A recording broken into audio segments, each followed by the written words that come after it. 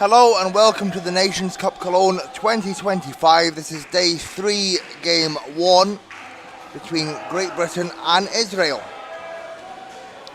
Both of these teams in the competition have gone 1-1. GB suffering a overtime loss against Germany last night and picking up a win over Japan on day 1. And for Israel, they picked up a huge win against Germany on day 1 and suffered a loss to Japan yesterday, losing 66-43. And a big thank you to everyone tuning in on the Cologne 99ers live stream. We are also simulcasting on the IWF Europe YouTube channel as well. And both of these teams will prepare for the European Championships in Sarajevo later this year.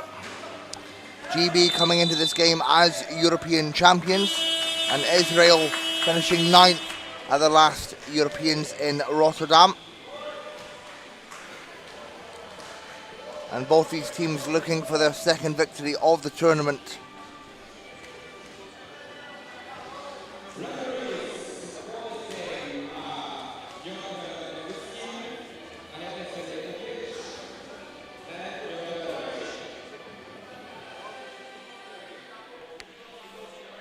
As we're just awaiting the live stats.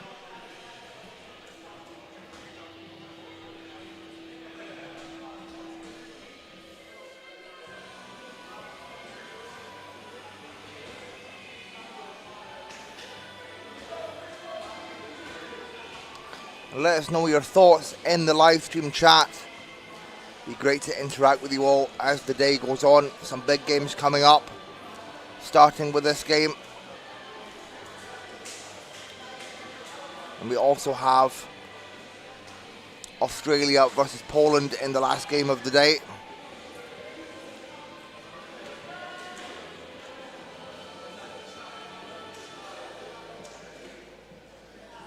Netherlands against the NCC team up next after this game. And also Japan versus Germany. A big day here at the Nations Cup Cologne, and a big thank you to the 99ers for hosting such a great event.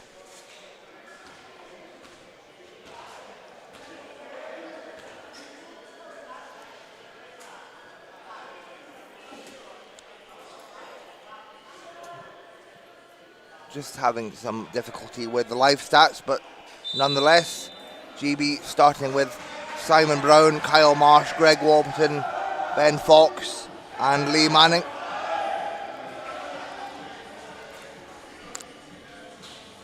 Ben Fox, who is celebrating his 30th birthday today. Happy birthday to Ben.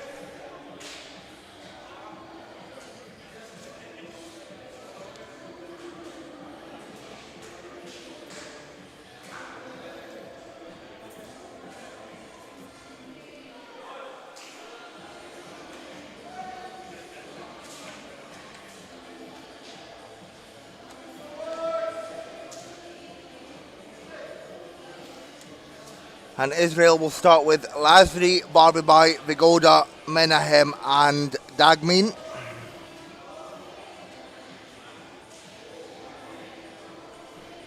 As Lazri and Manning in for the tip.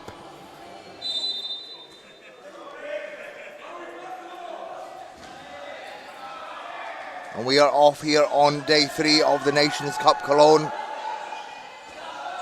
Marsh with the ball.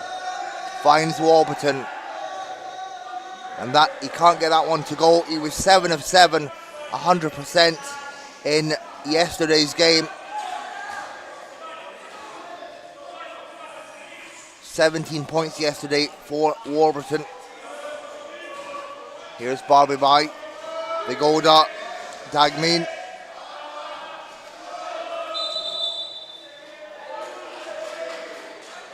And a offensive foul on Israel. It will be GB possession.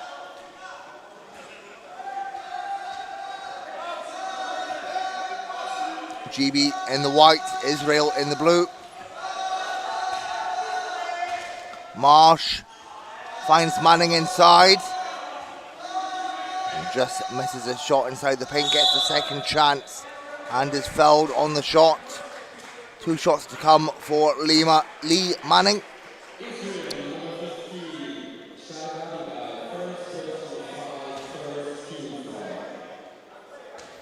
Started playing wheelchair basketball in 2005 with the Peterborough Phoenix and was invited to a GB junior camp 3 months after starting playing. Made his junior debut in 2006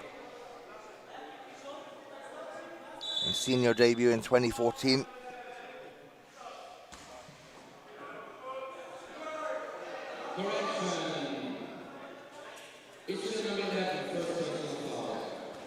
Manning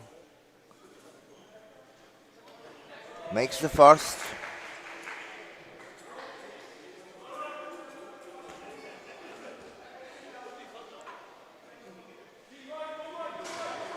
Second is short. Israel come away with it. Here's Barbie Bai, one of the key players for Cantu this season. Won an Italian championship with that side.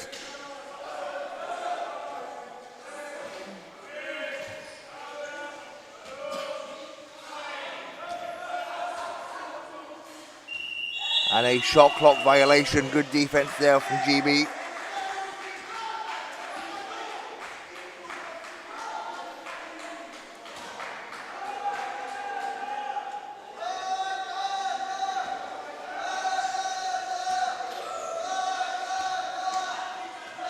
Marsh finds Fox off balance.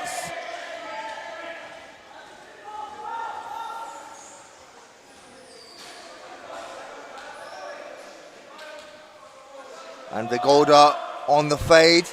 High arcing shot off the glass for Amit Vigoda.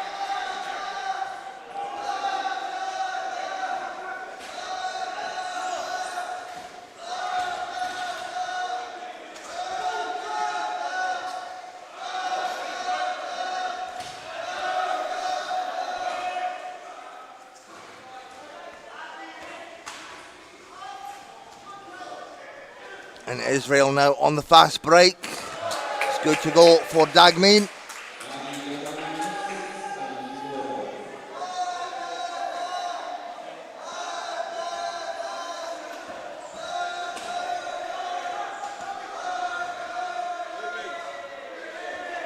And the response from Warburton.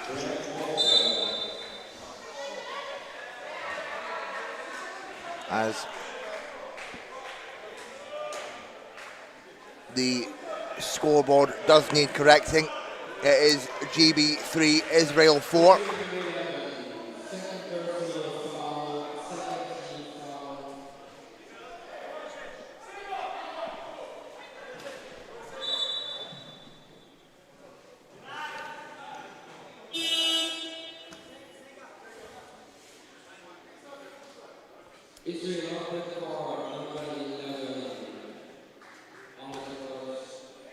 There we go. 7.5 to go in the first. Marsh puts it up and the 3 rattles out. And Israel look to extend their lead.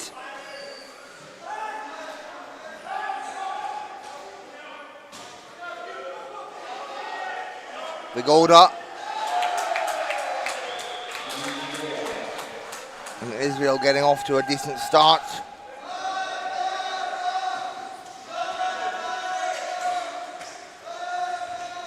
Marsh over to Manning. Lovely pass inside to Fox, but he's unable to get the finish.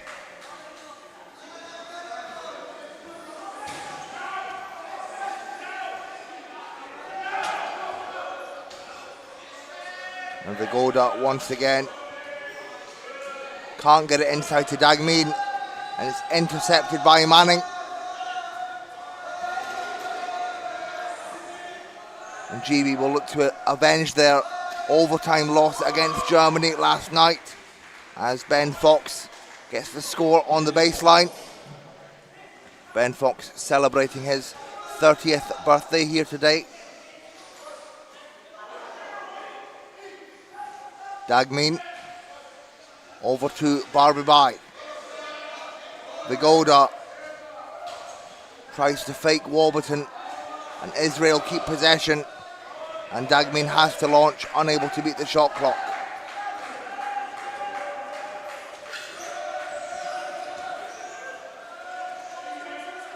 Warburton fakes inside to Manning, and Manning, that is trademark Lee Manning, most dangerous inside the paint.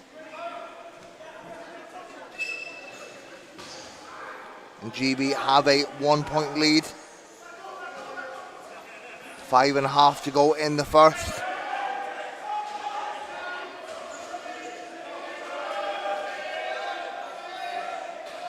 Vigoda fades away, and the shot hits off the back iron. Offensive rebound, Lasry, and Lasry with the putback. And this Israeli team not backing down. They've improved so much in the last couple of years. Picked up a big win against Germany on day one, and won for Ben Fox.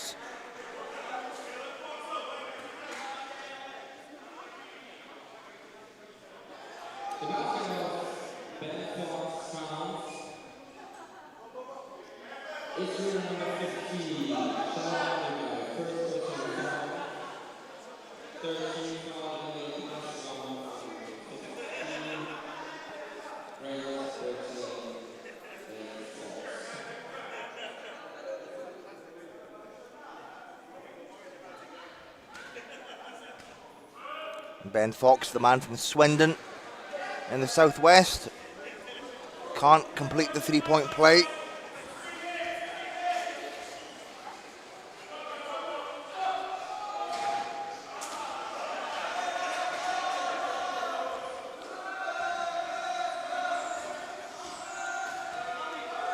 And Cy Brown works his way around, finds Warburton.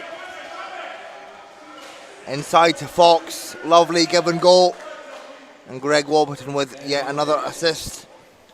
And that's something about Greg Warburton's game that often gets overlooked. He's known as a great scorer, also a great facilitator. Averaged 8 assists for Ilunion this season. And here's Dagmean, fouled on the shot. Foul goes against Marsh.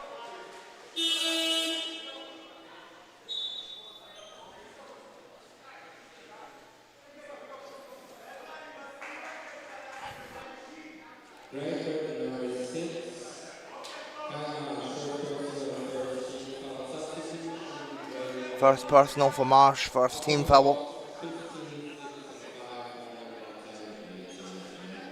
And Abdi Jama, Harry Brown and Lee Fryer coming into the game. Dagmean makes the first. Dagmean, who averaged 17 points per game for Hanover this past season,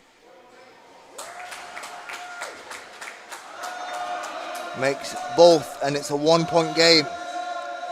And it's good to see the likes of Abdi Jama in this game, one of the veterans for GB, the 5-time Paralympian.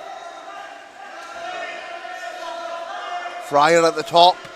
Oh, works his way around, dishes out to Jama, lovely play. And Jama just can't convert. Lee Fryer had 11 points in yesterday's game, was 5 of 6 from the field.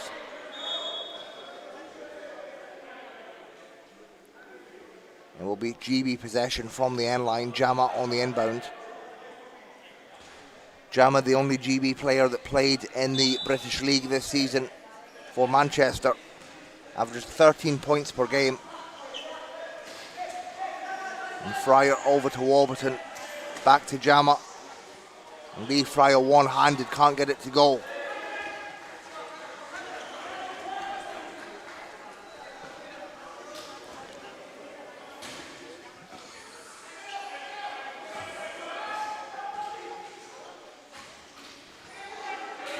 Interception from Warburton. Lovely give and go. And the fast break is completed by Lee Fryer. Lee Fryer, who had a great season for Murcia, averaging 21 points per game.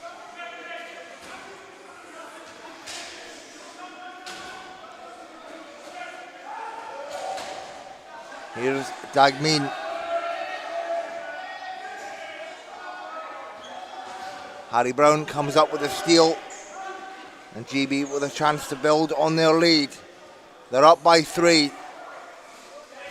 And Warburton goes all the way. And that forces Israel to call a timeout. GB lead by 5. Late on in the first.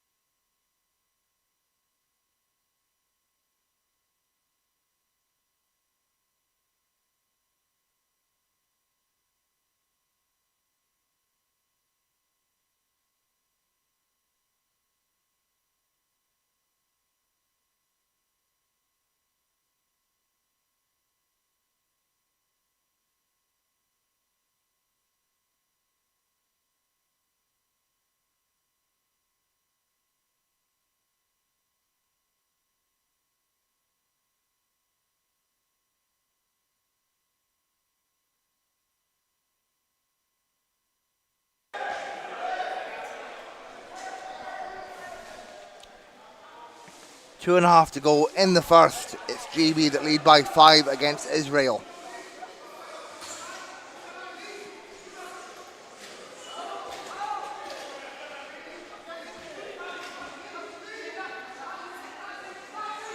And a big thank you to all of you tuning in on the live chat.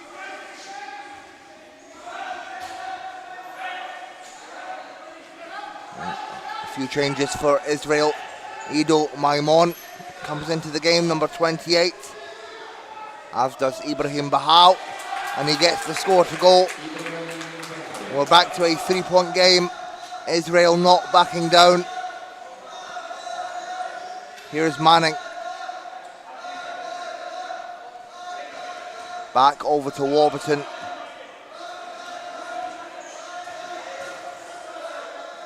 And Abdi Jama delivers from the top. His first score of the game. And Abdi Jama, known as a prime-time scorer, widely regarded as the greatest one-pointer of all time.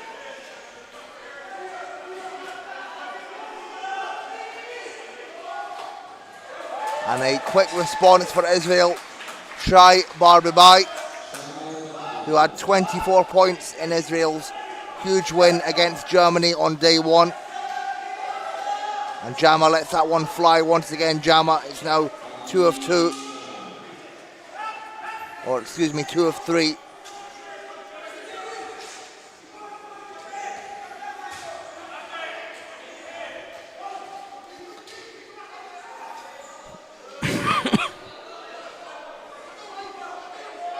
And Bahal lets that one fly. And both these teams going back and forth as the first draws to a close. Here's Fryer. And gets it swatted away by Maimon.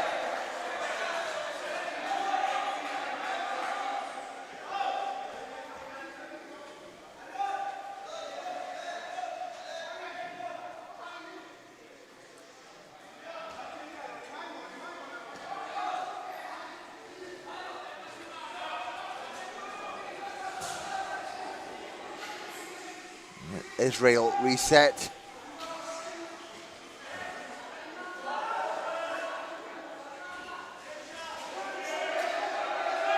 Lovely dish inside. And Yarai with the score for Israel. His first score of the game. Makes it a 1-point game. And the foul goes against Ibrahim Bahal. 1.6 left in the first.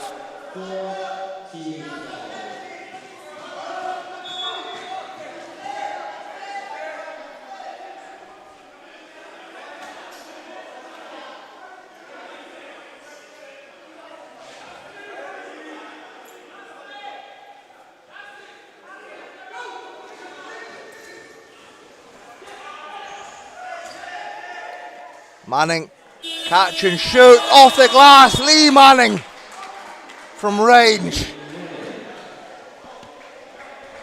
And at the end of the first, it's a 3-point lead for GB. Thanks to a clutch buzzer beater from Lee Manning. Not very often you see Manning go from outside.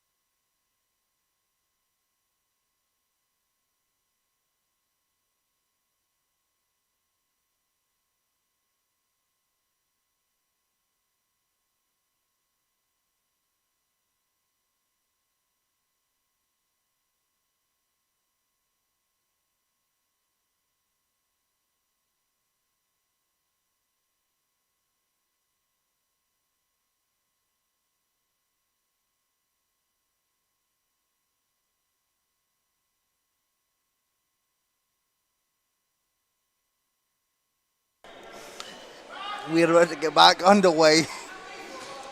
Second quarter action between GB and Israel. And a turnover.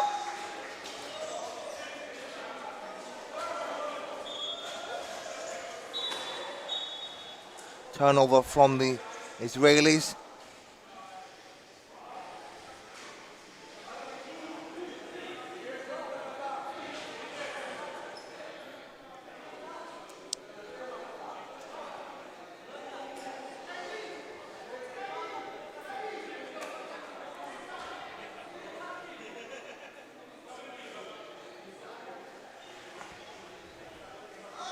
GB will look to build on their 3-point lead.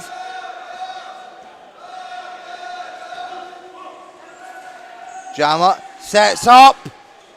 Can't get that one to fall. And Shabo for Israel.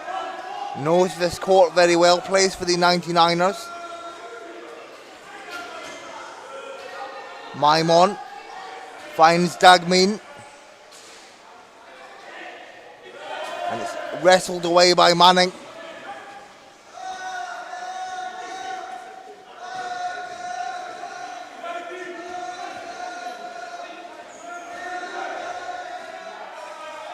And Fryer lets that one fly.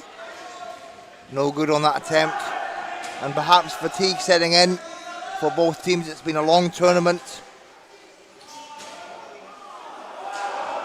Interception once again by Fryer.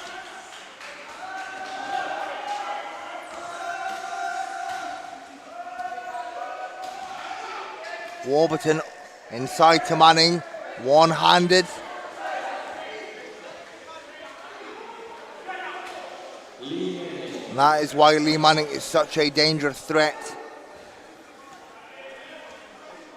You see, he could almost reach the basket from that angle.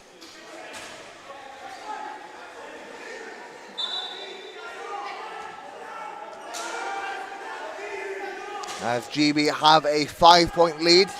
8.5 to go in the half.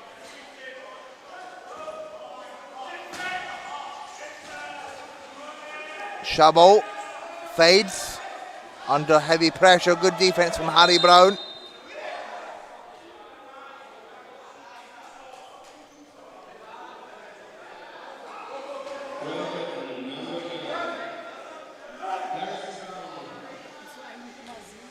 And a foul goes against Harry Brown. That sends Shabo to the line.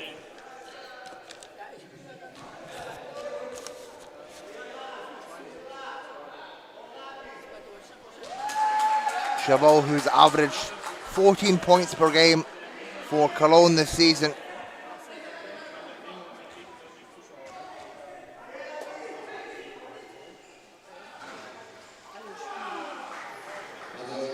Makes 1 of 2. And GB have a 4-point lead. Harry Brown inside to Fryer. No good on that attempt. Nice pick up there from Maimon.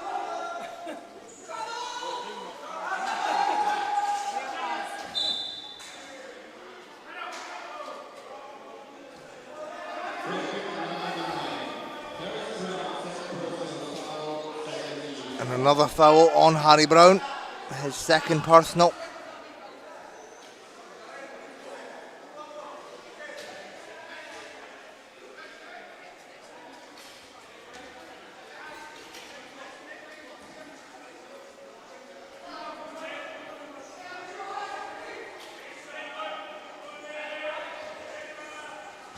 Blocked by Manning, but it will remain Israeli possession.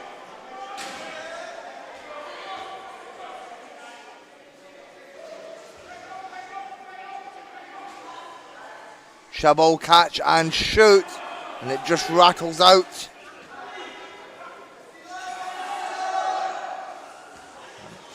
The pass just can't find Fryer. Another turnover for GB.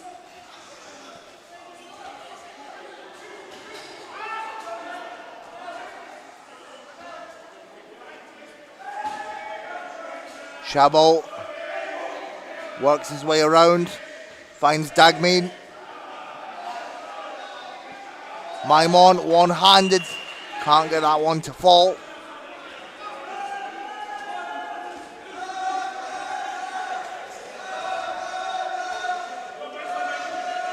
Fryer puts it up. Again, just off the side of the rim.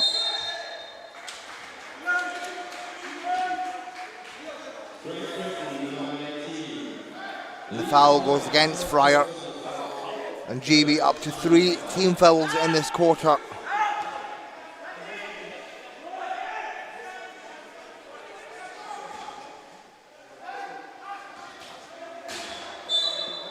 Another foul by Fryer.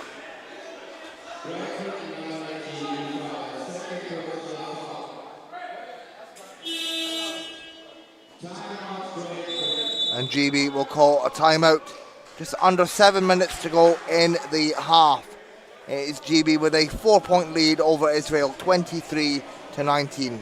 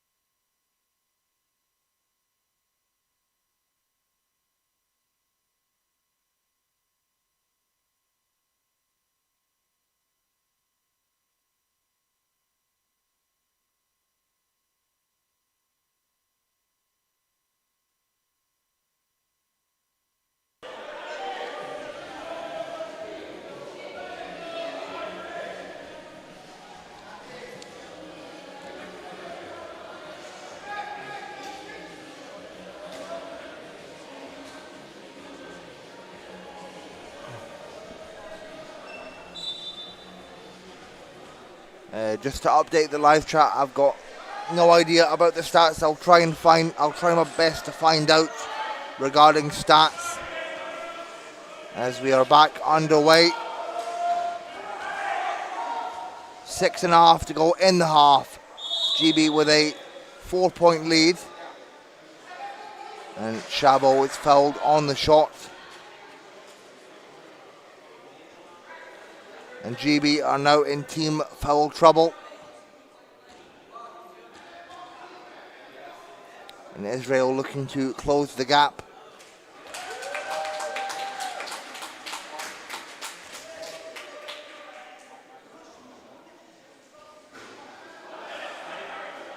Three-point game.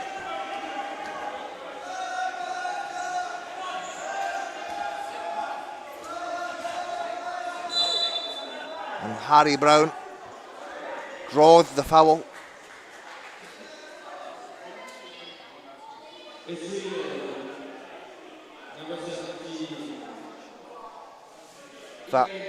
Foul is on Bahau. And Harry Brown to the line. Harry Brown became the youngest ever player to play for the GB Seniors at just 16. Started his career with the Halifax Cardinals and won the Turkish Championship with Galatasaray this season. Makes both. And we're back to a 5-point game.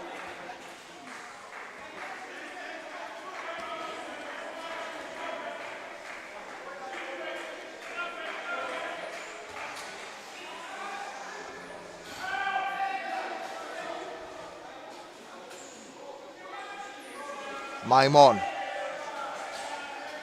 with the mismatch. Can't get it to go. And Manning up the floor to Fryer. Fryer now with pace. Good defense from Israel to stop the fast break.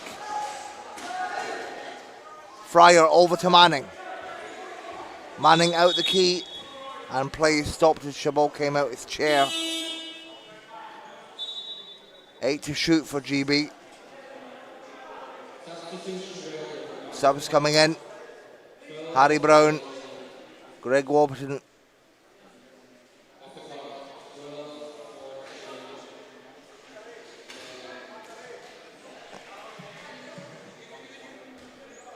And Lee Manning take a break. In comes McSorley, Kuzak and Marsh.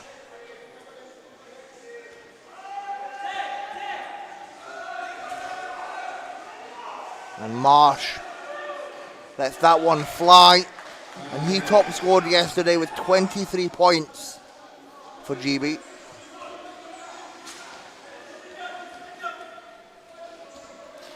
And GB are now out to a 7-point lead.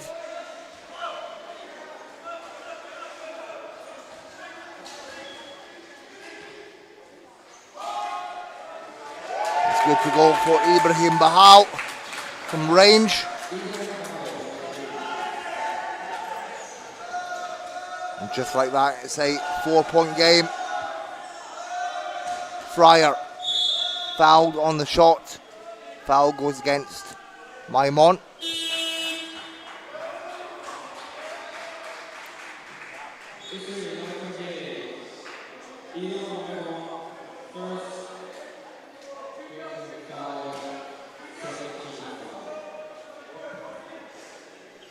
They call the foul before the shot, so it's GB possession. Fryer with the mismatch. Swings back to Marsh.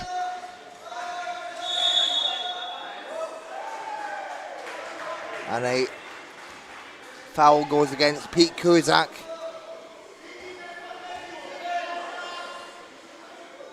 Offensive foul. Israel get the possession back.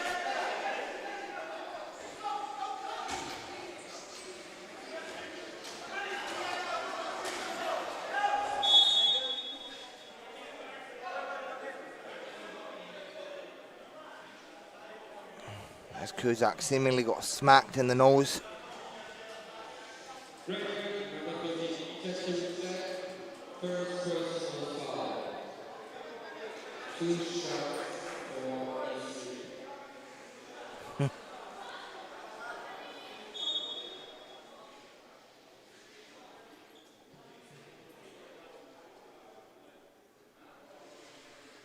Two shots to come for Dagmin.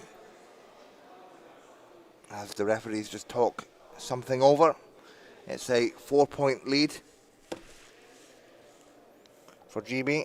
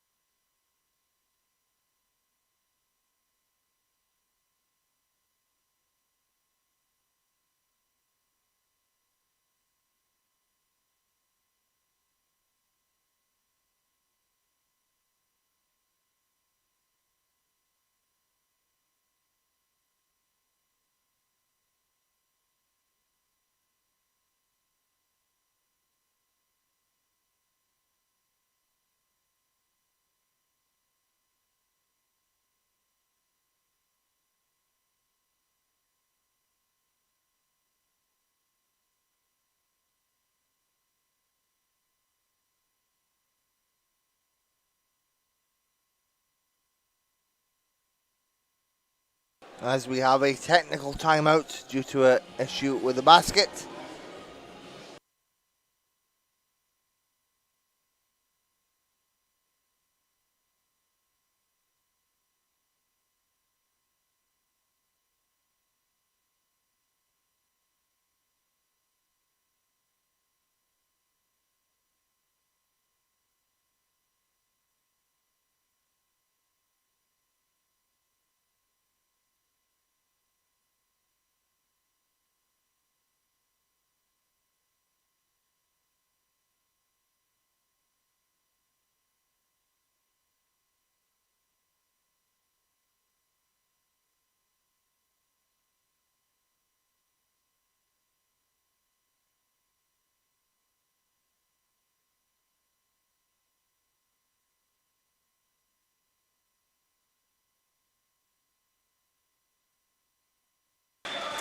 As it's fixed, and a loud cheer from the crowd as we get set to get back underway. 4.5 to go. GB lead by 4 against Israel in game 1 of day 3 here at the Nations Cup Cologne.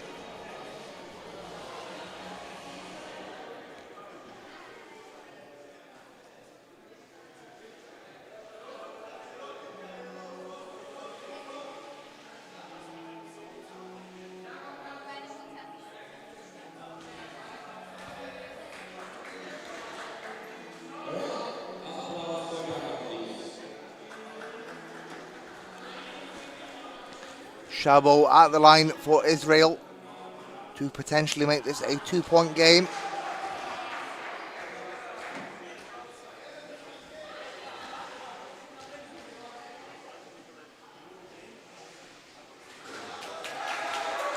And he makes both. 2-point game, 4.5 to go in the half.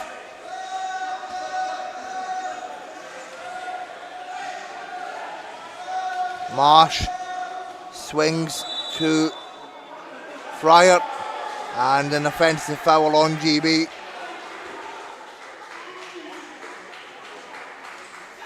Excuse me, sorry, 3-second call on GB.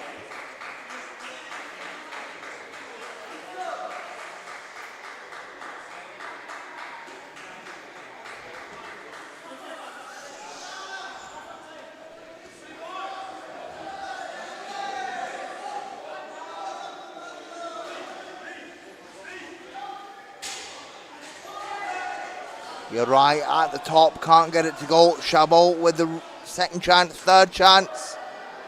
And it's wrestled away by Fryer. GB now on the fast break. Lovely pass to Marsh. And Marsh converts. Great assist there from Harry Brown.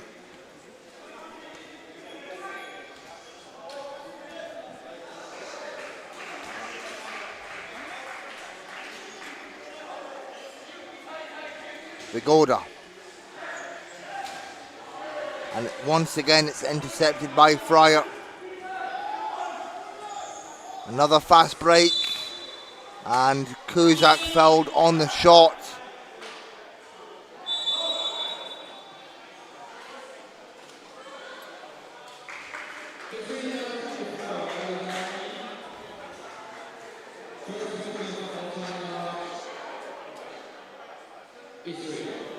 And that forces Israel to call a timeout. 3:20 to go in the half.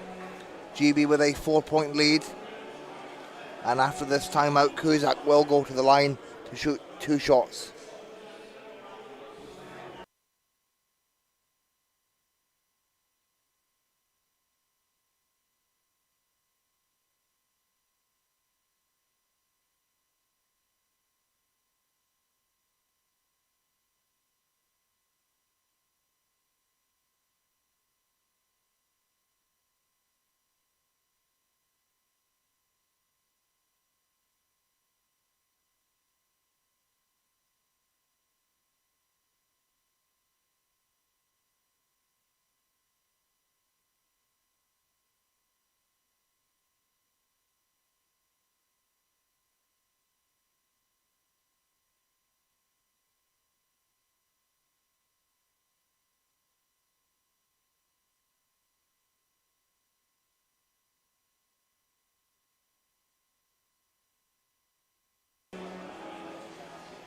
And here's Kuzak at the line, the man from Coventry.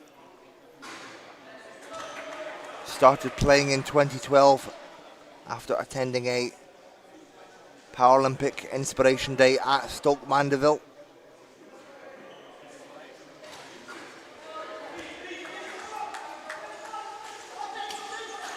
And Kuzak makes both 5-point lead. Kuzak makes one of 2 5-point lead for GB.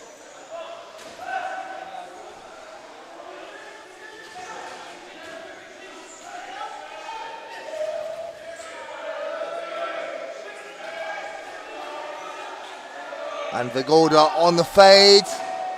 Can't get that one to fall.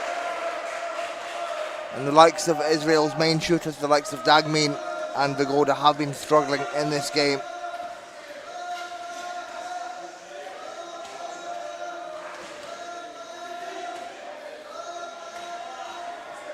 Fryer, 3-second call.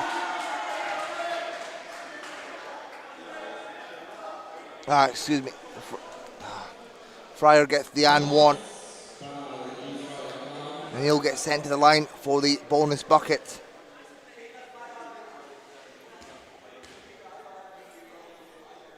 Fryer, another young and up-and-coming player. His second year with the senior team. Is unable to convert.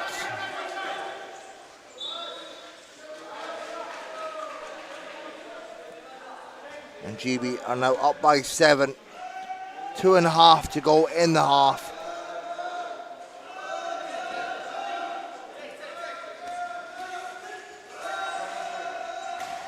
Fryer. Inside to Kuzak. Can't get it to go. I think Kuzak was looking for the foul. He didn't get it.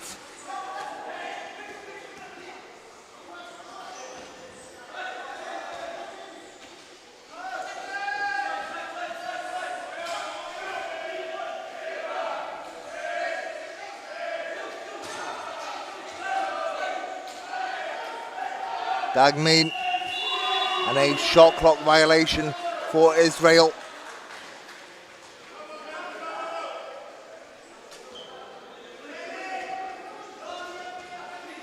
Both teams trying to find their rhythm.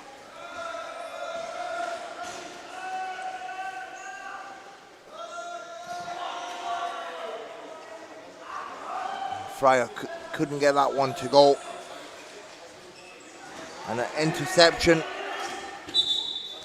but it will remain Israel ball. Kuzak just couldn't get a hand on it. Nice try though.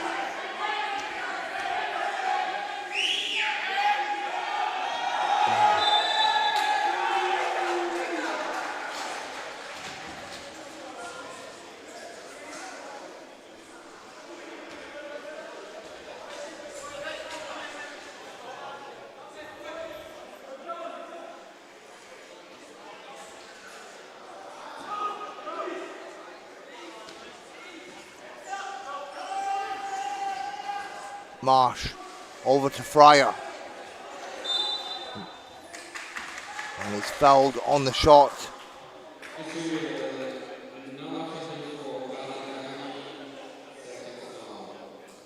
And the foul is on Dagamin, his second personal. And both teams are now in foul trouble.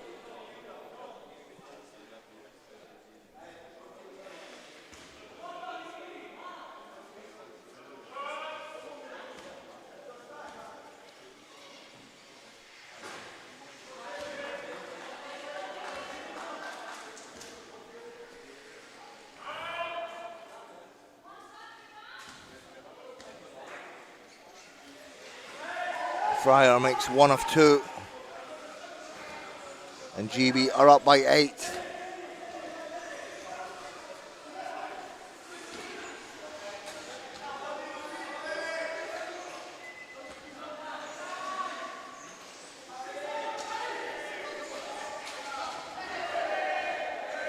Dagmin finds Yarai and it's blocked by Kuzak.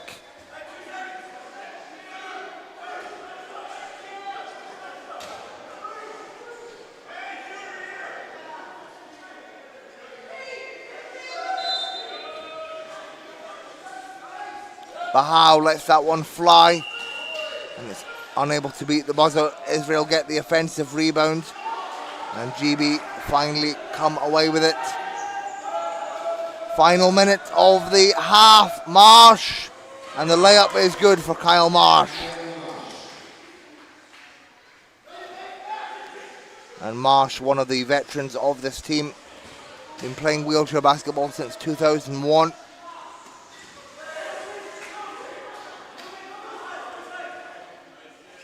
And Marsh once again, Marsh known for his precise shooting ability. Further adds to GB's lead. Another steal from GB. Fryer puts it up, nothing but net.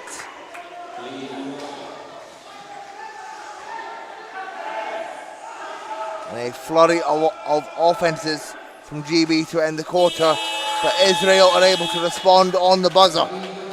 Radi Dagmin.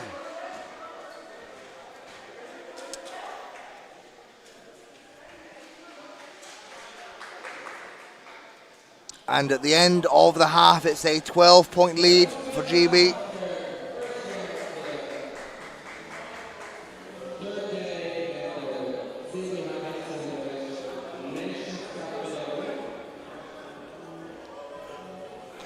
And we are still having problems with the live stats. I'll try to get an update on that during the break. But make sure you join us in around about 14 minutes for second half action in this Nations Cup Cologne game. GB versus Israel. First game of day 3 here at the Nations Cup.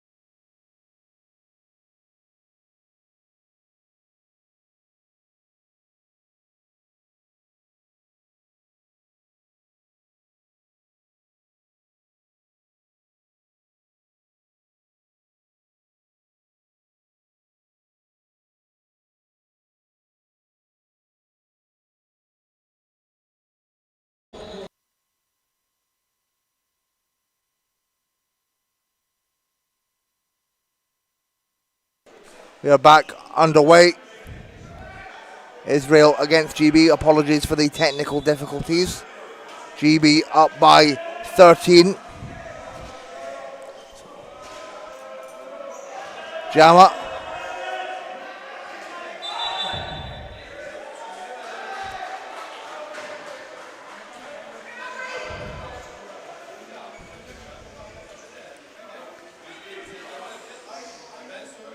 Israel back on the attack.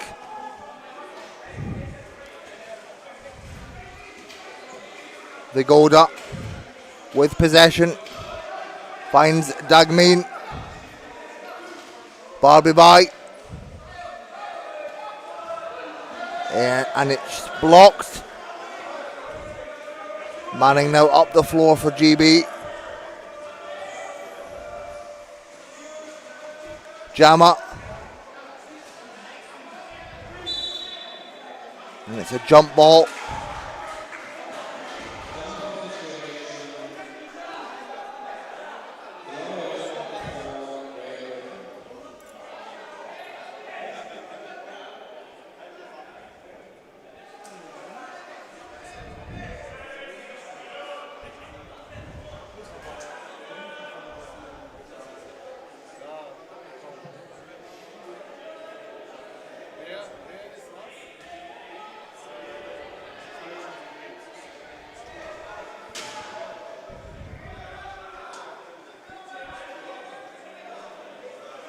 Possession will go with GB. Jama on the end line.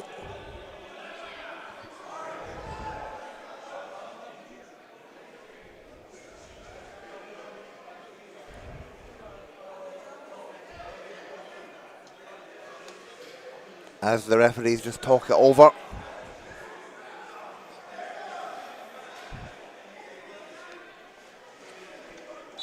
GB with a 13-point lead. 5 minutes to go in the third. And they change the decision. It's Israel possession.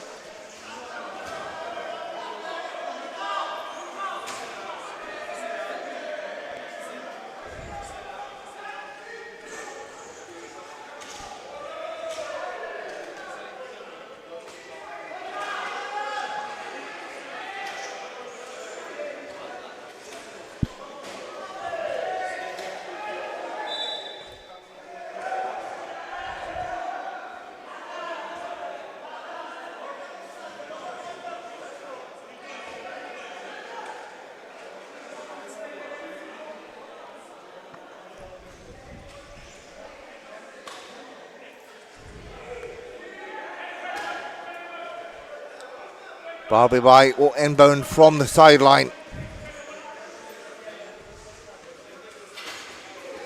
And Dagmin tried to get it inside to Bujna, and it will not fall on that attempt. The pass couldn't get inside.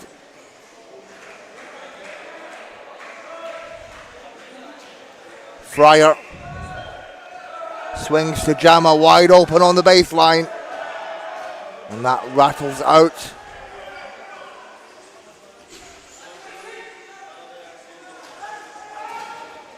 GB now applying the pressure.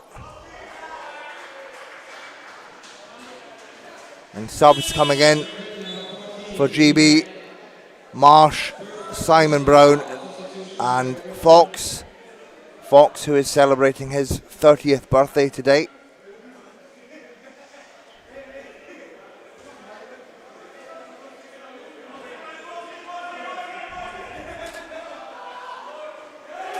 And the shot is good. The big three-pointer from Barbie Bai makes it a 10-point game.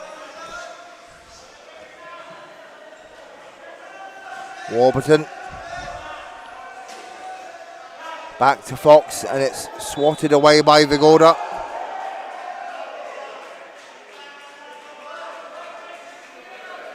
It will remain GB possession.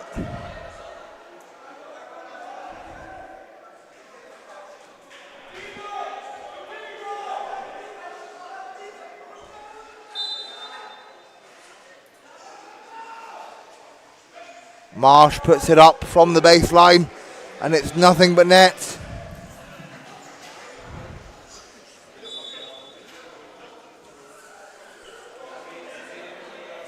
And the lead for GB is back to 12.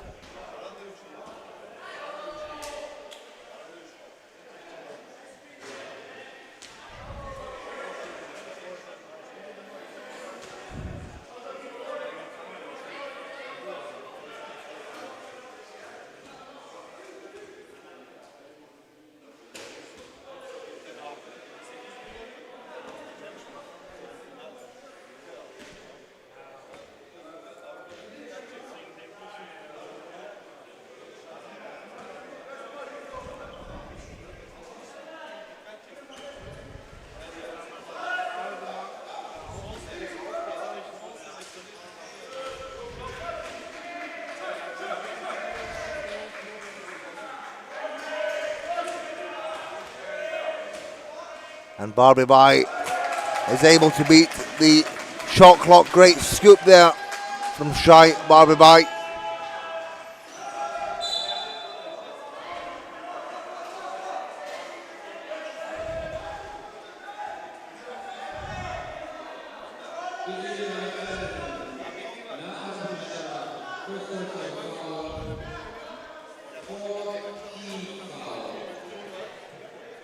And that's the 4th team foul for Israel.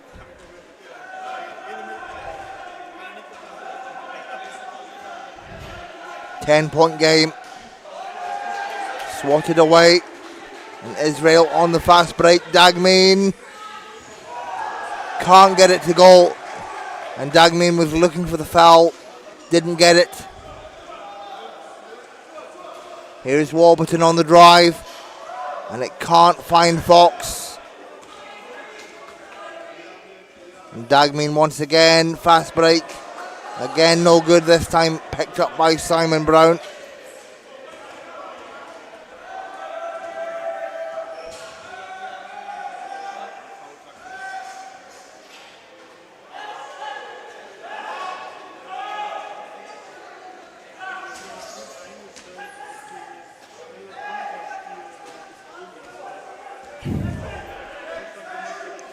Dagmin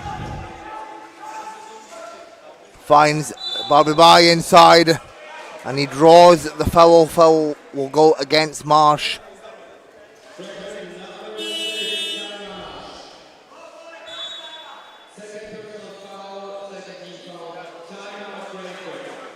And a timeout called by GB. They're up by 10.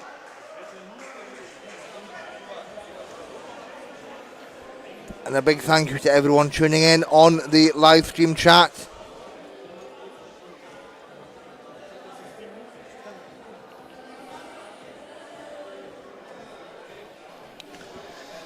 And a reminder of all of today's action.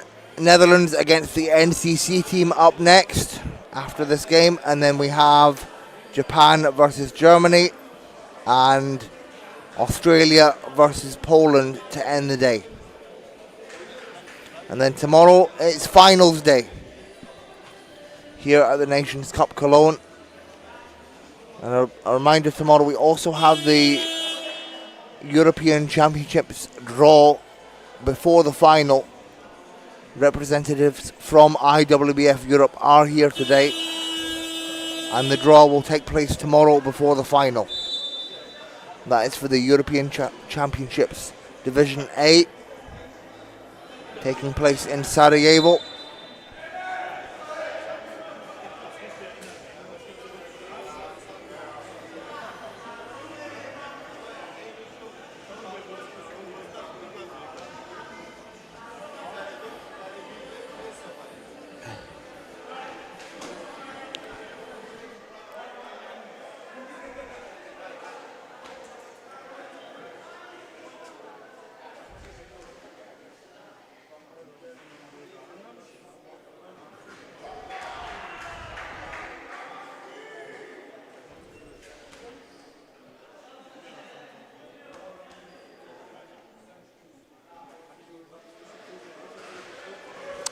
And Shy Barbie Bai makes 2 of 2. We're back to an 8-point game. Just over 2 minutes to go in the third.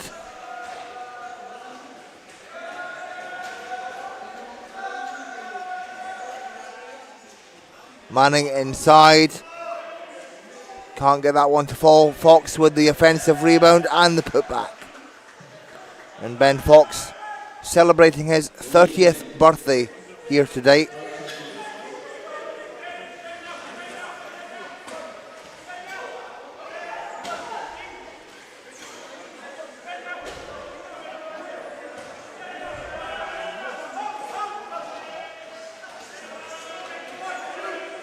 Vigoda puts it up and nothing but net.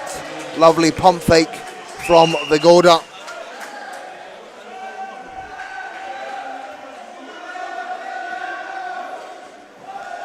It remains an 8-point game. Marsh. Lovely dish to Warburton, cross court to Marsh. Fox once again inside. And Ben Fox, he's been on this senior team since 2019. Made his debut 1 year after having heart surgery. And he's also a 3-time Champions Cup winner with Albacete. As Bahau cuts inside for Israel. And this young Israeli team with a lot of talent is not backing down from this veteran GB side as Fox goes 3 of 3 in this late stretch in the third.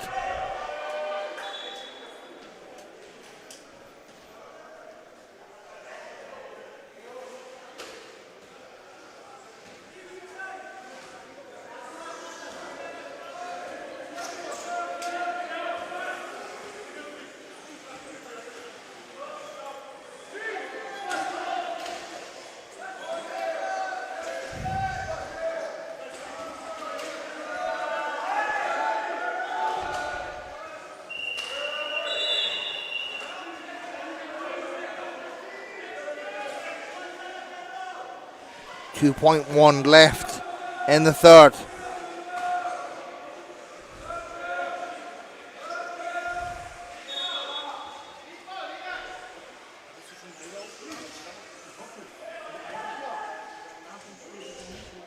Manning with the heave. And at the end of the third quarter, it is GB 57, Israel 47. A 10-point lead for GB going into the fourth and final quarter.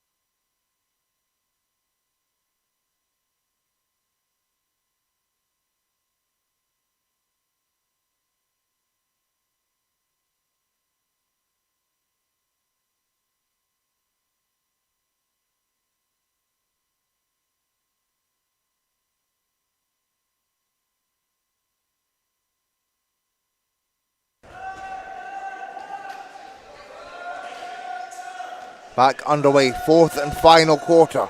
10-point game, GB lead. Fox fires and hits.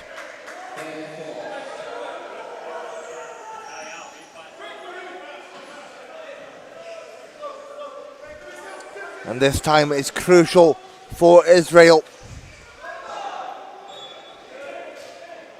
And they turn over the ball. Perhaps the pressure getting to this Israeli side.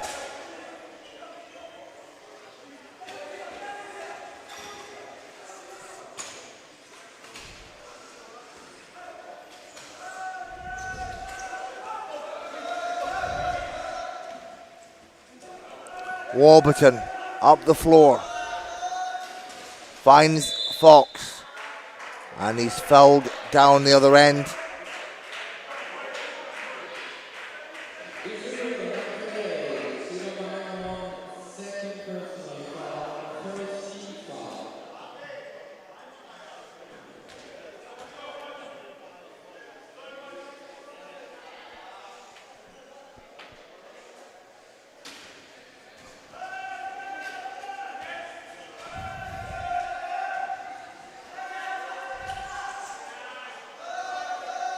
Fox once again getting it to go, and he's heated up at the end of this game. He's made his last 5 shots.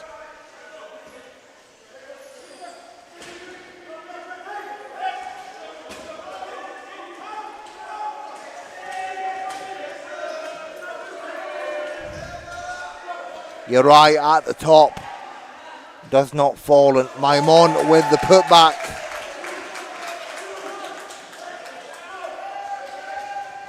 .12 game.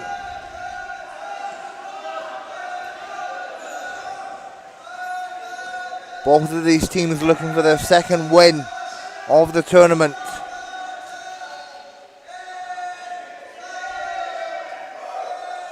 Warburton, and it's intercepted by Barbibai. And Israel look to bring this back to a 10-point game. Manning with a foul.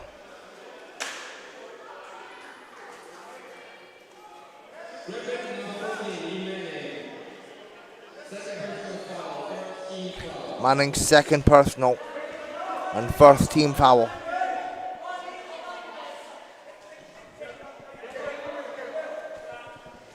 Dagamin, long range, is short.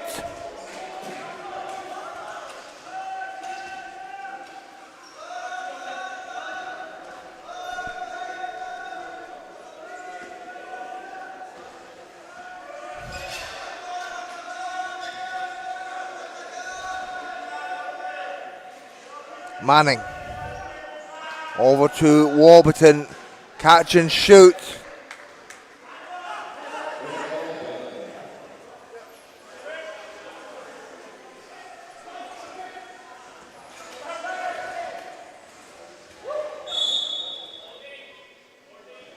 Again, another foul committed by Manning. That will be his third personal.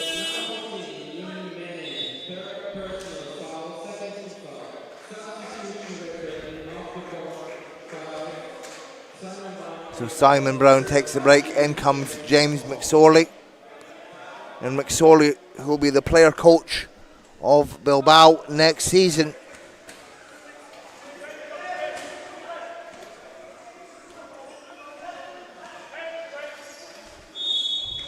And Dagamin is fouled on the shot.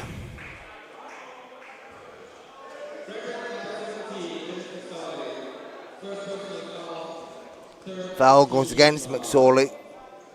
Third team foul for GB.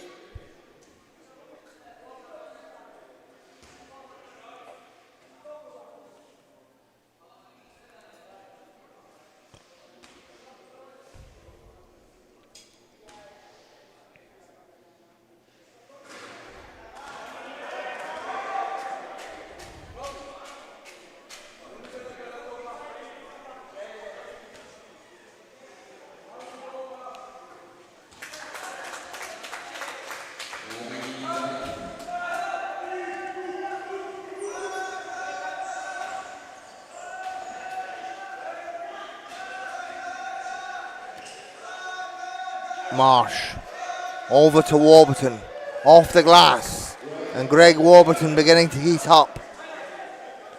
GB now lead by 15. Under 7 minutes to go.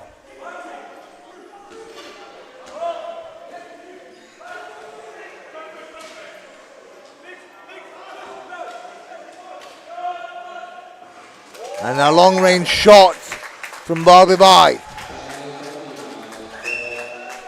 Cuts the deficit back to 12.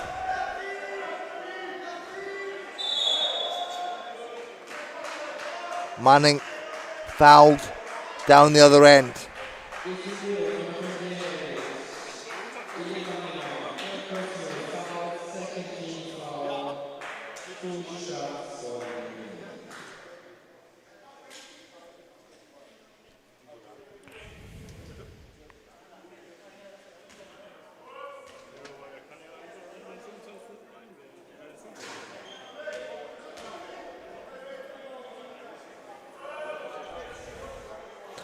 Lee Manning, three-time Paralympian, made his Paralympic debut back in Rio. Won the Champions Cup 3 times with Albacete, 3 consecutive times. Makes 1 of 2.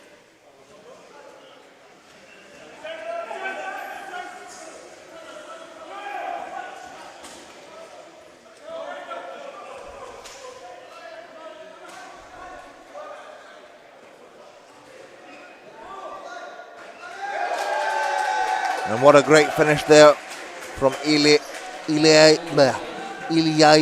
Yarai with the finish. The young low pointer was on the Israeli junior squad last year. And Manning inside, blocked by Maimon.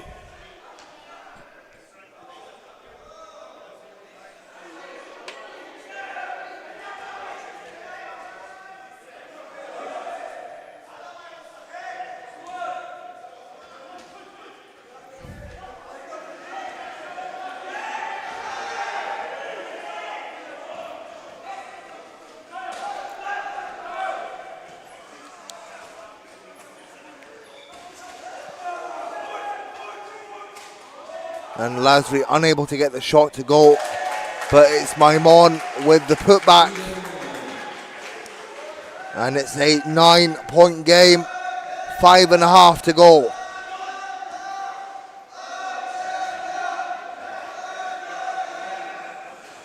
Warburton over to Fox.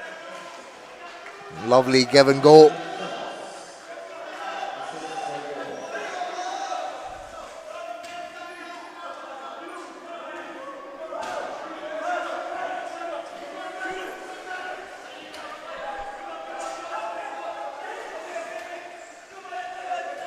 Dagmin finds Barbie Bai.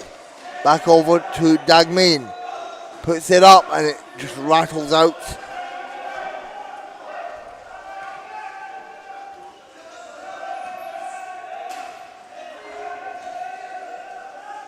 Marsh. Over to Fox. Warburton fakes. And the pass is intercepted. Israel come back with it. Barbie Bai breaks free for the layup, no good. And it's blocked by Fox. And now GB on the fast break. Kyle Marsh, layup is good for the man from Wolverhampton.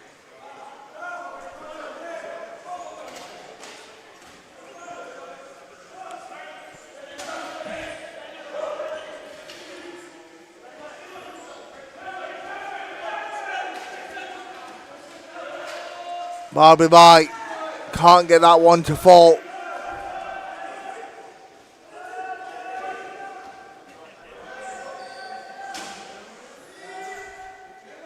Fox gets that one to go. Nice cut into the lane from Fox. And GB back out by 15. Just over 3 minutes to go in the game.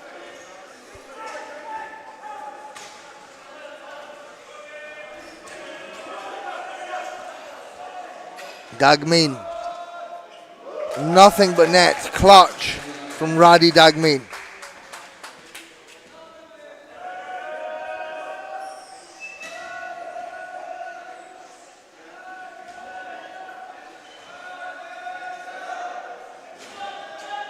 And Warburton can't get that one to go.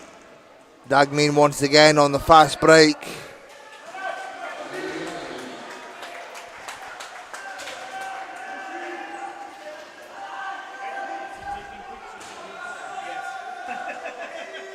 Marsh finds Manning. And no baskets.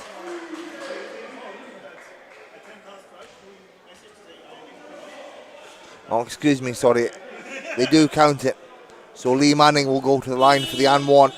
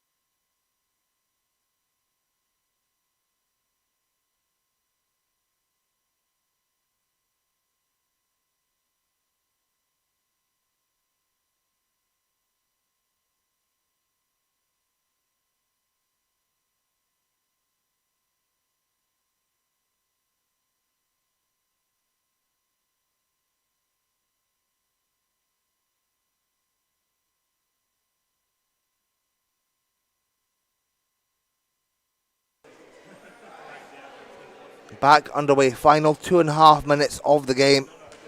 GB lead by 13, and Manning to the line for 2 shots.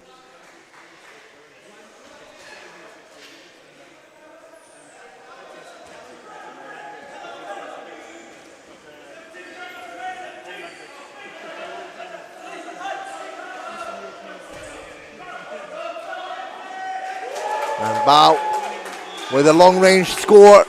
Israel still trying to claw back. 10-point game.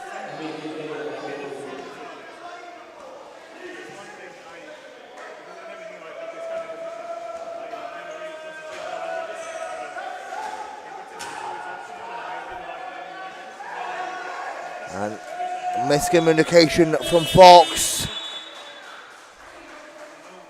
That turns over the ball. Crucial 2 minutes for Israel.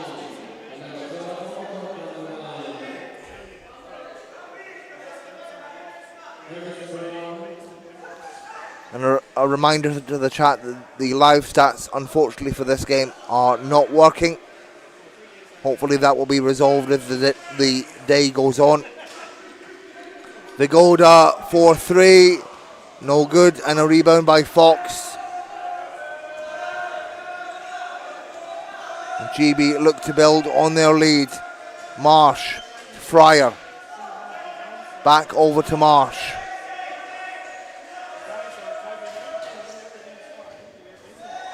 Fox unable to get that one to go.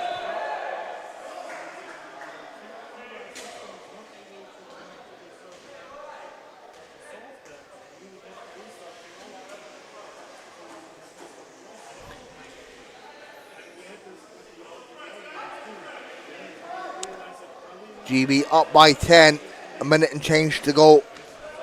Vigoda.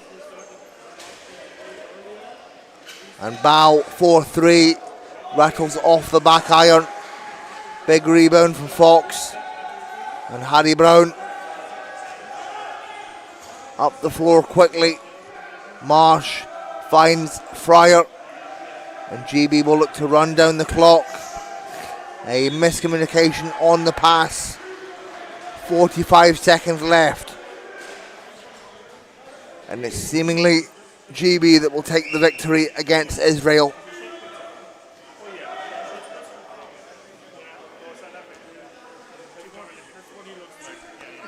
Here's Bow. Over to Vigoda. Vigoda wide open. Can't get that one to fall. And final play coming up for GB. Fryer. Marsh. And a foul committed by Barbie Bai.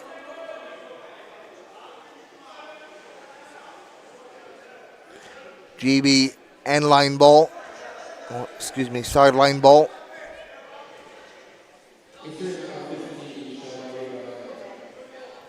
15.7 left in the game. GB up by 10.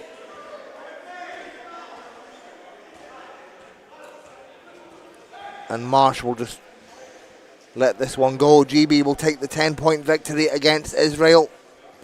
Congratulations to GB. They go 2-1 in the tournament.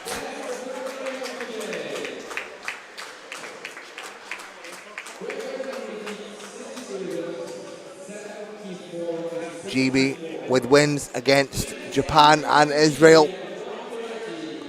And a valiant effort for the Israeli side, pushing GB to within 10 points.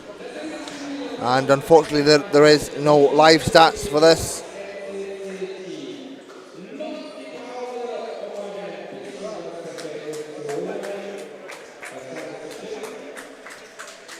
Congratulations to GB, commiserations to Israel. GB take the 10-point victory, 74-64.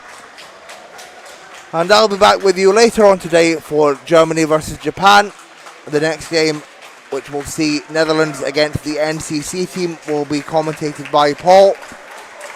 And I'll be back with you later on today. Thank you very much, and stay tuned on the YouTube channel, and I'll see you soon.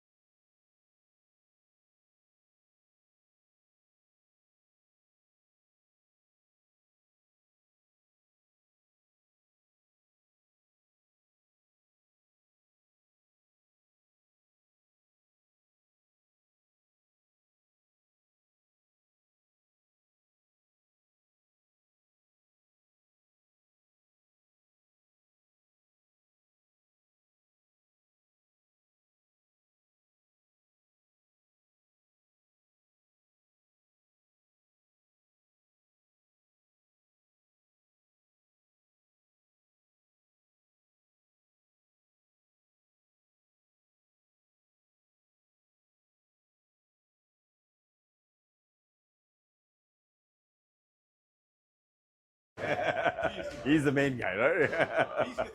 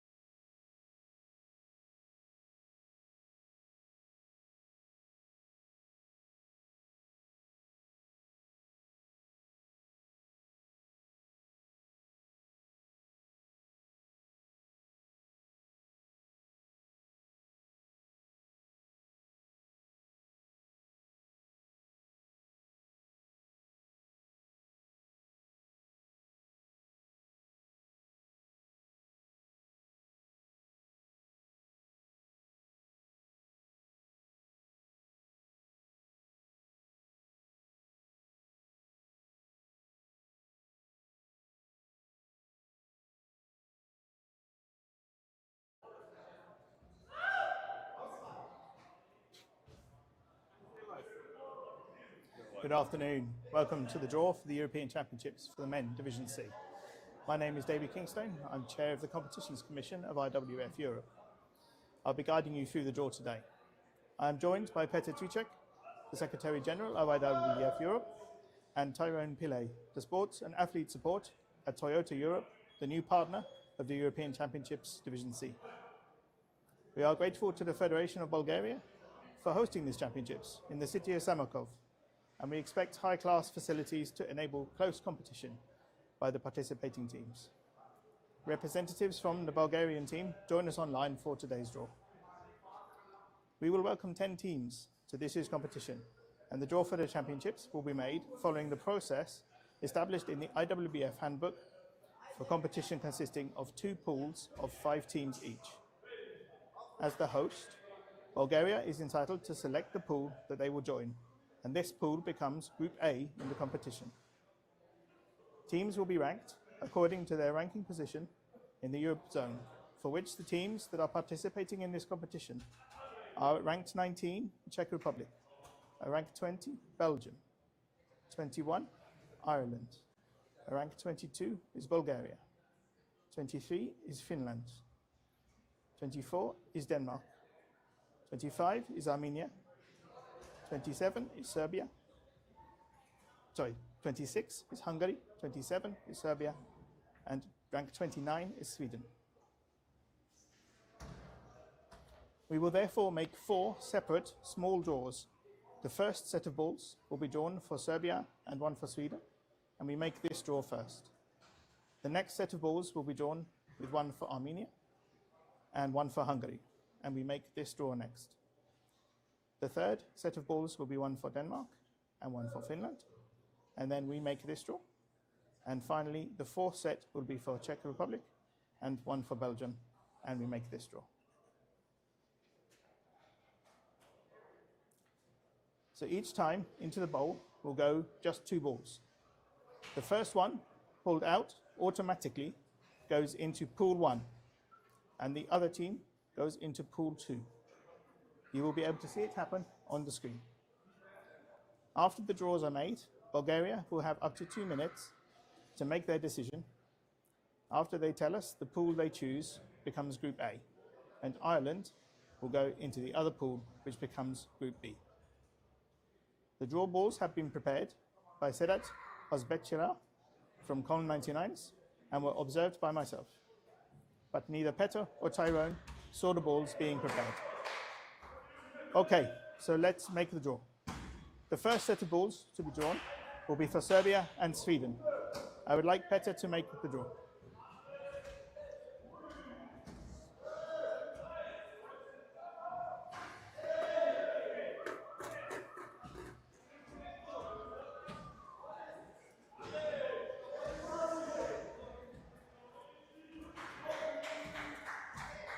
Sweden.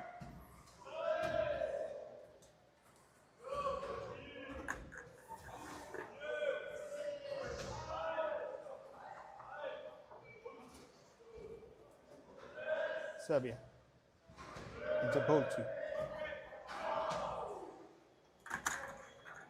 The next set of balls to be drawn will be for Armenia and for Hungary. Tyrone, please make the draw.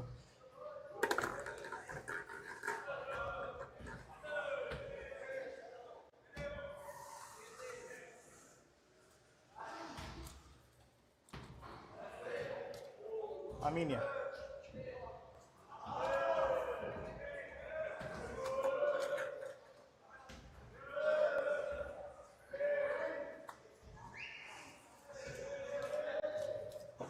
And Hungary.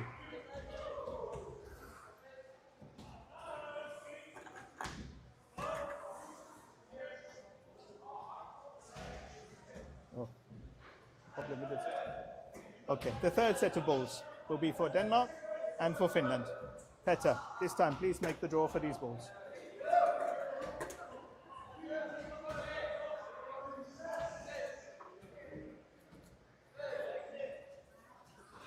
Finland.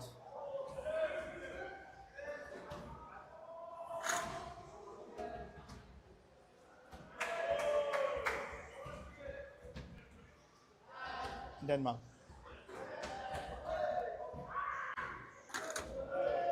Thank you. And finally, the fourth set of balls is for the Czech Republic and for Belgium.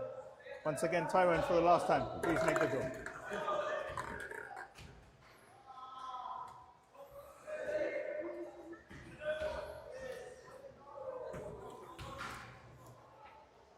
Belgium into pool 1.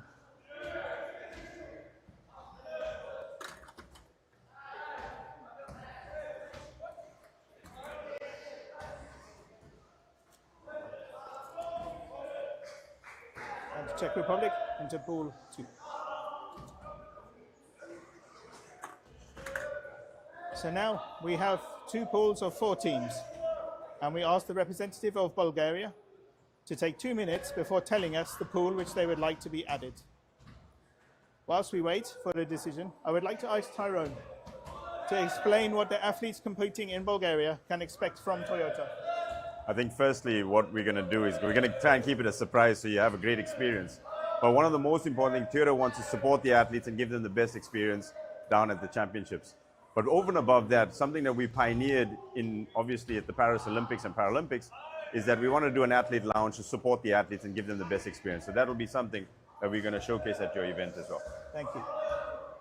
Tyrone, thank you for that. I'm sure everyone at the competition will welcome the involvement of such a prestigious company as Toyota supporting our sport. So now Bulgaria. Have you had enough time to choose the pool? What is your decision? Bulgaria is choosing pool number 2. Pool 2. Is that strategic? So Bulgaria chooses pool 2. And Ireland joins the other pool, which becomes Group B in the competition. So now we have our groups for the European Championship, Men Division C. I would like to thank the production team from Cologne 99ers here at the Nations Cup Cologne for their help in arranging the filming of the draw, and also Petter and Tyrone for their assistance making the draw. I wish all teams good preparation for the competition, which takes place from the 4th to the 13th of September.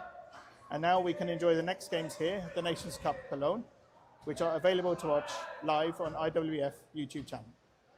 Thank you.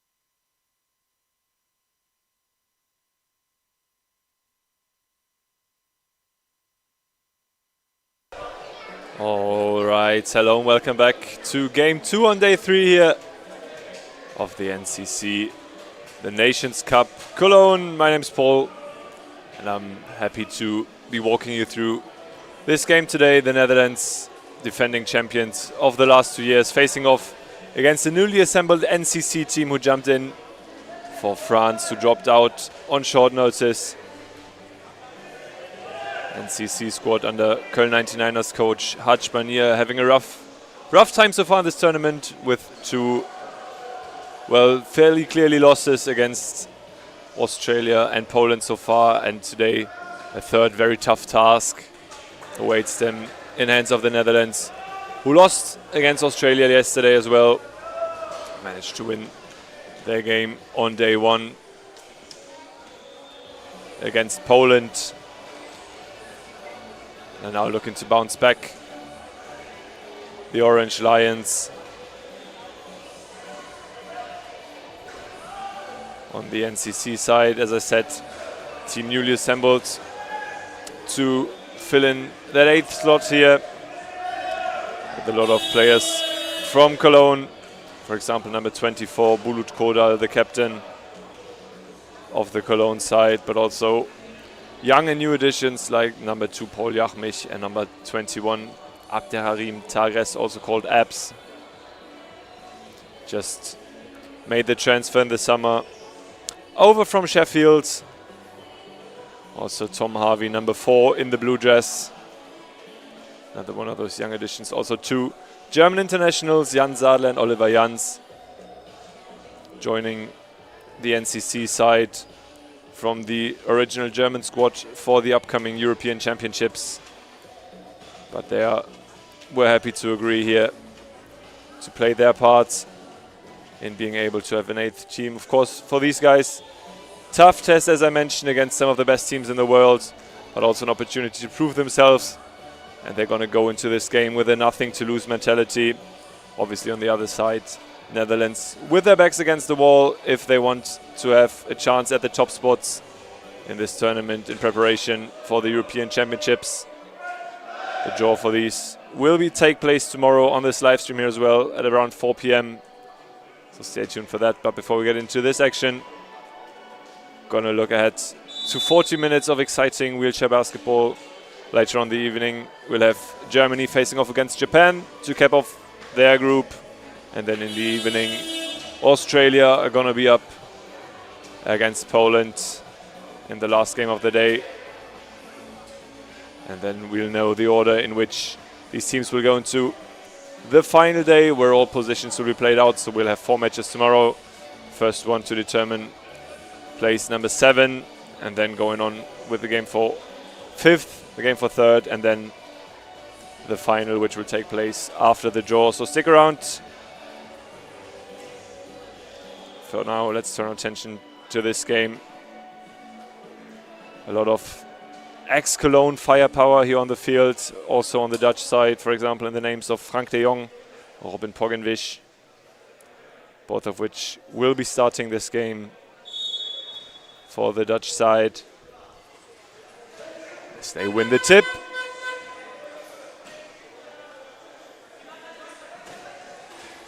Poggenwisch directly tries to get the game off with an assist, but now results in a turnover. Bo Bruckmann, no, Jan Sadler, sorry, for the other side. Abs tries for 3, does not quite meet the mark. Now Poggenwisch takes it the other way. With the ball for de Jong, also not good. Quickly walk you through the starting 5 here on the Netherlands side. We'll have Frank de Jong with the number 0 on his back, then Robin Poggenwisch, number 1, number 11, Matthias Bellas, number 15, Quintin Zanting, also RBBL expert, having just extended his contract with record champions Laandil, and Tim van Ramsdonk, also ex-player for Cologne. Just recently, after the conclusion of last season, agreed to leave the club. And on the other side, we'll have number 2, Paul Jachmich, number 18, Jan Sadler, number 21, Abderrahim Tagrest, number 24, Bulut Kodal, and number 25, Oliver Jans.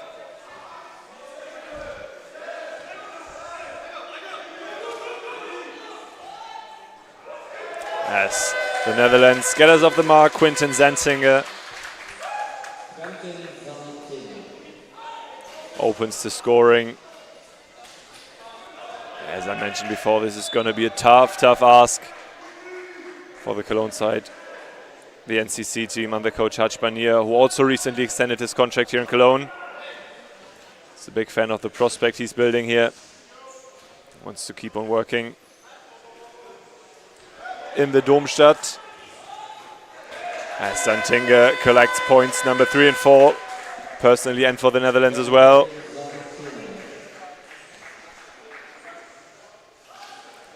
Tagrest finds Zadler and Kodal in the build-up now.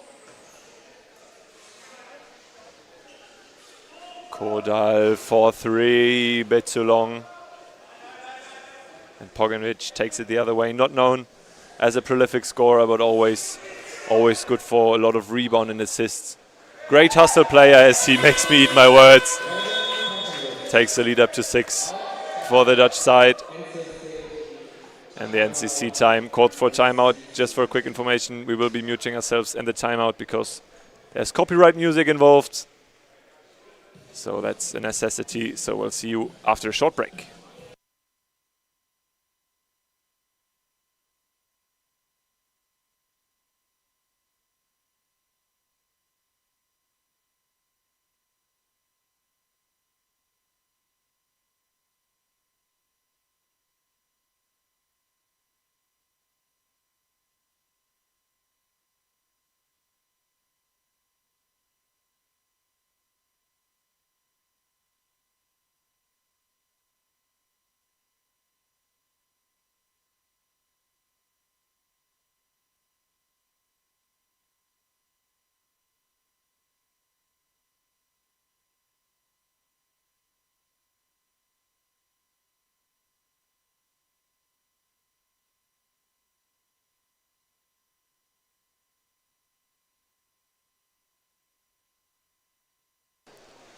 On we go, NCC team still looking for their first points of the day.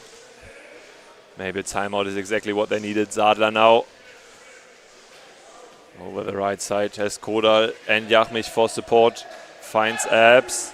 Back out to Zadler, who has a look. Kodal with the rebound. That's his zone. Tough angle from the left, but the third one is good. Gets the NCC team off the mark. The big man for the Cologne side.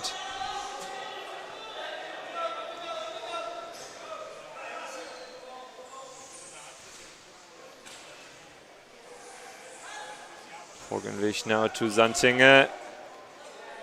Back into the middle. And Matthias Bellas opens his scoring of the day. Lead back up to 6.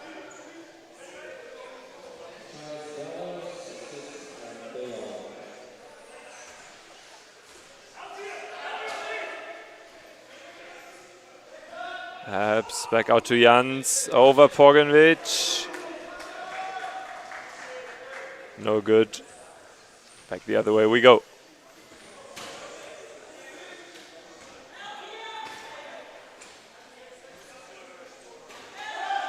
Kodal on him. Gets the ball over to Frank de Jong, who puts the Netherlands up in double figures. This is, I can almost say, trademark style for the NCC team now, having trouble in the first and third quarter after a break. Second and fourth is where they usually find their footing, but in the first 2 tries they had in this tournament here, it was too late then always. We're not able to catch back up with the lead they have. Now Zadler from deep. Ball back to Kodal. Sides against the look from outside, finds Zadler in the paint, but de Jong collects the rebound. NCC team not efficient enough so far. Pogovic with a lot of space, has Kodal for company just in time.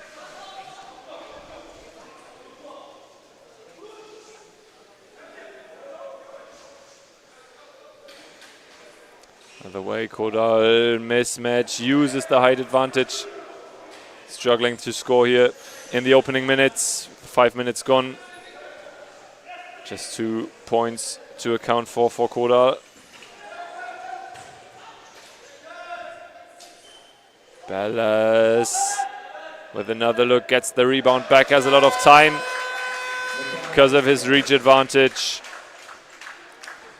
Lead back in double figures now, 12 to 2. Contact in the home side. Game goes on, now is interrupted by the refereeing team with Jachmich on the ground. Number 2 also, young player who has a past here in Germany, in Cologne. Spent all of his youth years here before making the transfer to BG Baskets Hamburg. Making his way back to the Domstadt, back to Cologne in the summer of this year. Kodal now using his height advantage again, no good. Pogovic for the Netherlands, lot of space, nice move to get into the paint. 14-2 now, and this is starting to look rough early on for the NCC side.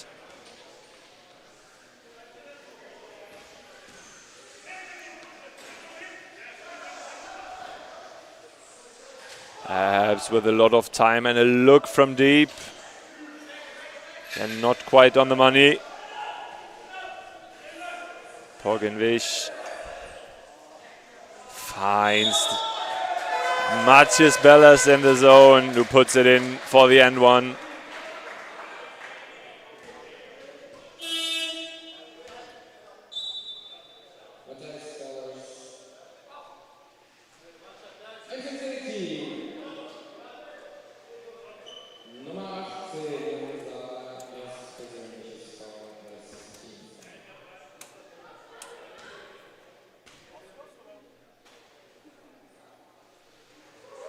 That one's good, completes the three-point play. Puts the NCC Team in deep trouble now early on. Obviously, they knew how tough this was going to be and that they would most likely be competing for 7th place in the end. But that's also going to be tough ask for them. But this tournament is not about winning for them, it's about gaining experience against some of the best players in the world, some of the best teams in the world. Oliver Jans making the most of that on this possession.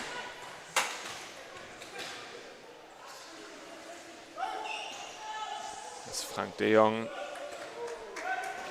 Misses this one, and Umut Akbay now in the game for the NCC side misses the open layup.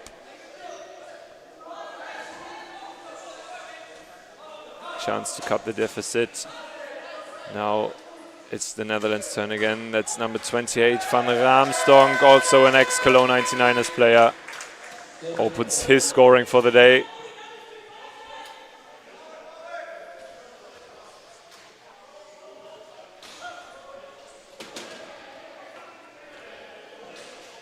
Kodal finds Zadler. Layup no good.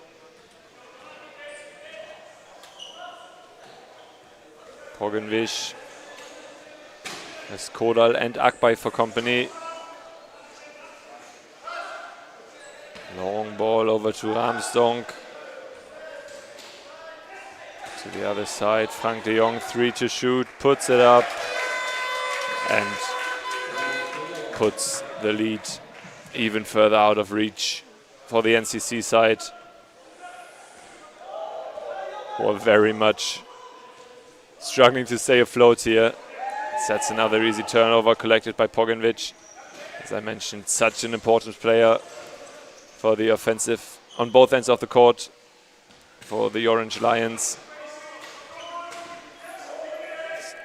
4 points, but 6 assists and 8 rebounds in yesterday's tough defeat against Australia.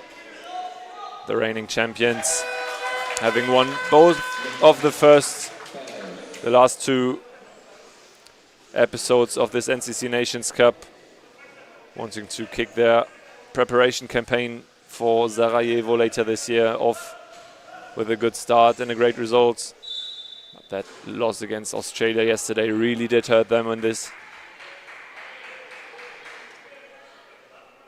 As Tom Harvey, a young man from Sheffield, gets to go to the line for the first time for the NCC side.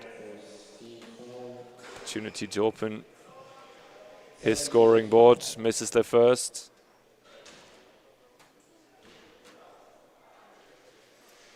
Second one's good.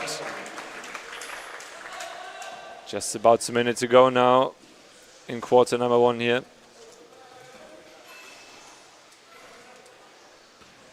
Poggenvic, lot of space. Finds Zanting on the other side. Sadler for company, back out to Poggenvic. Nothing to account for. Back the other way we go.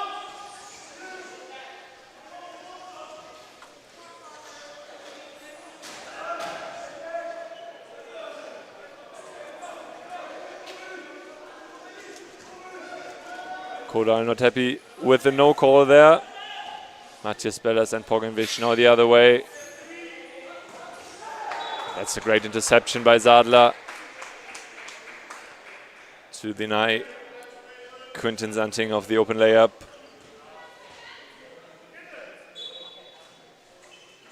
No sub so far for the Dutch side.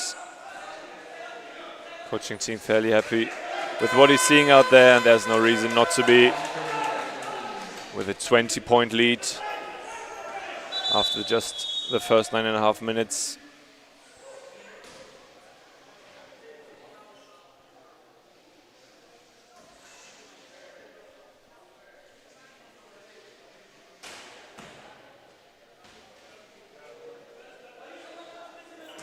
Netherlands also with great efficiency from 2, shooting 64% from the field.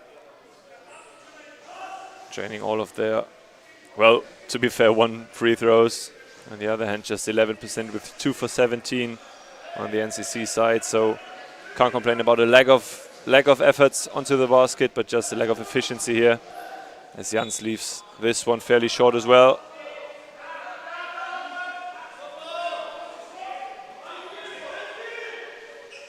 8.5 seconds now before we go into the first break here.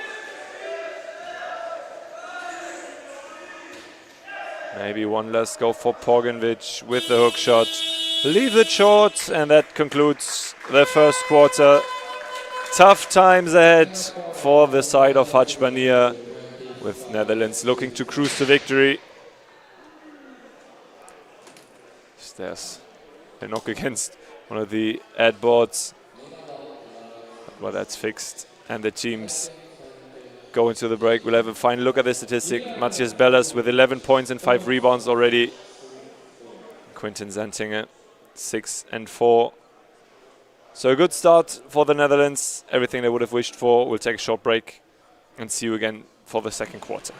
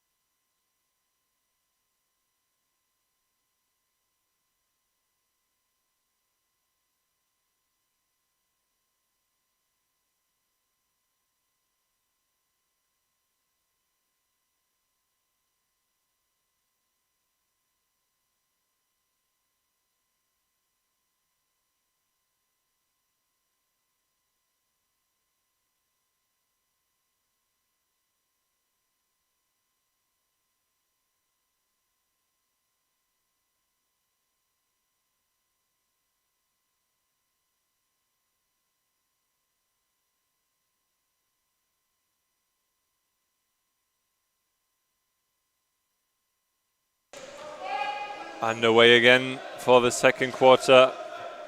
Bulut Kodal with a first look from outside. Bank shot's good.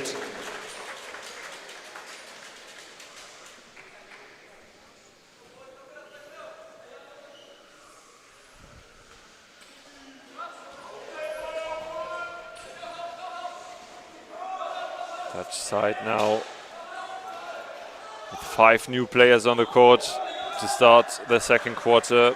Number 3, Einil Çegil. 13, Fabian Hansen. 17, Arje Twicht.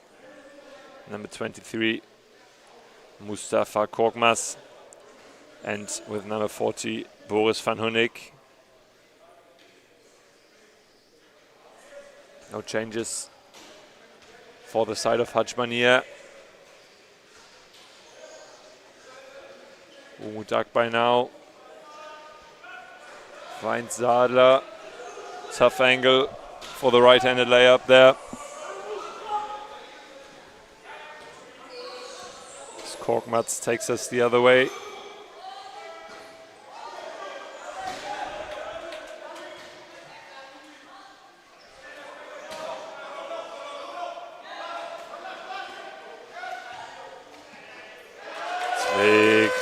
Finds Van Hunnik on the other side. Finds his first 2 points of the day.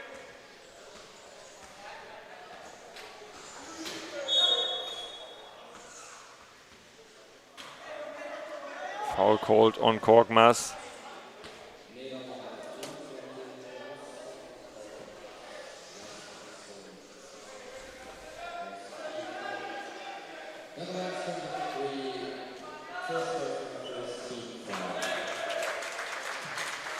Next 2 points on the board for the NCC team.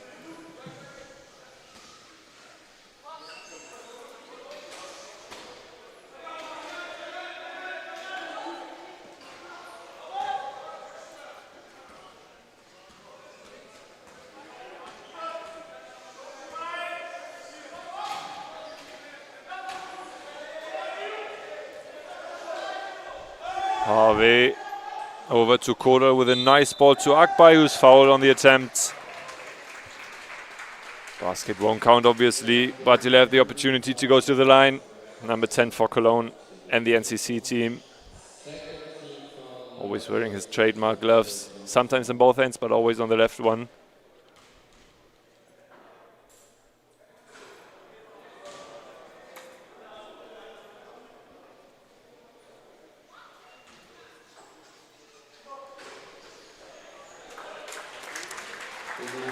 Finds the net on his second attempt, leads back down to 17 now for the Netherlands, but it's still anything but a close game. Mustafa Korkmaz now. Bank shot, no good.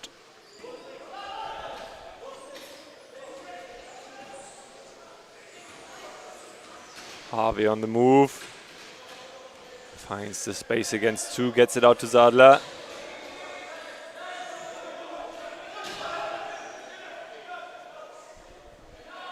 Umut Akbay with the next 2 points. 3 points early on to start his second quarter.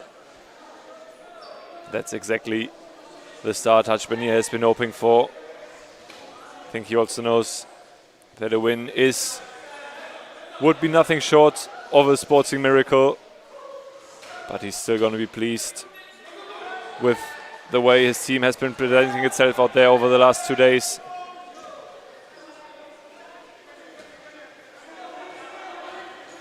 Showed great spirit, and as always had a lot of trouble in the first quarter. Second quarter able to find their way back into this game.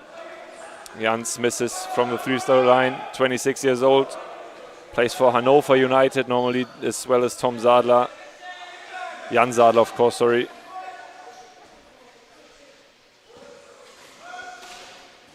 Joined Hannover to live and play there when he was 15 years old, recommended himself while training 8 times in a week.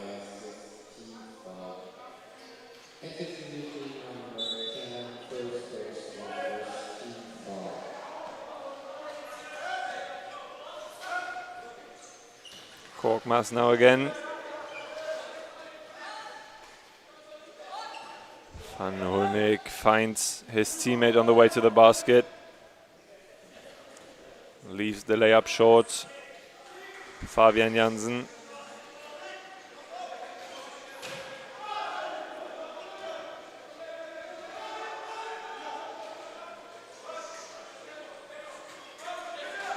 Harvey back to Sadler. That's the lack of efficiency that the Cologne side is producing here. Able to get into scoring positions. Decent shot selections as well, but just missing that bit of luck at the end. Ari Twig now with a nice rejection. But still, it's NCC ball.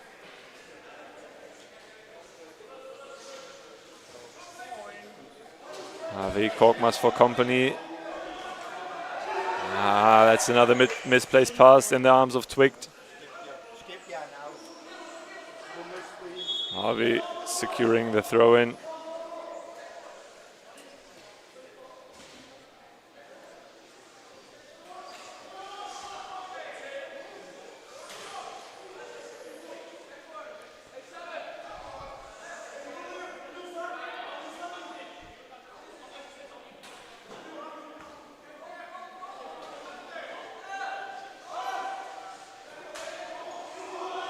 Kodal again. Akbay with a lot of space on the wing. Nice pump fake to get into scoring positions. But after a strong start of him, starting to lack some efficiency.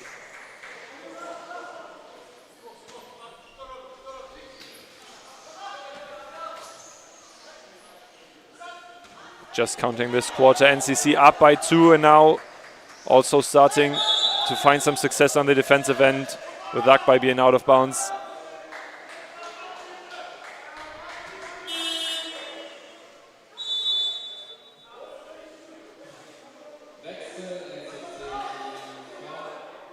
There's going to be subs on the NCC side. Number 24, Bulut Kodal and Oliver Jans will leave the field.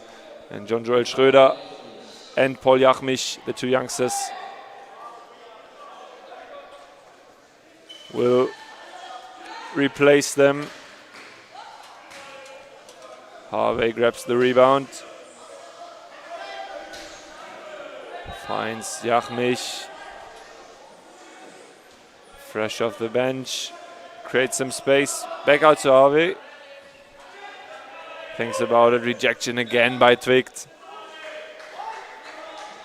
Decent showing from him so far, especially on the defensive end of the court.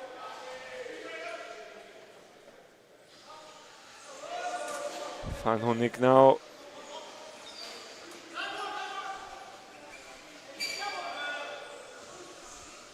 Finds Korkmaz. Turkish roots, Netherlands national player. Van Honig with the fadeaway. That one's good.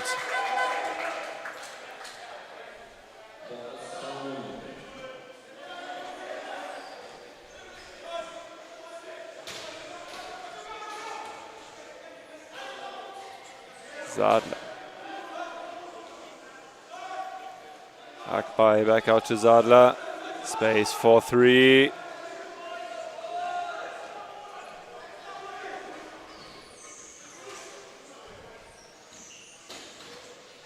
Nice pass by Korkmaz to get Şegil into a dangerous position. Back out. Ari Twig now. Back out to Jensen in the dangerous position. Jachmich gets the rebound and the charge call.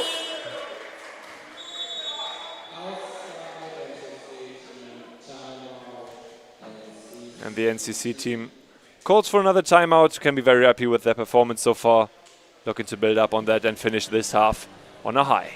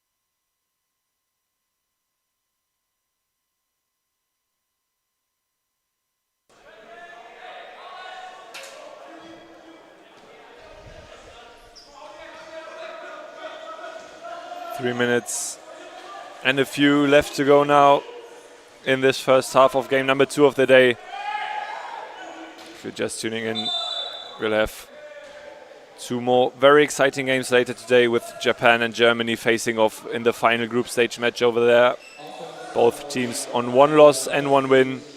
Japan with a big win over Israel yesterday, and Germany with a clutch comeback win against the Brits in the last game of yesterday. But they really showed great spirit, being down 11 to start the second half, being down 9 still in the fourth, and then coming back right at the end to win in overtime. Looking to build on that and maybe even top the group to play for gold on the final day tomorrow. The other group, Australia, will be looking to solidify their perfect run here. Only team to have a perfect record of 2-0. Will face off against Poland later on in the last game of today. Korkmaz gets the foul call, puts it in for the N1.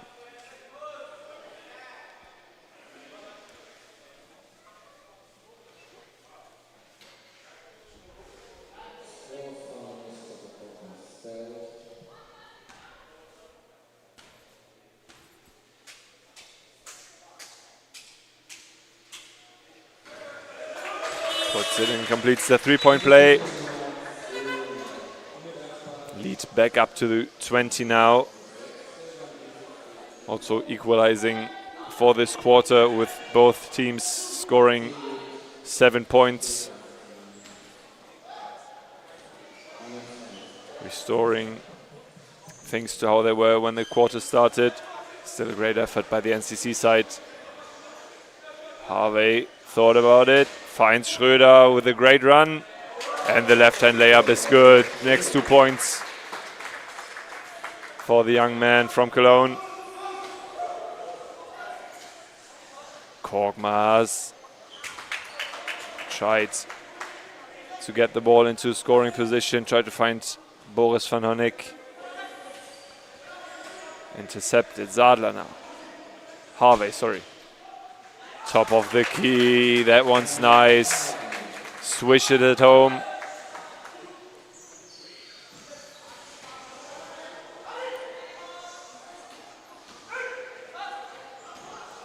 (32-16). Tweaked with another pass to Van Honeck under the basket. Fade away, no good. Harvey with another rebound. Great showing from him so far. Abderrahim Tagres now, again for Schröder. Left-hand layup is good, contested. Shows his class against the Netherlands.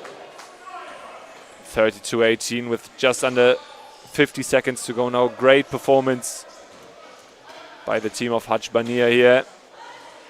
Also used to coach the Netherlands, so familiar with a lot of faces he's facing off against. Foul by Jachmich now.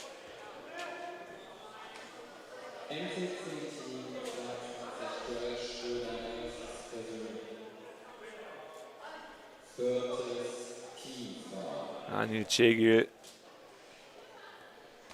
gets to go to the line, yet to score so far this game.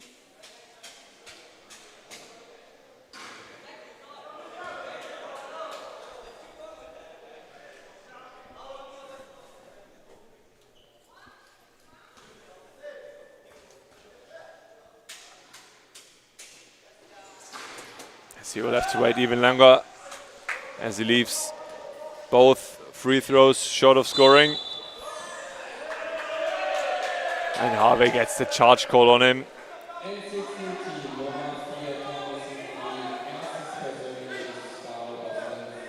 NCC now in foul trouble with 32 seconds to go, so shouldn't affect them too much.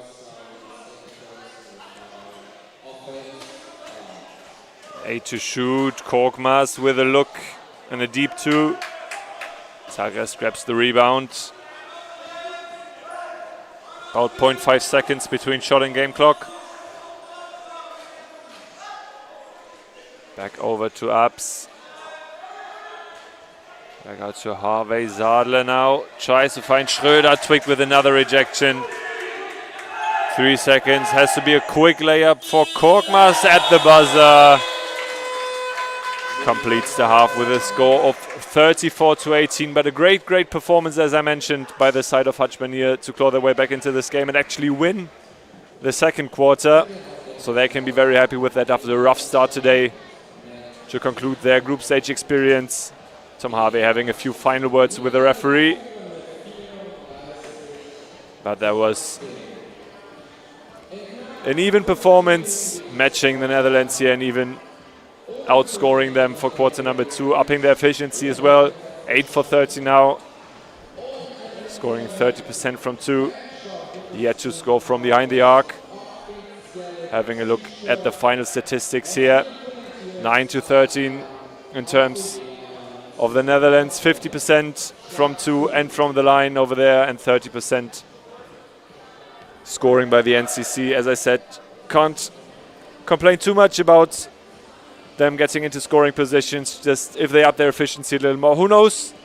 Maybe there's still a possibility for a big upset. For now, we'll go into the break. Thank you very much for tuning in, and we'll see you in a few minutes again.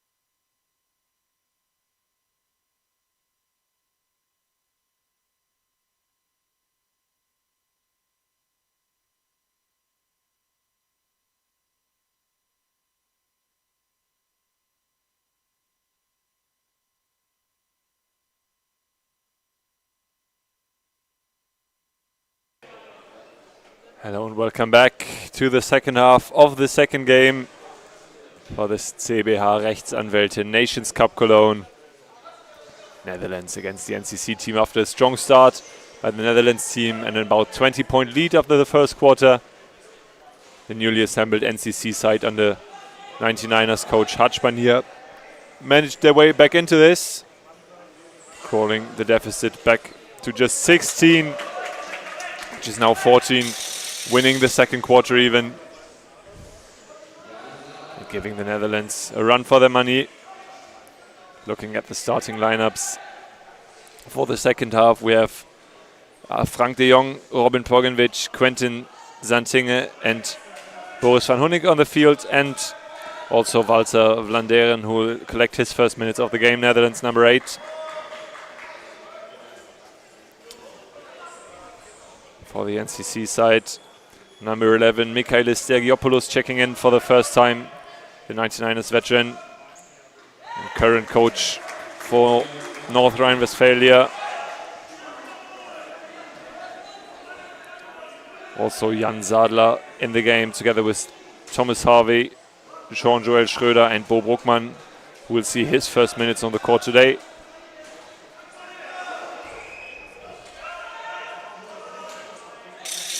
Boris van Hoenik leaves that one wide. Stergiopoulos the other way.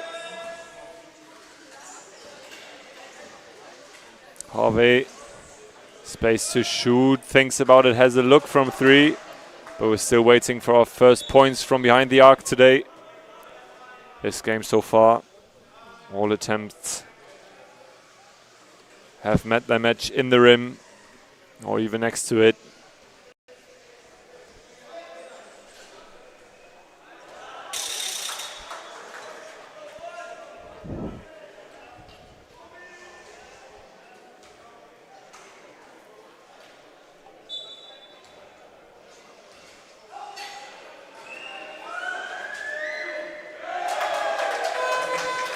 That one falls very much to the pleasure of the Netherlands fans traveling with the team.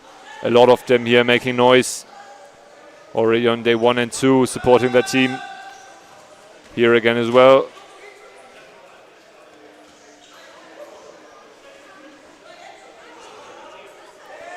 Tough layup for Schröder with a late foul call by the refereeing team.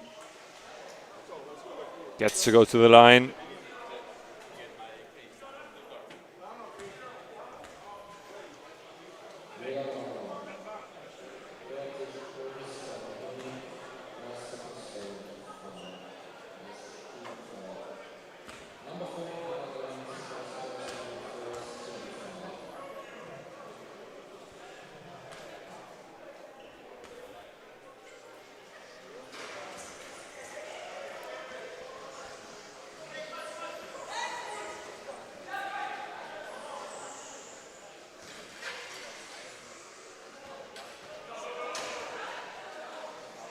Pogovic for the Netherlands finds Zantinge. Back to Van Hoenik, and the right-handed layup is good again. 16-point lead still for the Dutchies. Now looking to press high up the court. Cologne managing to escape. Jean-Joël Schröder. Over to Tom Harvey. There's Van Hoenik for company. Tries to find Stergiopoulos on the other side, but now it's Pogovic the other way. Lot of space for Frank de Jong, but there's a charge called. Much to the displeasure of Pogovic there. But it's NCC ball.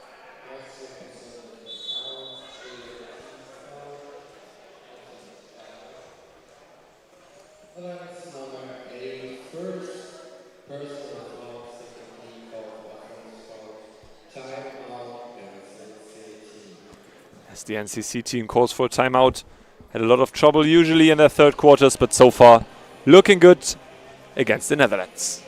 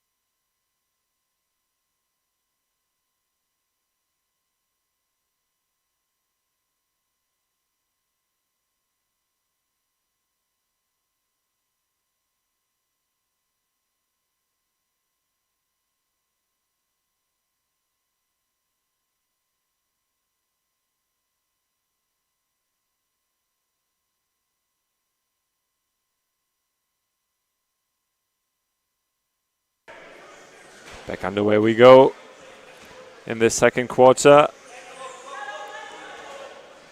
Third quarter, of course, sorry, second half.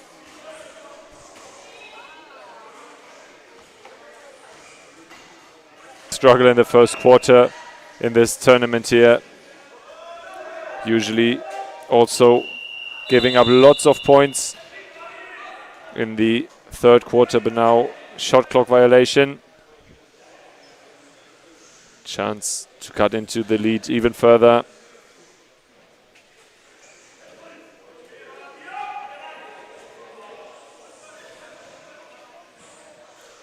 Sadler not having missed a minute so far here. Harvey pump fake against Van Hoenik. Fade away from the line. Misses the mark. Frank de Jong now the other way. Very good 1 point player. Used to play for the 99ers in the 2022-23 season. As Van Hoenik gets the N1 to go. But as I said, Frank de Jong has already been in contact with 99ers since 2010 after a tryout.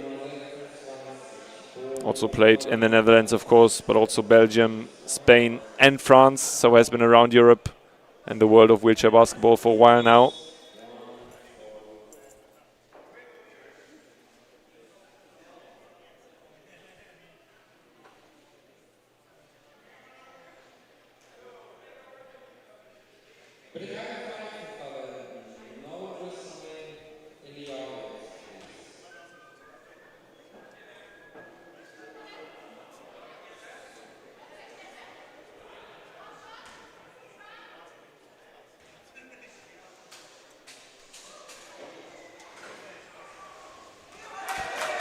That one will not go. Vlaanderen gets it back for the Netherlands. 4 to shoot. Pogovic with the extra pass. Back out to Van Hoenik. NCC ball again. Ball back out to Stergiopoulos with his spin move. Somehow gets it back out to Harvey, the young man from Sheffield.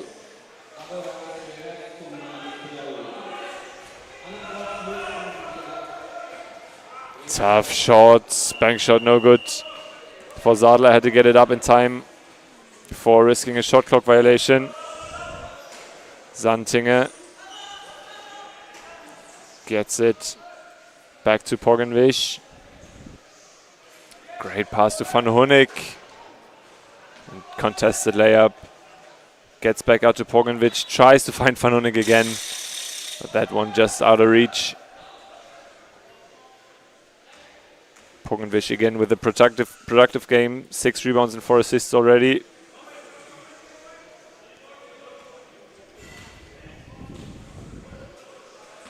Stergiopoulos gets it to Sadler. Tough shot again, contested by Pogovic. Break up Netherlands.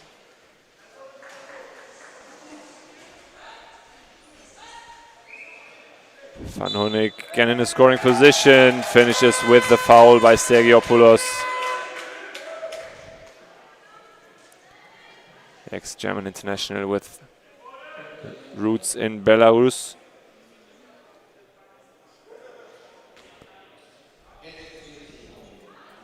As I mentioned now, Michalis Stergiopoulos, very active in this North Rhine-Westphalia scouting for the women's division. Also used to coach the women's team.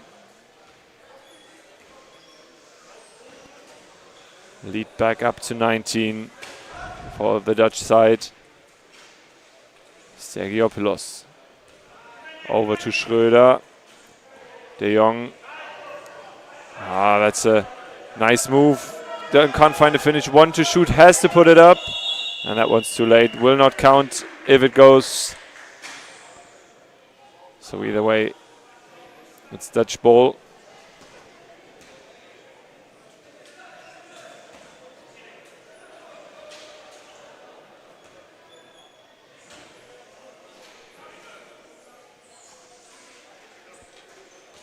Porgenwisch, space to work with, bet out to Zantinger. The man with the number 15. Plays for the German record champions of RSV Landil. Just recently extended his contract.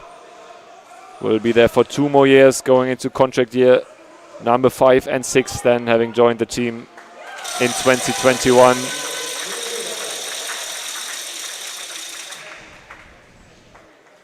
Just 25 years old and already such an important player for club and country. And Porgenwisch again putting the Netherlands up to 45 and 26.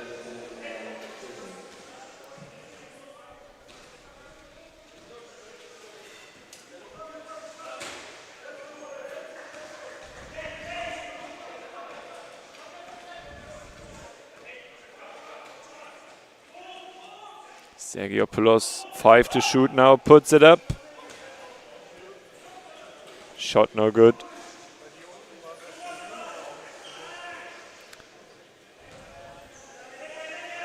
Frank de Jong.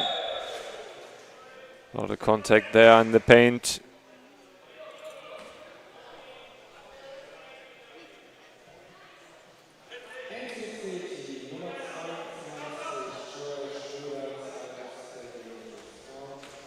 Jean-Joël Schröder picks up his second personal foul of the day. Porgenwisch. Van Hoenik. Over to Zantinger. Bank shot is good. Great showing from him today. Also have to mention Boris Van Hoenik. 13 points already. Quinten Zantinger on 8 points, 5 rebounds now.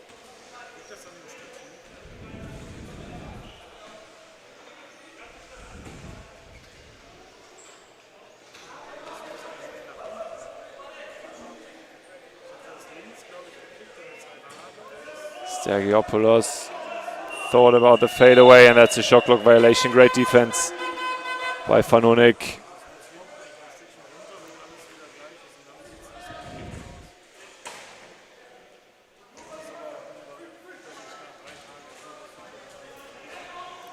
Vlaanderen.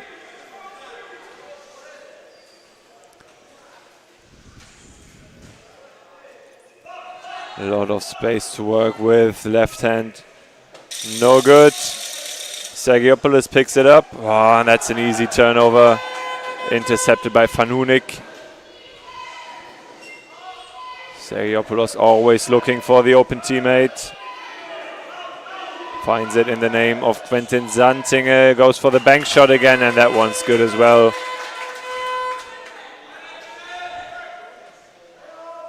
.30 seconds now to go.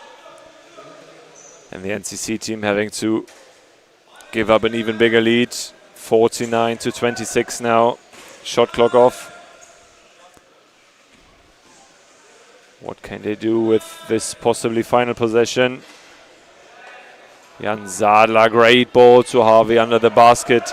And the reverse layup. Tough angle, no good. Scores on the second attempt. And that will conclude the third quarter, which both sides can have positive takeaways from. Netherlands outscoring the German team, the NCC team, 15 to 10. But again, a decent showing from the team of Hutchburn here, who are looking to put up the best fight possible.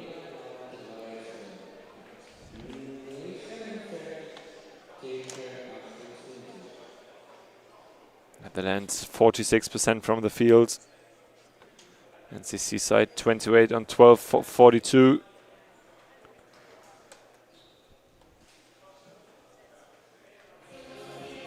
Take a short break. And then we'll be back with some more action in the fourth quarter in just under 2 minutes.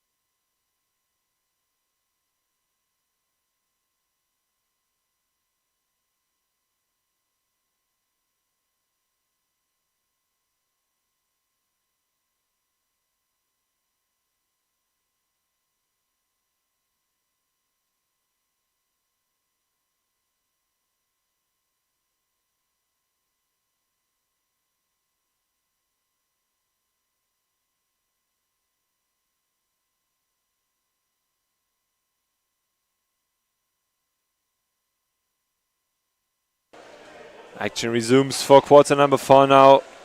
Some substitutions on both sides. Abderharim Tagrest and Paul Jachmich combining here for their first action of the game, and Jachmich puts in another 2 points. Great start for the NCC team. Also number 25 Oliver Jans joins the action.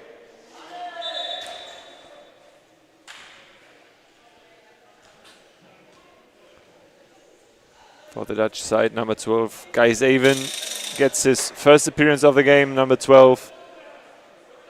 Arie Zwick and Tim van Raamstonk also join the action next to Frank de Jong and Quinten Santinge.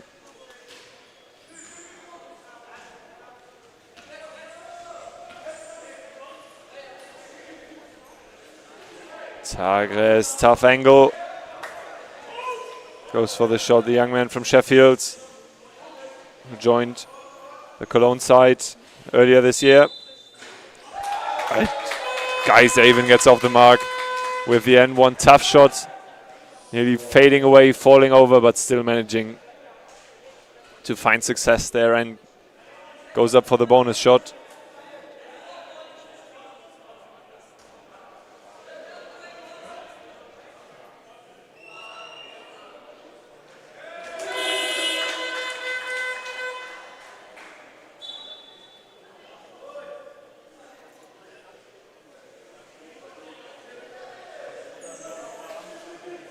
Gijs Even also player with a history for the Köln 99ers, left the club in 2019 and Cologne got relegated.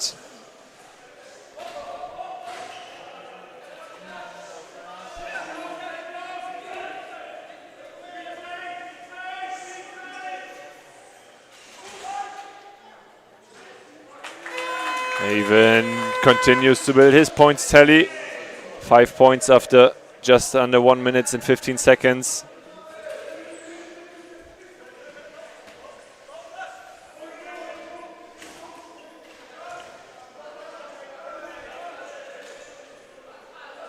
Sadler seeing a lot of minutes today under coach Haj Banier.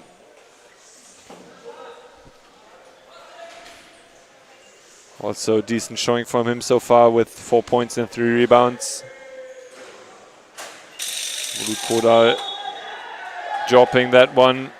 It's going to be throw-in Netherlands, but first off, Haj Banier calling a timeout. Netherlands building their lead back up to 24. The NCC team are looking to finish this game on a high, and they do what they can in the most likely event of them fighting for seventh place on the final day tomorrow.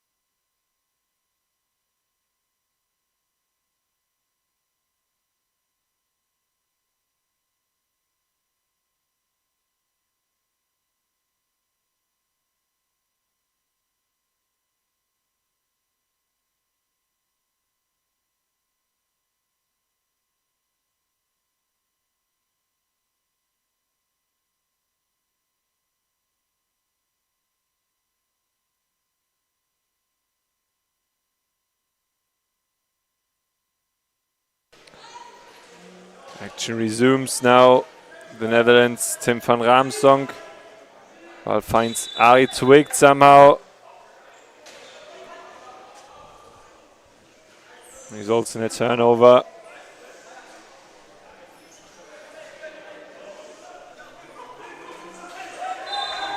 And that's foul called on Bulut Kodal.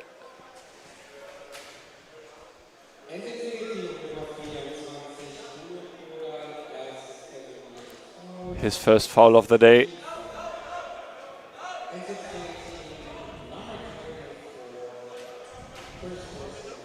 Quentin Zanting, a lot of space, has a look.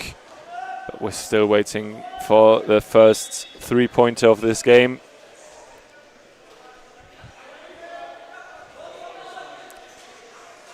Abderrahim Tagrest, number 21 for Cologne, 21 years old.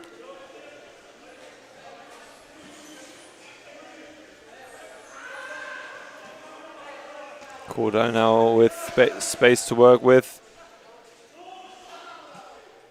Gets the ball to Jans, who gets it to go from the line. Cuts the deficit back to 22.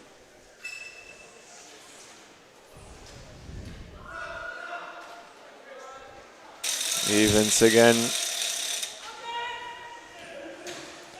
The set also a lot of players on the pitch on the Dutch side with history here in this arena. Not only in the Nations Cup, where the Netherlands won the last two episodes, but also playing for the team in the Rollstuhl Basketball Bundesliga. Zwickt to De Jong. Doubles his points tally of the afternoon, on 4 now. Paul Jachmich. Sadler, Kodal. Finds the open Jans, has a lot of space, decides to go for the baseline shot. Puts it in. Points number 7 and 8 for the NCC side's number 25.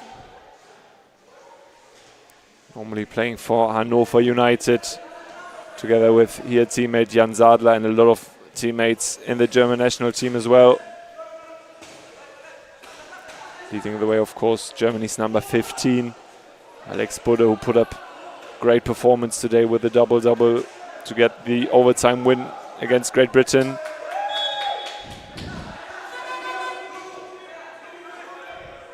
.8 now on the shot clock for the NCC side to think of something quick. Has to inbound it. Sadler with an optimistic look. Hookshotting it from way downtown. Had to put it up somehow.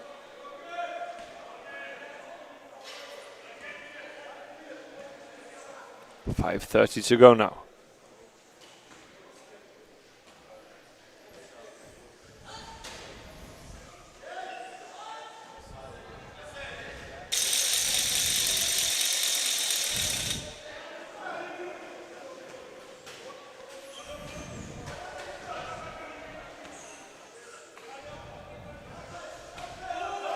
Kodal looking in from deep. Three-pointer won't go. Yeah, this game looks like it's going to turn out about as expected, as even, with another great drive. Looking for contact, finding it, getting to go to the line.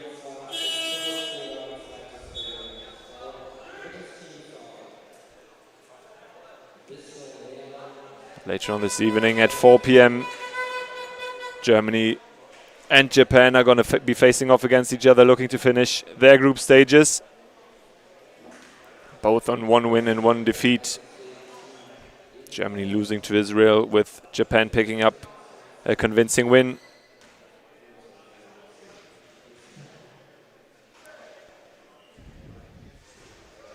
First one is good by Avon. Referees are fixing the net right quick. And then later on in the evening, conclusion of the other group stage as well,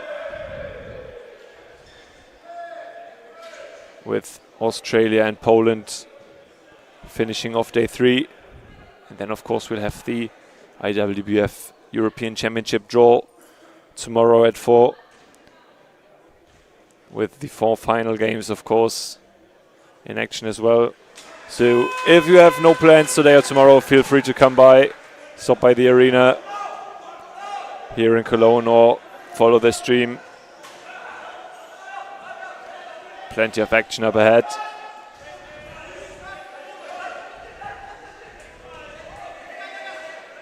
Kodal finds Jans in space. And he's been efficient today, but leaving this one wide. Gijshaven. Twig now. Baseline shot is good. Netherlands looking to finish this game on a high. 60-34 now.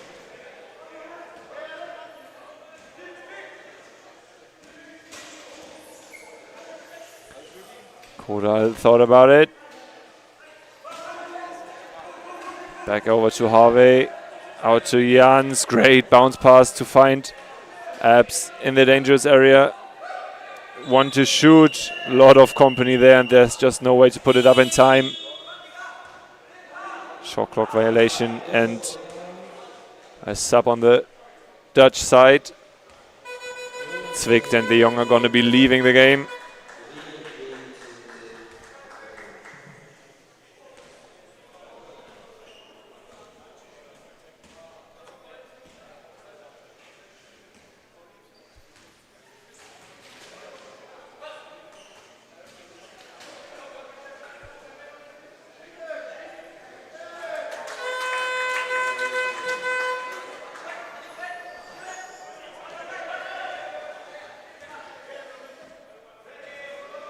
.8 lead now, biggest lead of the game for the Netherlands.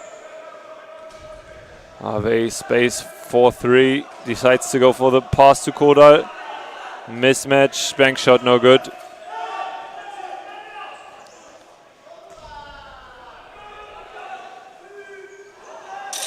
Korkmaz and Jansen now. Harvey for the NCC side. As Akbay for company. Space to shoot. Also misses the mark. Jansen to Korkmaz. Quick ball to Van Ramstonk. Has to break up against Akbay.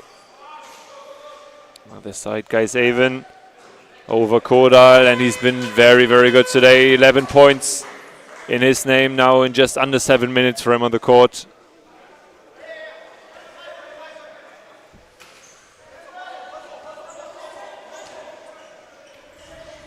Targest. Now to Kodal. Back to Harvey. Targest on the wing, 3 to shoot. Has to make a decision, decides to go for the long range 2. Does only find the rim and the opportunity for Korkmaz to turn it over with pace. Korkmaz back out to Even. Leaves something to be desired. Harvey against the world, back out to Jans.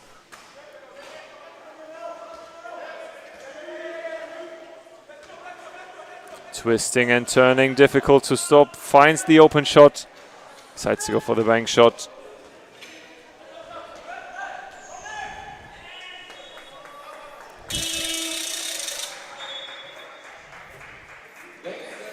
Sub now for the team of Hajbenier. John-Joel Schröder replaces Oliver Jans.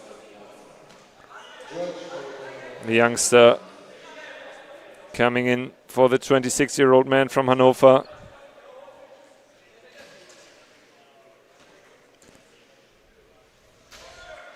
Korkmaz 4-3, no good.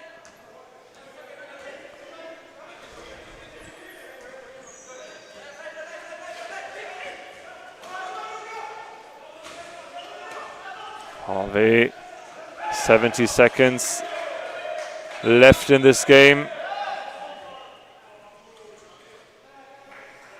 Out of bounds.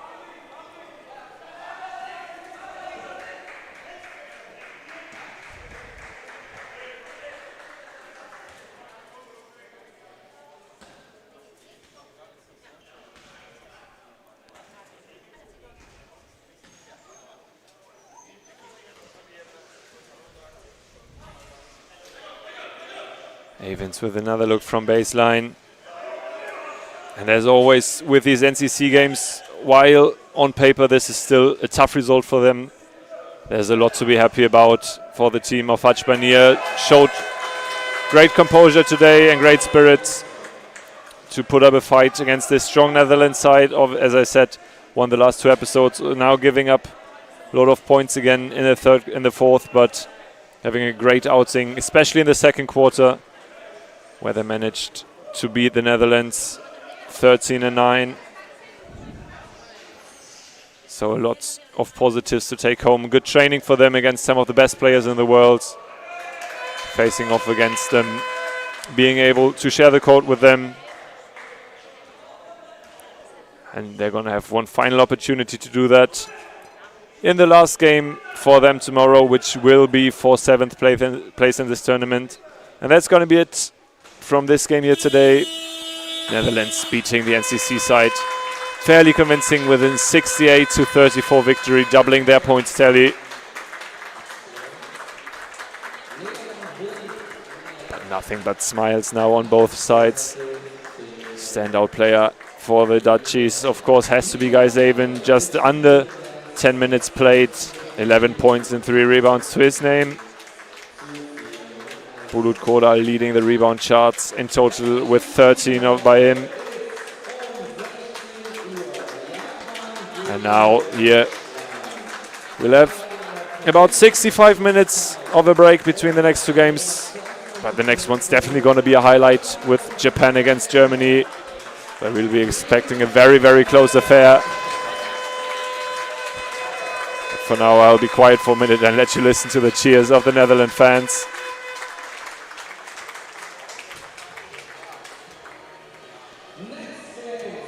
One final look at the statistics. Netherlands nearly 50% from the field, and the NCC side on a similar amount of attempts, 48-64, but just 33% of them found their way into the basket.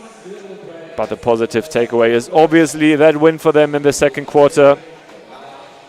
Otherwise, great performance by both sides. As I said, we'll have a break, and then afterwards we'll see you back again for Germany against Japan. This game will be broadcasted on here by Dylan in English, and over on the other stream we'll have a German broadcast led by me, of course.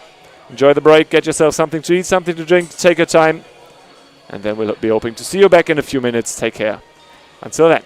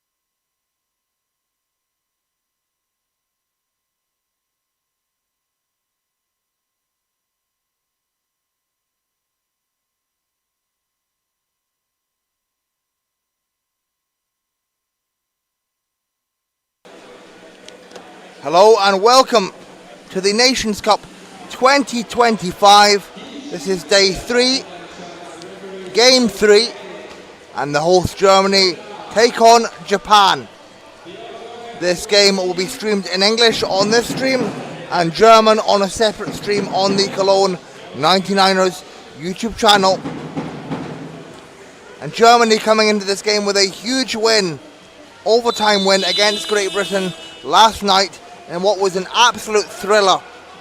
And Tommy Boomer hit the shot to take it to overtime. And meanwhile Japan, they come into this game with momentum with a big win against Israel yesterday, as well as here we have the starting fives. For Japan, it's Chokai, Takamatsu, Kawahara, Akaishi and Kozai. And for Germany, it's Dreimüller, Gutner, Glosner, Boomer and Buddha. And both of these teams coached by fairly experienced coaches. Jan Haller of Germany retired as a player last year, and Kazuyuki Kaioya has been coaching Japan for a number of years. The former Japanese player played at London 2012. As we are 30 seconds away from tip. Renshi Chokai, the Tokyo 2020 MVP, had a double-double yesterday. 21 points, 12 rebounds. He was 76% from the field, 10 of 13 on shooting. Top scoring for Japan yesterday against Israel. And Nico Dreimüller, a massive 28 points alongside 5 assists for the Frankfurt native, proving crucial in Germany's win against GB.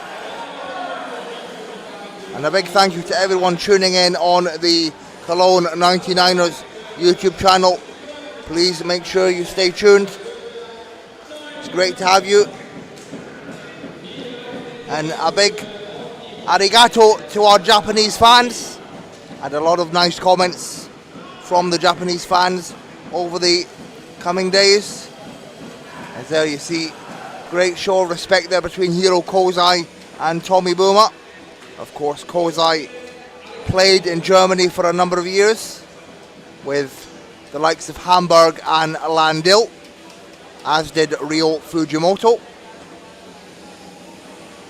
And Gutner and Chokai in for the tip.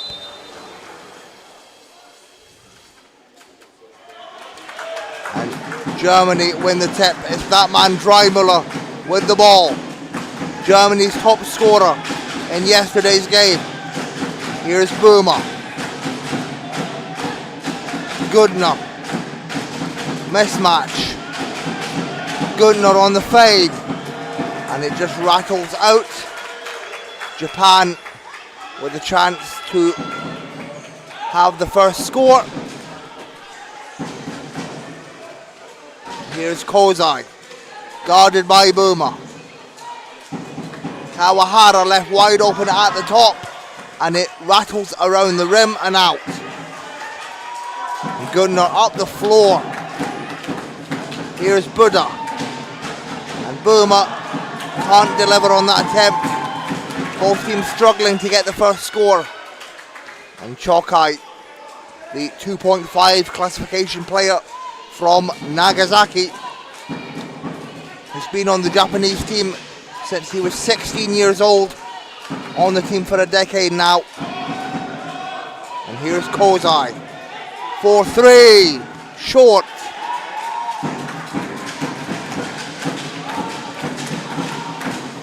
And now Tommy Boomer for Germany.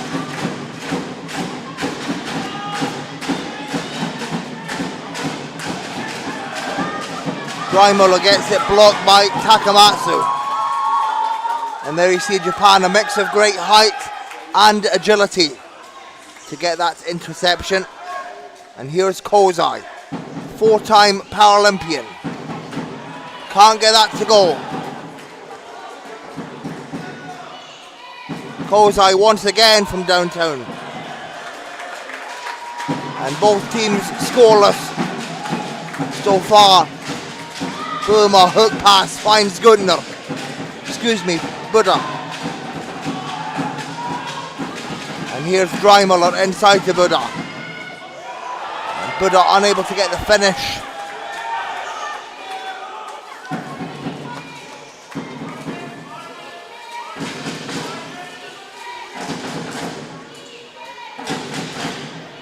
Kozai resets.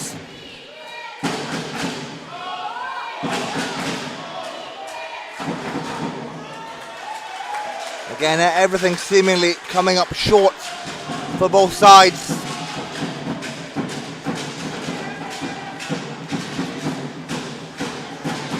Boomer. Inside, clear lane. And Tommy Boomer with the first score of the game for Germany. Had a big game yesterday, 22 points, mostly in the second half for Boomer. He hit the shot to take it to overtime, and Japan still struggling to find their rhythm.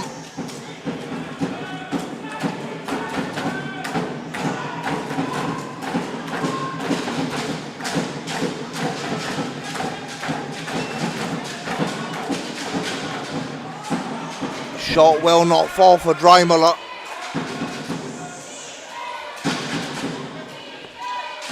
Chokai off the glass.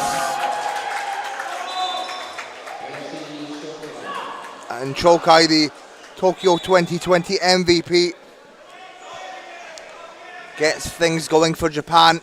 Their first score of the game. And Chokai, a double-double yesterday. 21 points, 12 rebounds, 76% from the field for the young man from Nagasaki. Into the game for the first time for Germany, here's Halowski.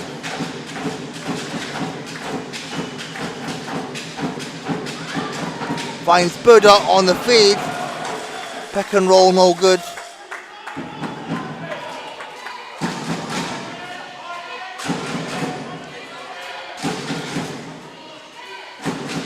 Kozai can't get that one to fall.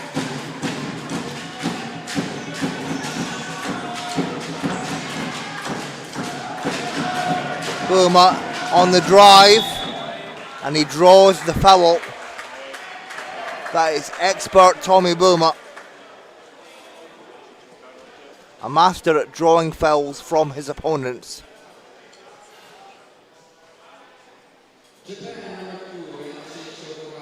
Foul goes against Chokai, his first personal, first team foul.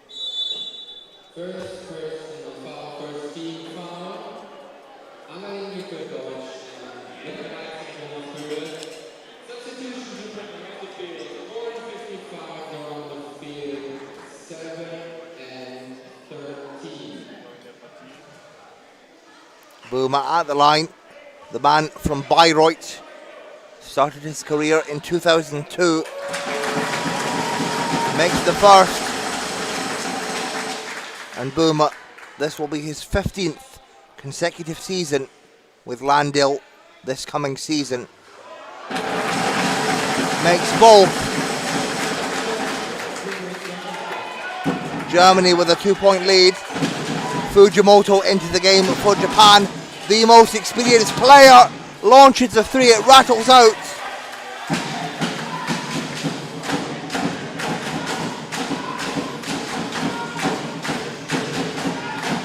Boomer.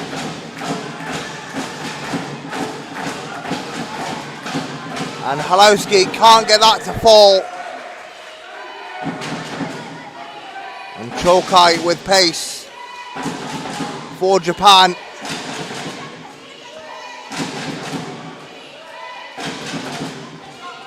Chokai still so young in his career, only 26 years old.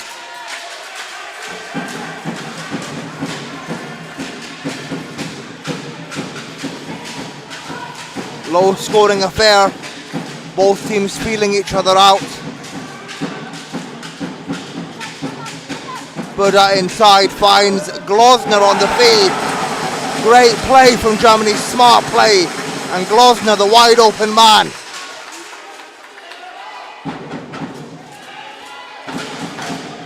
Germany by 4.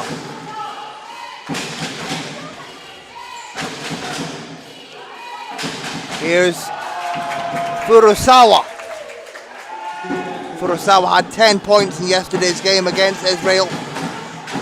Fairly efficient game. 5 from 8 shooting.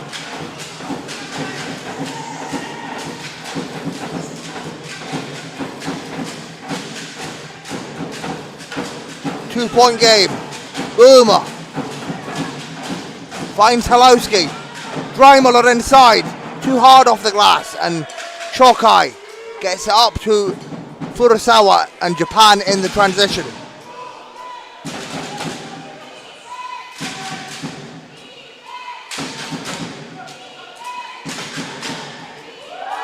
Fujimoto with a drive, and the foul.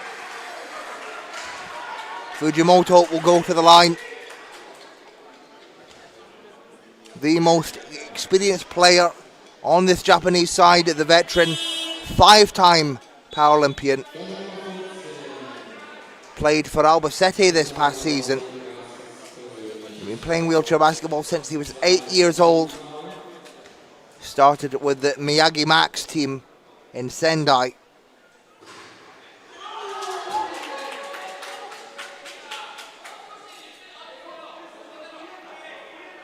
And he's known here in Germany as Gigi. That's the nickname Tommy Boomer gave to him.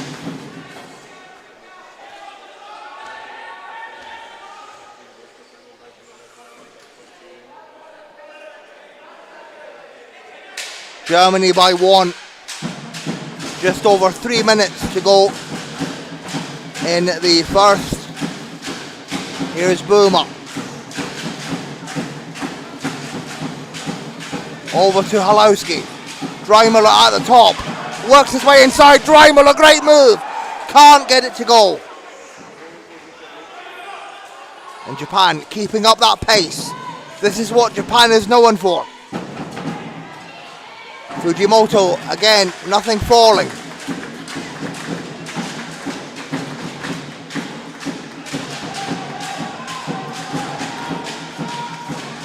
Here's Halowski. We've yet to see him heat up in this tournament. Boomer, Dreimuller, the open man. Dreimuller fouled on the shot. Foul against Fujimoto. His first personal, second team foul.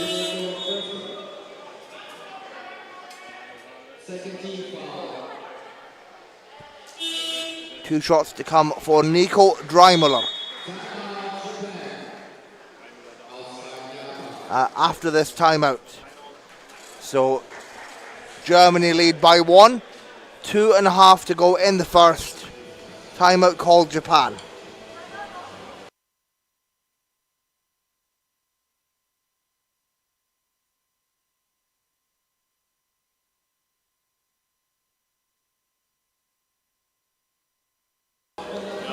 And a big shout out to my friend Guru in the live chat. Thank you very much for joining us. A big thank you to our friends in Japan. And of course, wherever you are in the world.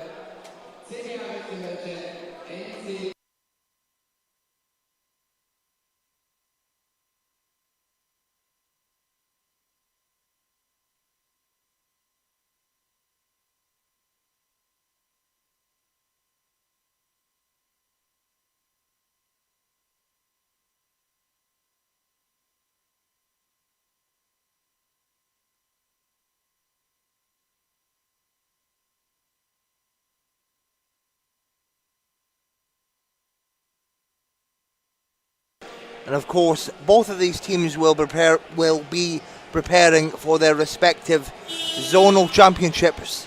The European Championships for Germany will take place in Sarajevo in October, and the Asia Oceania Championships take place in Thailand in November. Here's Dreimuller at the line, the man from Frankfurt, 3-time Paralympian.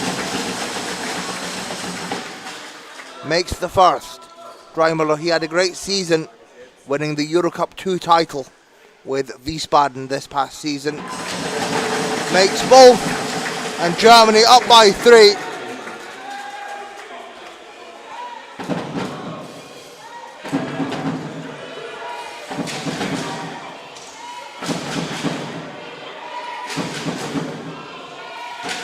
Chokai, mismatch.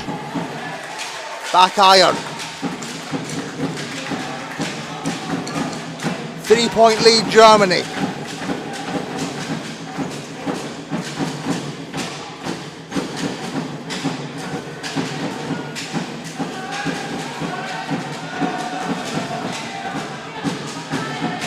Albrecht at the top.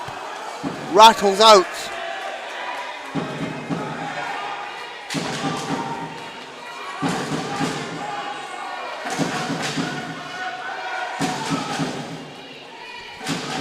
Chokai pump fakes, gets it to go for Japan, 1-point game. Right when Japan needed it, Chokai delivers.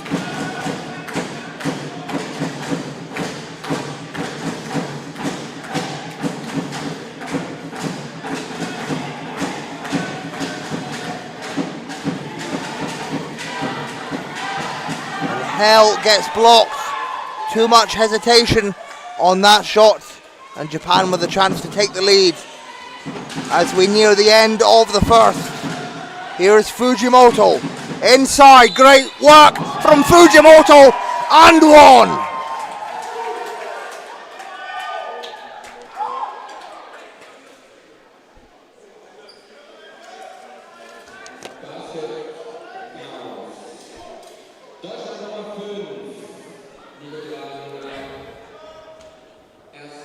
Fujimoto, the man from Shizuoka, completes the 3-point play, and Japan up by 2. Final minutes of the first.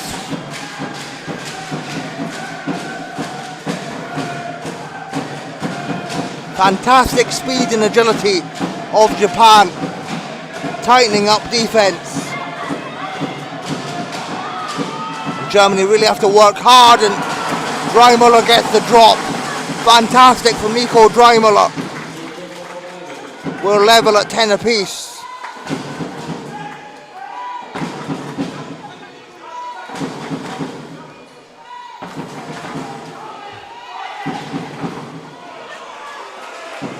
There's Albrecht with the rebound.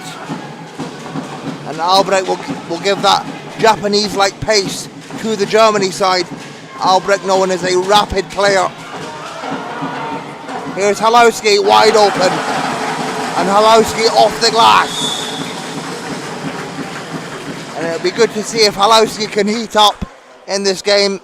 He averaged 19 points per game for the Bulls this season, and we've not seen much of him in this tournament. And Halowski, one of the great players in wheelchair basketball, a 2-time Champions Cup winner. And that will bring an end to the first. It is Germany with a 2-point lead against Japan at the end of the first. A fantastic close game so far. Let's see if both teams can keep up their momentum.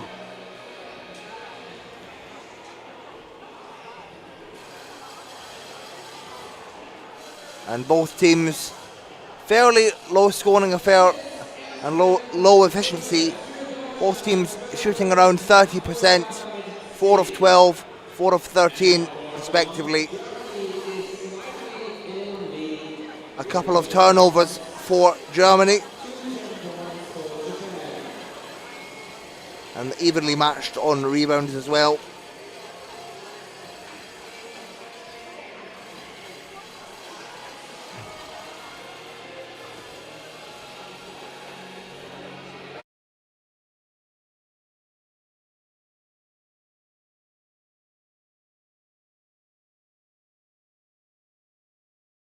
Chip-ins from everyone, really. No one really standing out as the main scorer at the moment.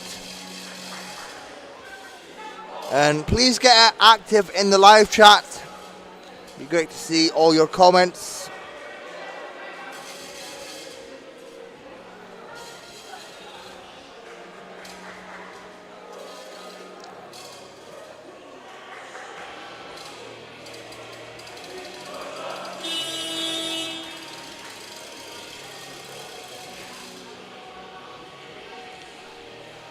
As here we go, we are about to get back underway. Of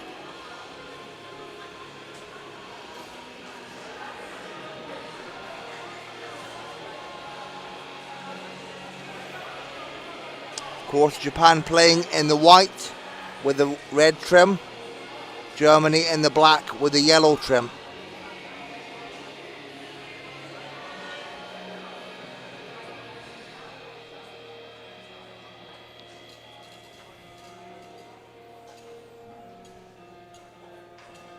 As we wait for the Linkin Park song to end before we start the second quarter. As it ends right on cue.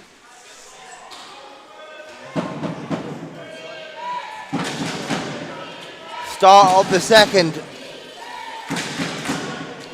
Germany with a 2-point lead. And Furusawa ties up the game.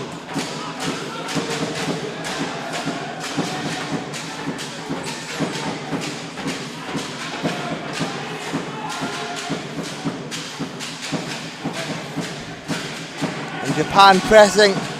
Strong defensive pressure from Japan. Germany struggling to break free, and a miscommunication. Germany perhaps rattled on that offense. Japan ball, and here we see the strength of Japan. They may not be the biggest team, but they certainly are one of the quickest in the world, one of the most agile. Kozai puts it up. Will not fall.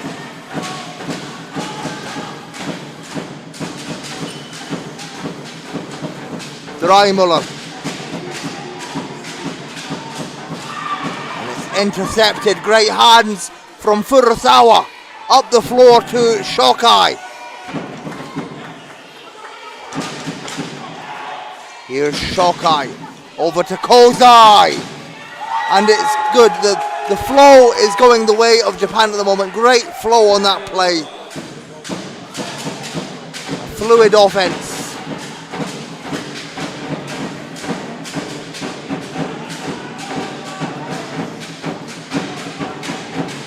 Here's Dreimuller with the immediate response. Tie ball game once again.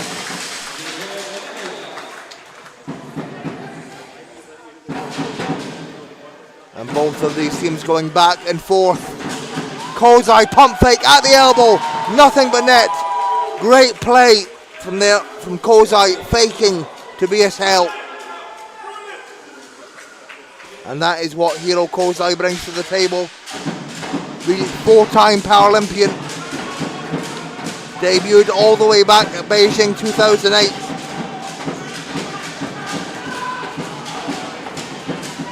Here's Julian Lammering.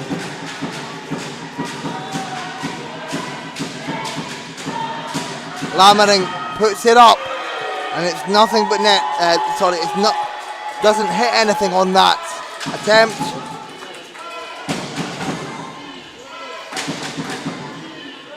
Here's Kozai, and Kozai beginning to heat up. He had 12 points in yesterday's game against Israel. And Kozai is on fire right now. That forces Germany to call a timeout. Japan lead by 4.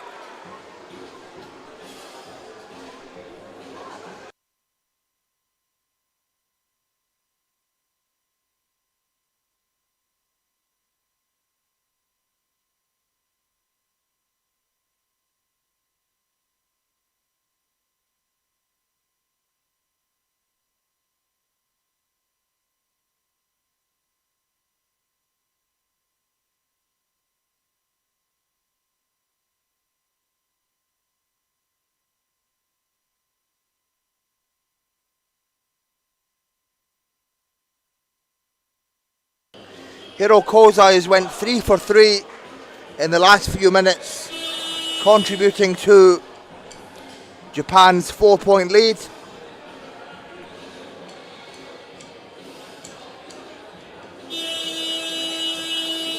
Overall, Kozai is 3 from 9, 33% from the field.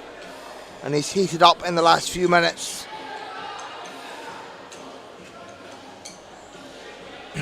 Just over 7 minutes to go in the half. It's Japan with a 4-point lead. And Japan, they had a rocky start to the tournament, a heavy loss against Great Britain, and a big win against Israel yesterday. Much like Germany, started off with a loss against Israel in the tournament and then beat Great Britain in overtime yesterday. Here's Gudner, and Gudner delivers.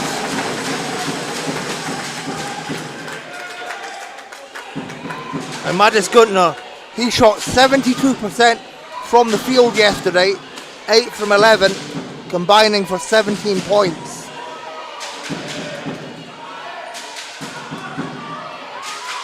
Lovely play from Japan, and Akashi sneaks inside. And Akashi is a man well known to the German fans of wheelchair basketball. He plays here in Cologne for the 99ers. And an 8-second violation. Germany had 8 seconds to get it over the half and failed to do so, forcing the turnover. And it's going in favour of Japan now. They still lead by 4. And it's great to see from Japan. They had obviously a great tournament in Tokyo, coming away with a silver medal. COVID hampered their qualification for Dubai, and then they unfortunately did not qualify for the Paris 2024 Paralympics. Here's Furusawa, 4-3! And it's just short of the side of the rim.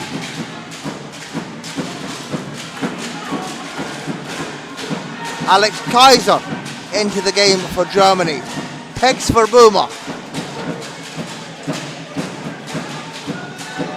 And Boomer with Gudner as the screen. It will not fall. Buddha. Offensive rebound. Gudner at the elbow. Off the glass. Trademark. Matis Gudner. And Gudner averaging 20 points and 11 rebounds for Landil this past season.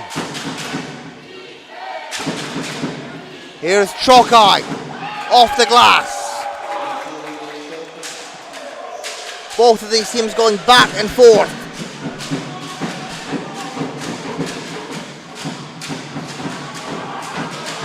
Interception from Japan. Kozai with pace finds Furusawa.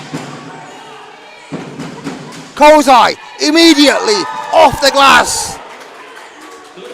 Insane from Kozai. He's really heated up in the last few minutes. Made his last 4 shots. Japan by 6.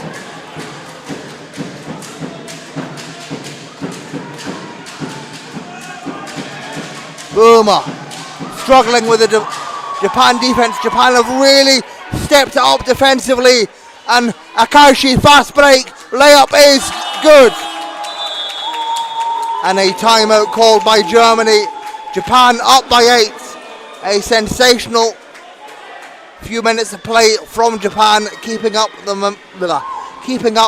momentum.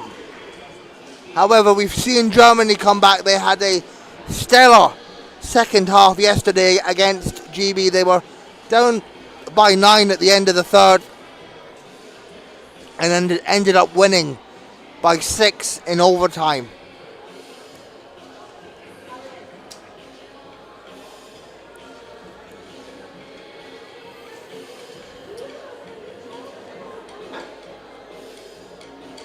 And a big thank you, arigato, to our Japanese fans tuning in. It's great to have you here watching the live stream. We currently have 100 live viewers.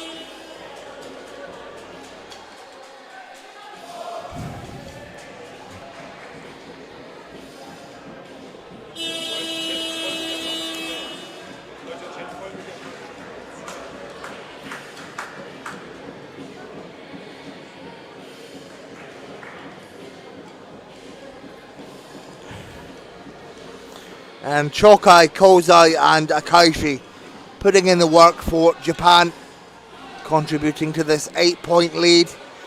4.5 to go in the half.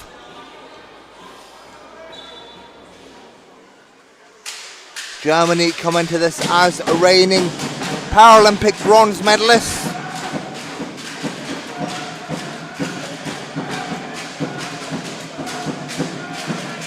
Boomer on the fade, pump fake, and it will not fall. The German offense seemingly gone quiet in the last few minutes. Here's Kozai.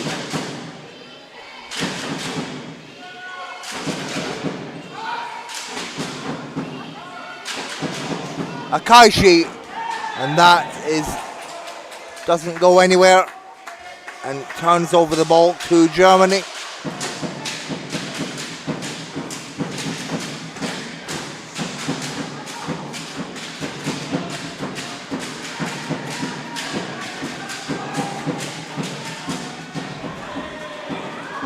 Good defense there from Japan, and they're back on the attack.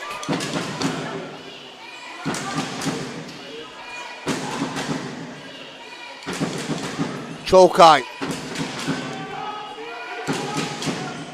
puts it up, nothing but net, and Japan out to a 10-point lead.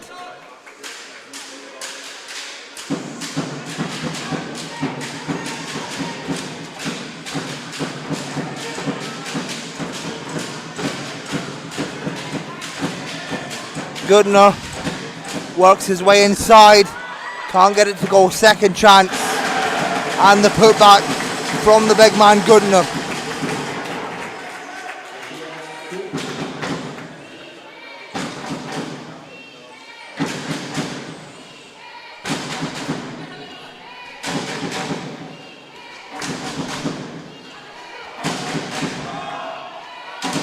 Shokai can't get that one to go. Jump ball.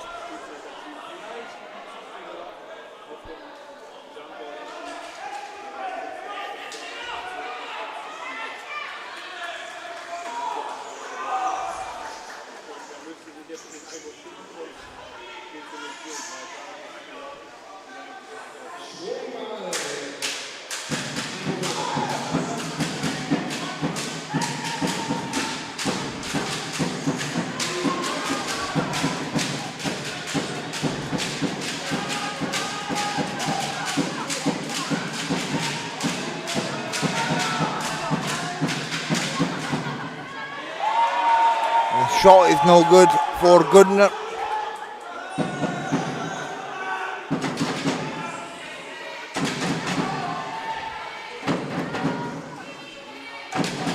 Shokai fouled on the shot. Foul goes against Hell.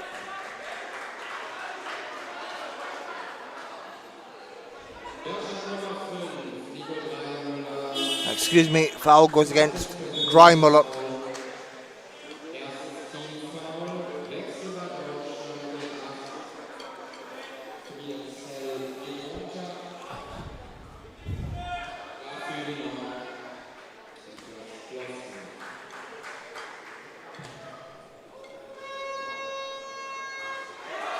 As Chokai makes the first.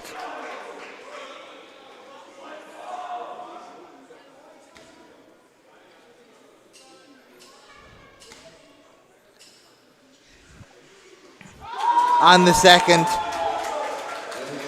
And Chokai, just 26 years of age, has been on the Japanese team, senior team, since 2015, a decade on the senior team for the young Renshi Chokai.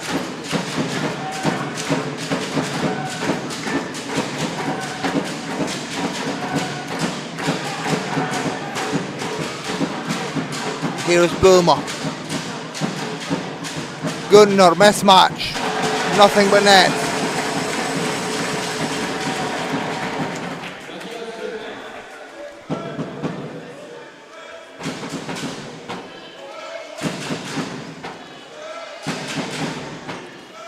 Shokai. Again, keeping Japan in the lead. He's been electric towards the end of this half. And it goes in the way of Japan. Minute and change left in the half.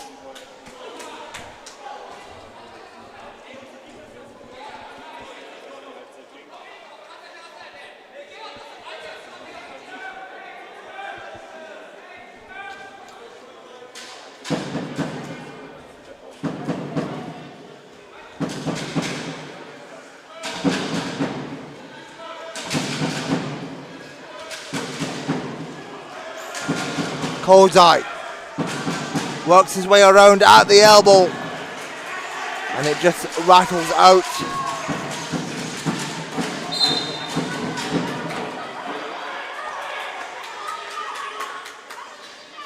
Foul is on Maruyama.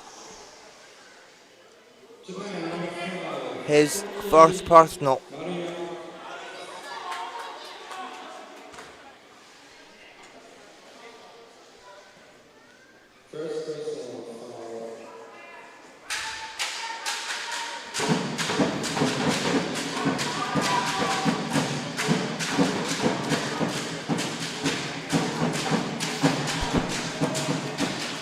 Primal are wide open, short.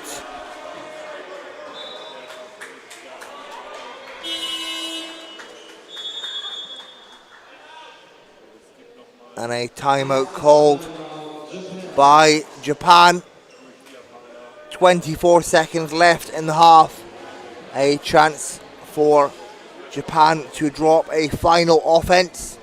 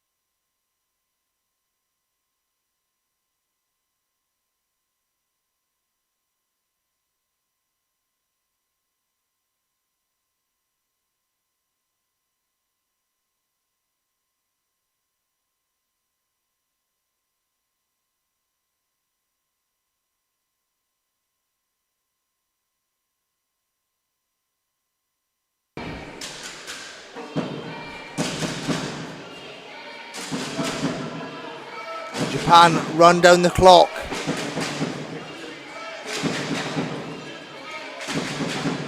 Fujimoto pump fake and drains it.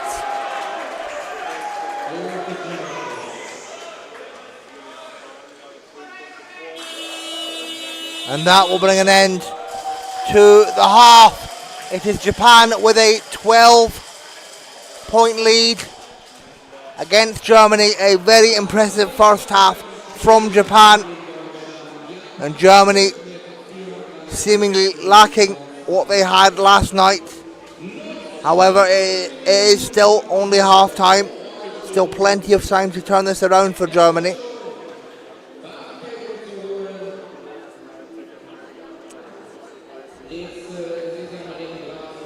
And Japan have just had an electric second quarter, winning that 24-10.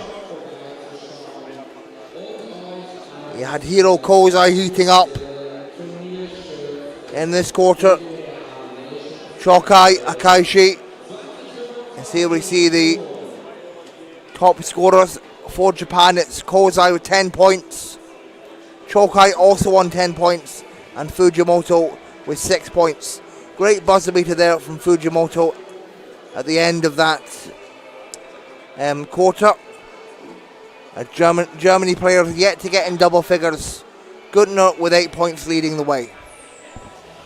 And we'll be back with you in around about... we'll just go through the stats a bit more. Japan 57% from the field, 15 of 26. Extremely efficient from Japan. And Germany just at 37%, 9 of 24. And there you see the tough conditioning the Japan players are doing during half time.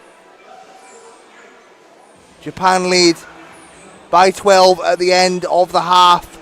And we'll be back with you in around about 13 minutes.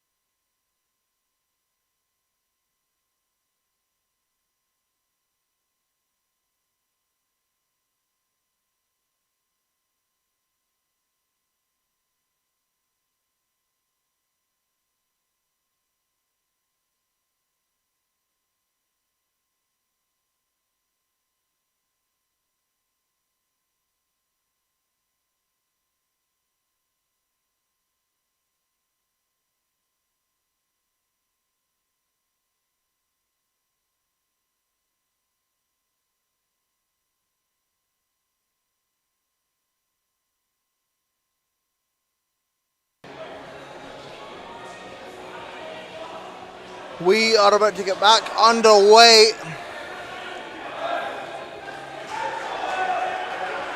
Japan leading Germany by 12 at the moment. A massive second quarter for Japan.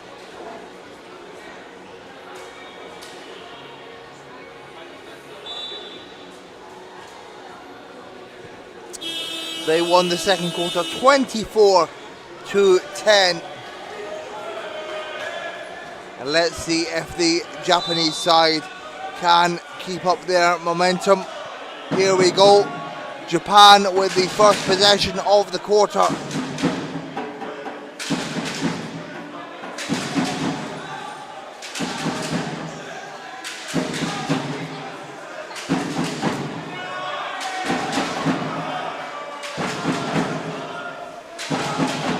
Kozai, big three, nails it! Huge three! That puts Japan up by 15.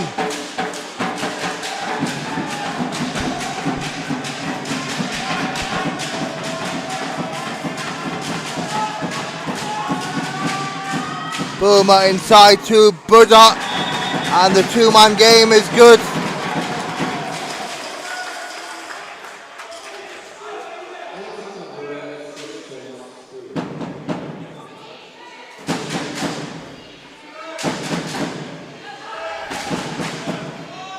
Shokai can't get that one to go. Rebound Gunnar.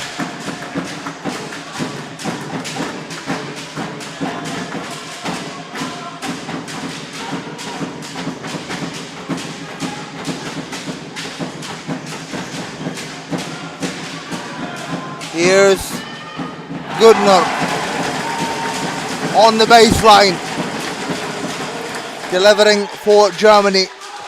Nice screen from Tobias Hell, and Kozai on the fast break. Steamrolling Japan ahead, they lead by 13.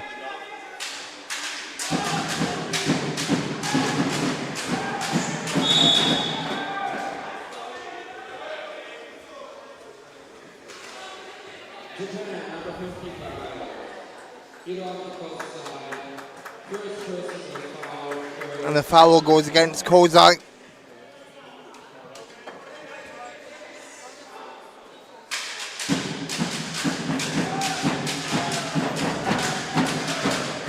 Here's Boomer. Again struggling to find his mark in this game. Takamatsu with pace finds Shokai. And Japan reset. Kozai overshoots that one.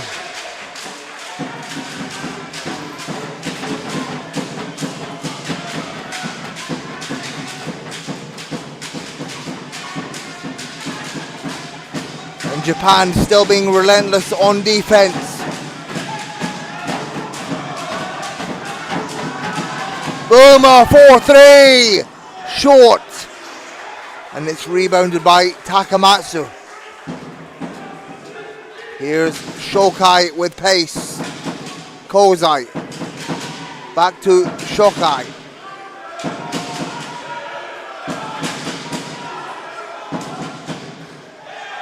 Again, nothing hitting the mark on that occasion.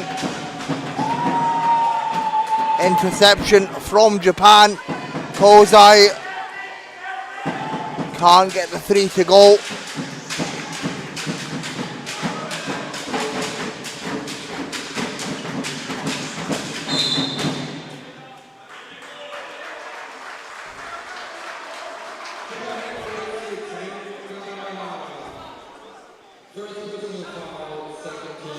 And the foul goes against Kawahara. Germany ball from the sideline.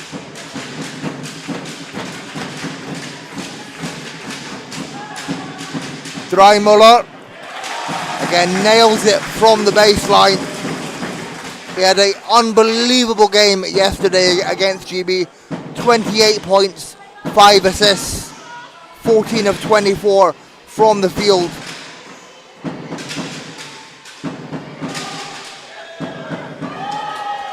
and Takamatsu delivers for Japan.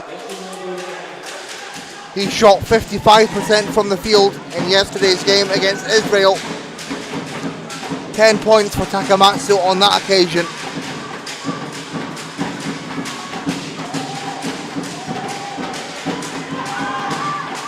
Boomer drives and gets the foul. Expert Tommy Boomer once again drawing the foul from his opponent. That is textbook Tommy Boomer.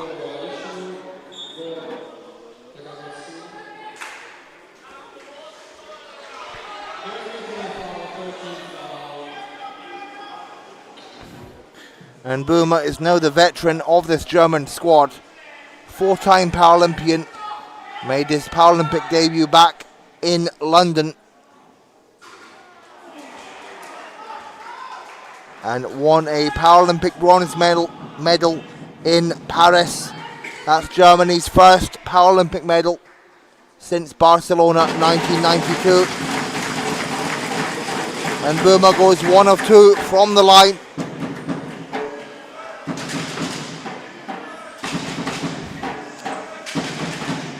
Kozai, pump fake, and gets it to go.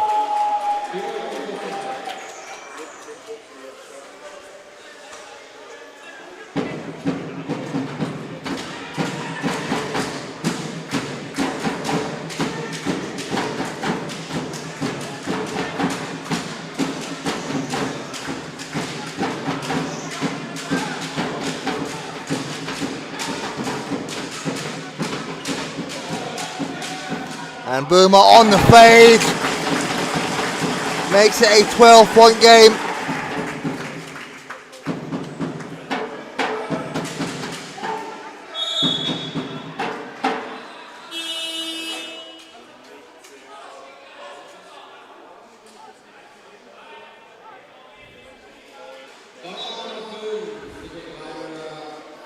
Foul is on Dreimler.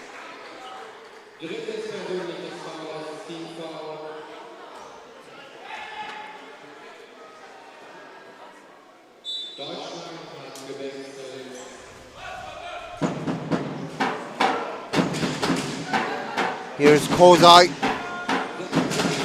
over to Shokai. And Kozai once again at the baseline. This time it does not go. Albrecht with the rebound.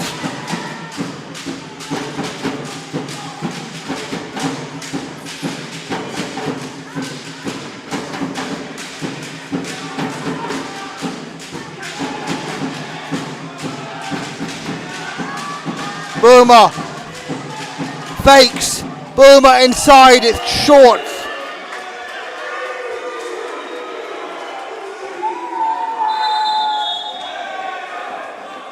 Remains a 12-point lead in favour of Japan.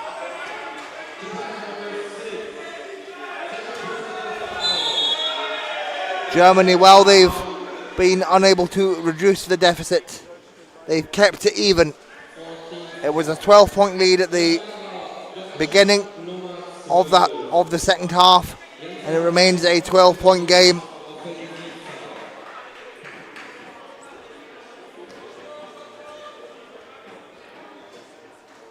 And Japan rolling the ball to conserve time on the clock. Clock will not start until the ball is in the hands of the offense.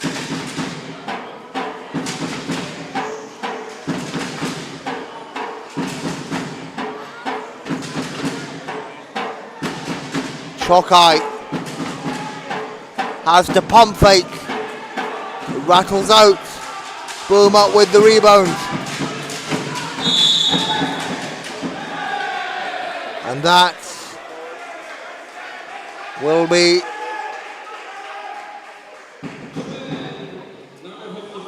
Japan's 5th team foul. So 2 shots to come for Albrecht. And for every foul Japan commit in the remaining 3 minutes and 56 seconds, it will send Germany to the line. So crucial stuff to take advantage of if you're Germany. Albrecht unable to capitalise, but Germany will get the possession back from the sideline. Here's Halowski. Halowski gets it to go, and Halowski, will he now begin to heat up? Alex Halowski averaged 19 points per game for the Bulls this season. Of course, the Bulls, the reigning German champions. And one for Chokai. And you see the adulation. Chokai pumping his chest. And he will go to the line for the bonus bucket. Renshi Chokai, Tokyo 2020 MVP. Plays for the Kanagawa Vanguards in Japan. 3-time Empress Cup champions in Japan. And of course the Empress Cup, the top accolade in Japanese wheelchair basketball in terms of domestic level. And Renshi Chokai, he will finally come to Europe next season, playing for Spanish side Albacete, one of the most anticipated signings of all time. Chokai will make his European debut later in the season.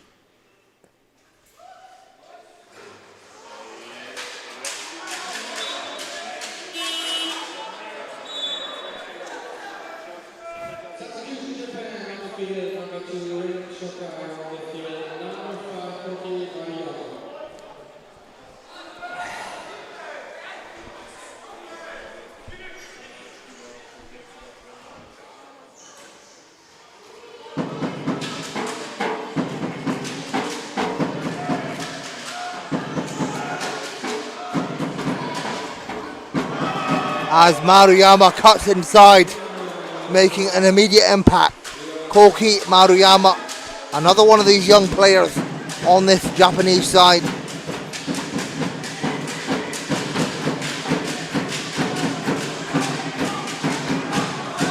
Boomer 4-3, nothing but net. Tommy Boomer from range. 11-point game. And Kozai responds, back-to-back threes. Hiro Kozai for Japan. 14-point game. Boomer, another three and another splash. Raining threes here in Cologne.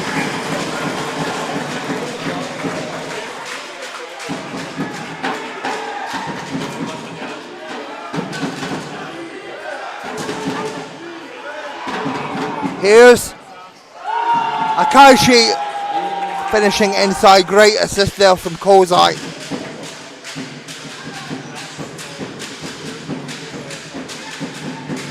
.13 lead Japan.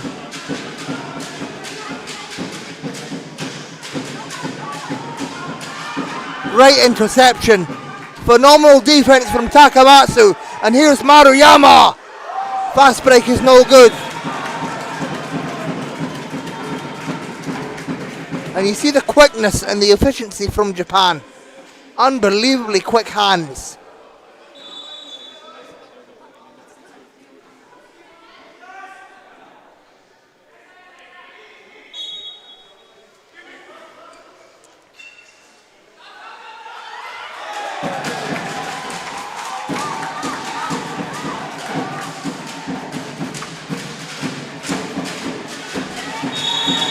Eight-second violation.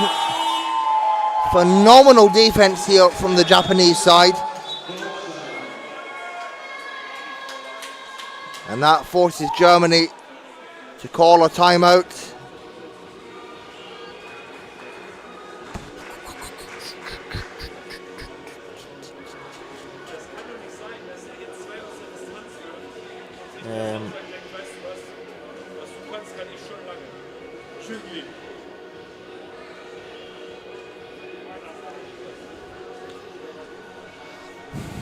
And a big thank you to all of you tuning in on the live stream.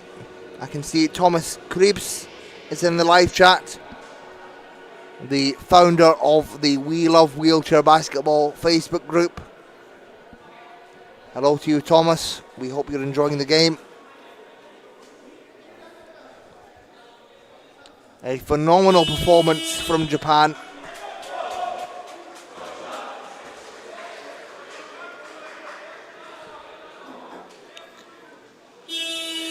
But this quarter has been fairly close.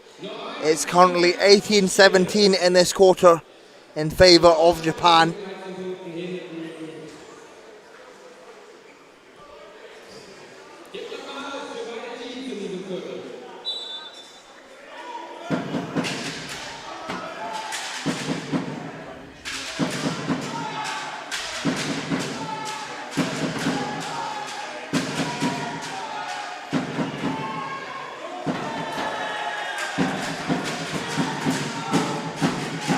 Here's Boomer.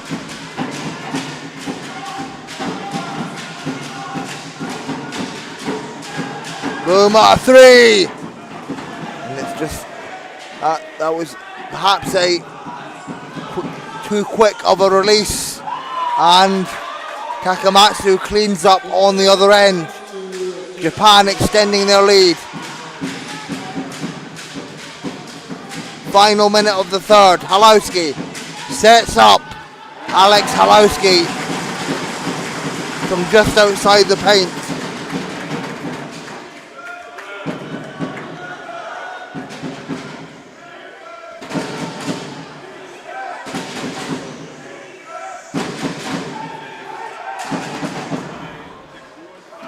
And Kozai continuing. He's had an unbelievable game, has Hiro Kozai.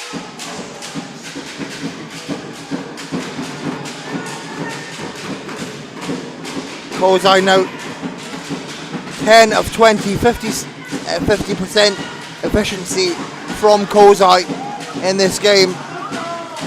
Boomer with the fake, lovely, and Boomer draws the foul once again.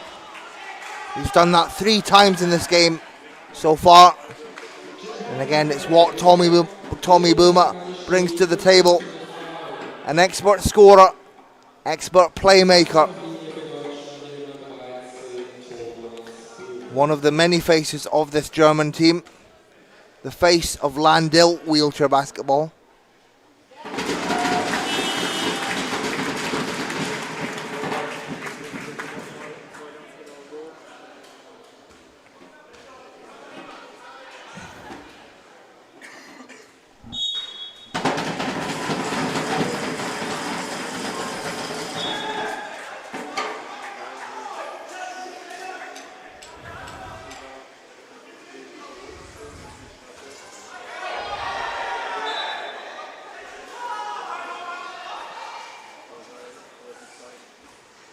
And that will bring an end to the third quarter. It's Japan that lead 56-43 against Germany. A 13-point lead for Japan heading into the fourth and final quarter. A big comeback needed from Germany, although it's not impossible, but with the way Japan have been playing, especially defensively, it's been great to see. And Hiro Kozai leading the way for Japan, 22 points, shooting at 50% efficiency. Also 12 points from Chokai. As here we see the scores. There you see Kozai 22 points, Chokai 12 points. Boomer leading the way for Germany with 15 points, 6 rebounds. And Guntner 10 points, 8 rebounds. A quiet game for Nico Dreimeler, just 8 points compared to his 28 points yesterday against GB.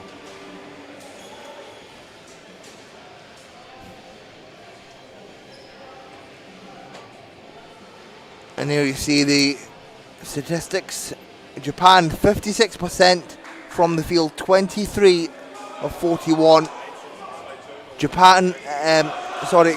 Germany actually win that third quarter by Japan win the third quarter by 1, 22-21. And Germany shooting 46% from the field, 15 of 32. And we are about to get underway, fourth and final quarter. A 13-point deficit for Germany.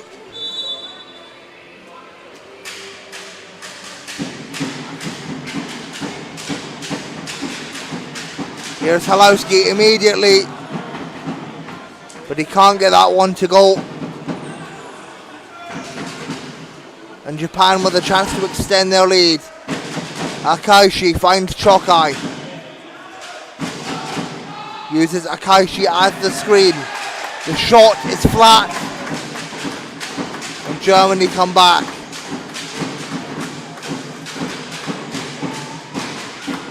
And Boomer pressured by Takamatsu. Dreimuller from downtown. And that may be the boost Germany need.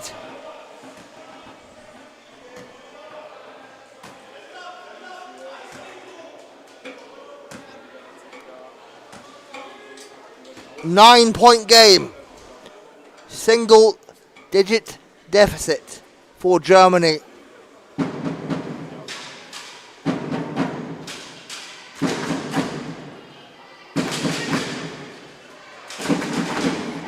Here's Kozai.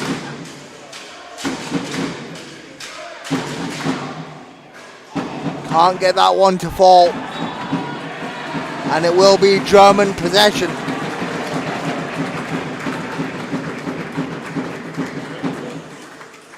Can Germany claw this back?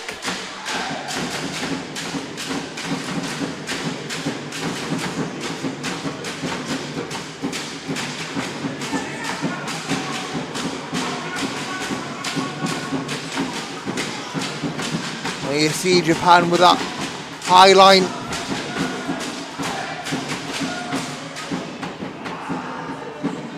Great rebound from Albrecht. And Albrecht puts it away inside the paint. A much needed score for Germany. 7-point game.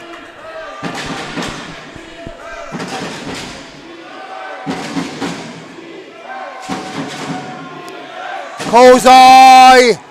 The three is no good.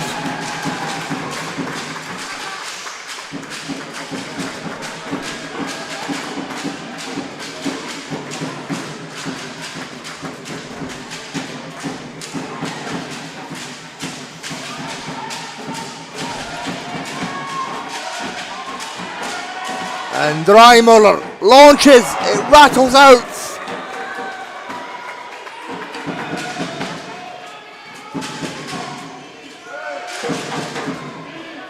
Kozai, leading scorer for Japan, 22 points.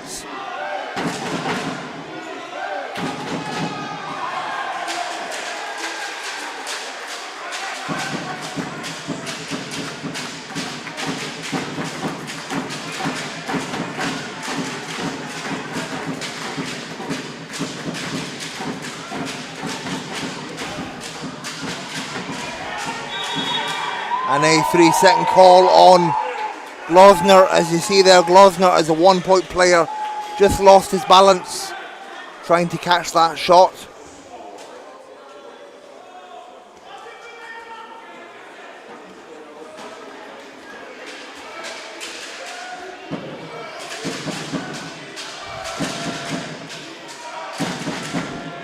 Seven-point game. Chokai. Can't get it to go off the glass.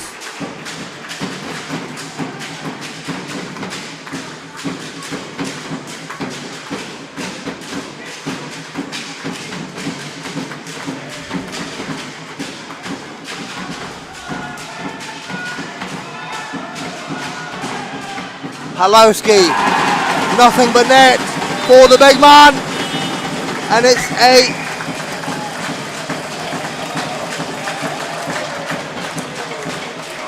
6-point game. I'm pretty sure that should be I'm sure it should be 5, but unsure if it's a scoreboard technicality.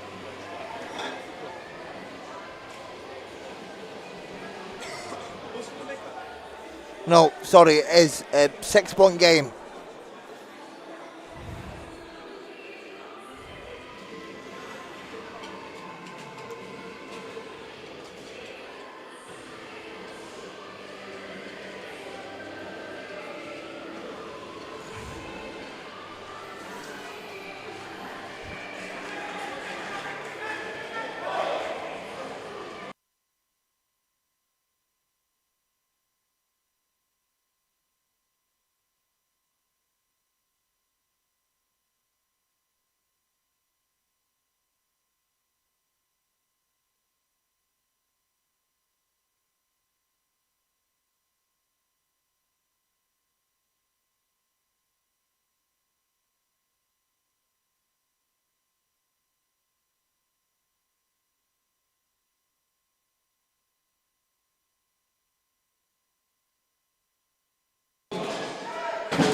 Back underway, 6.5 minutes. It's a 6-point game in favour of Japan. Is this the time for Germany to come back?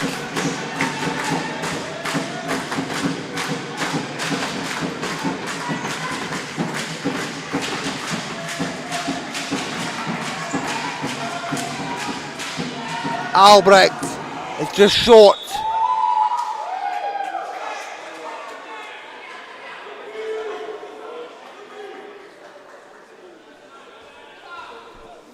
Nerves seemingly getting to both teams.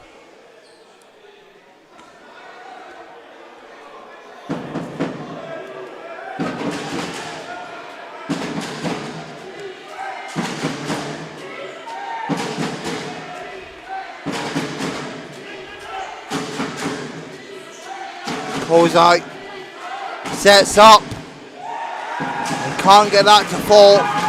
Fast break for Germany. Halowski, and the layup is good. 4-point game.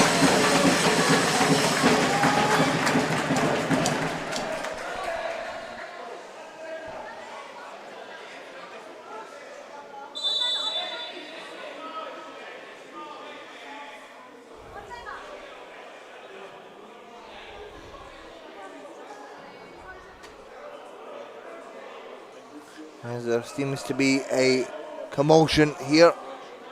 Referee's just discussing it.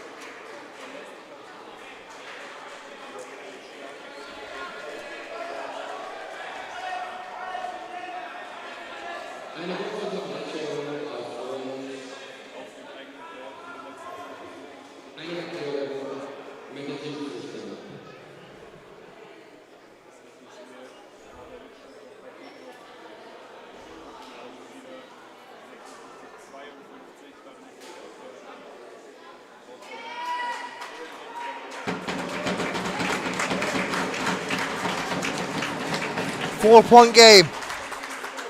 Just over 5 minutes left in the game.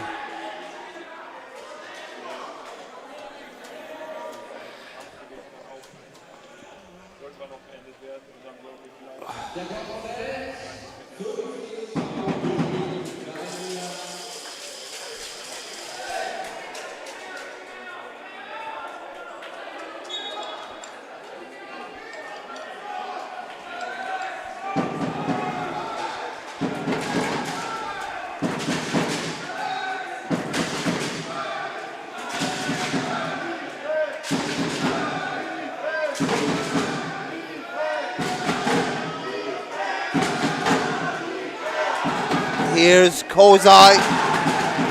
Will not fall. Jump ball.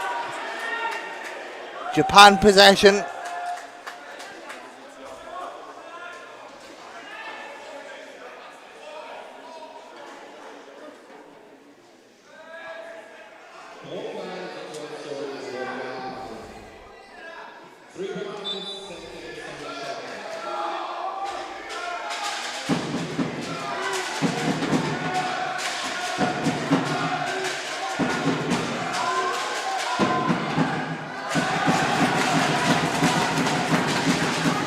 Nothing falling for Japan. Germany come back with it. And this raucous German crowd getting behind the home side. Halowski makes it a 2-point game and is heating up. Endgame situation here. And Japan with pace. Japan. The pressure is on.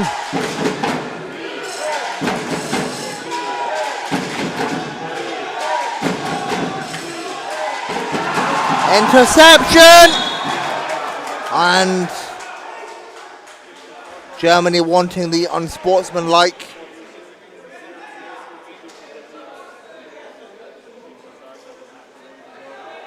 The foul will go against Shokai, but it's just a regular foul.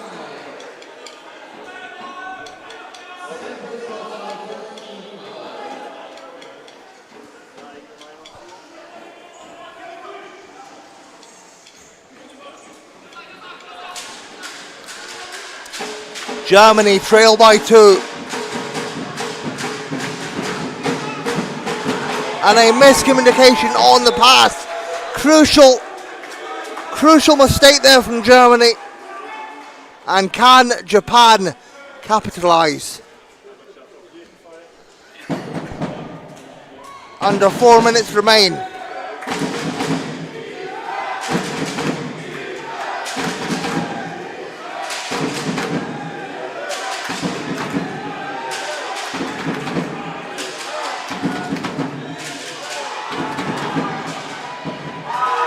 Good to go for Furusawa. Japan by 4.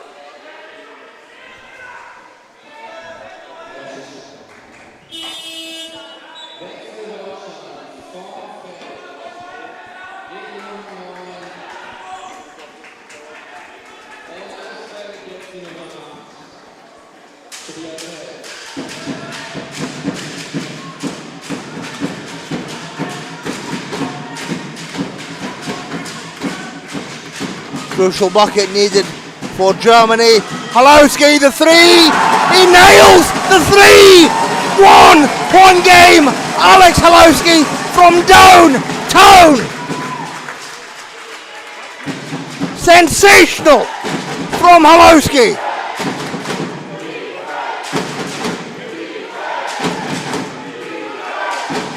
Here's Kozai. Japan slender 1-point lead. Make that 3-point lead.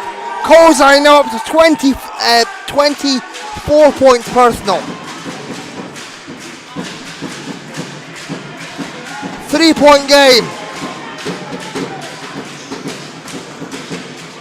End game situation here. Halowski once again. Boomer.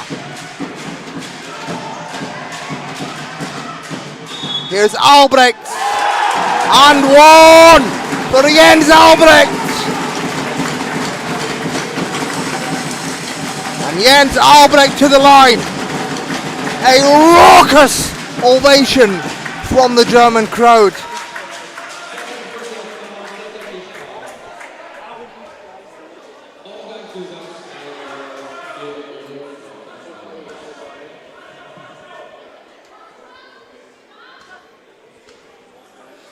And Albrecht with a chance to tie the ball game.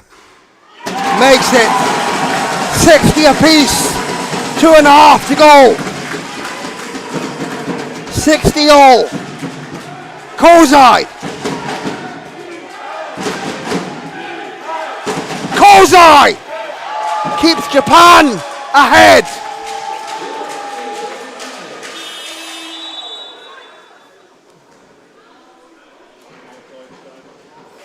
And a timeout called. End game situation here. 2 minutes, 5 seconds left in the game. Japan by 2. What a incredible electric game here at the Nations Cup. A barn burner.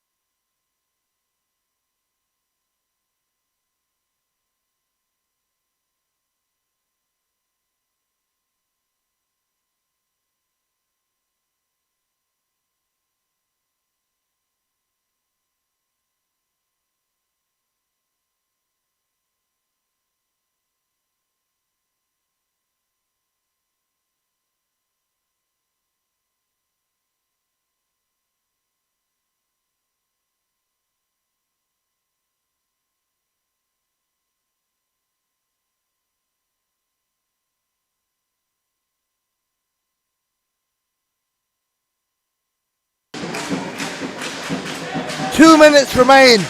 Japan by 2. Crucial play here for Germany. Pass to Albrecht. And the layup is no good. Albrecht is too far underneath. And Japan, can they capitalise? They have a 2-point lead. Can they extend? Kozai.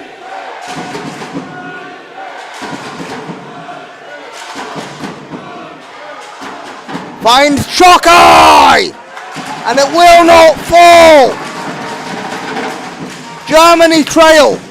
Boomer, hook pass. And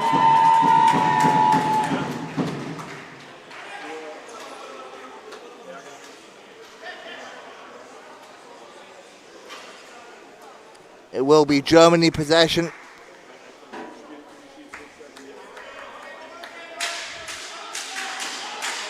Sixteen to shoot for Germany. Here's Halowski.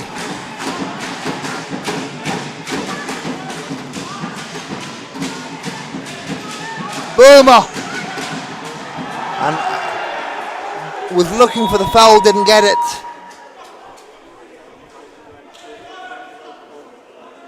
Minute and change. Japan by 2. This is a crucial chance for them to extend. Final minute. Japan up 2. Furusawa finds Akaishi, back to Furusawa. Furusawa is fouled on the shot. Foul goes against Halowski.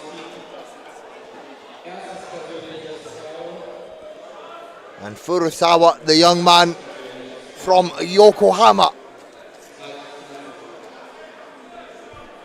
Crucial free throws for the young man.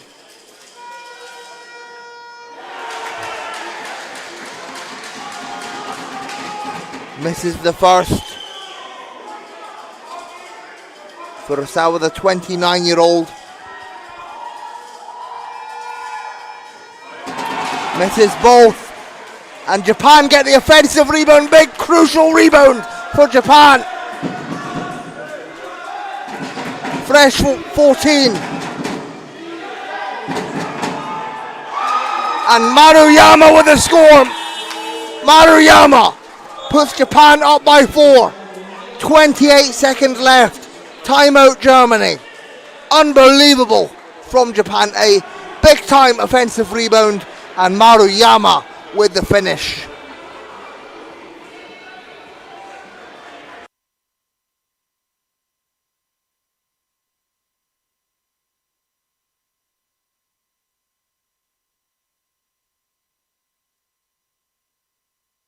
And please get involved in the live chat. It'd be great to see your comments. as Jan Haller talks it over with his team. Jan Haller was appointed coach of the German team at the beginning of this year. Haller, a 4-time Paralympian. He won the bronze medal in Paris last year. And a very experienced staff alongside Haller, Martin Kluk and Gu Meyer.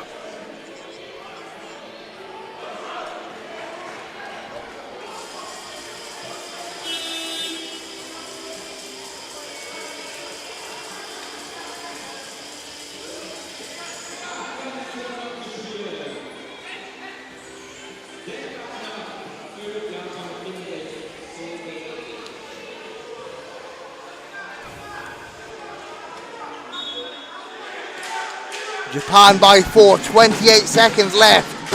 Big time play needed for Germany.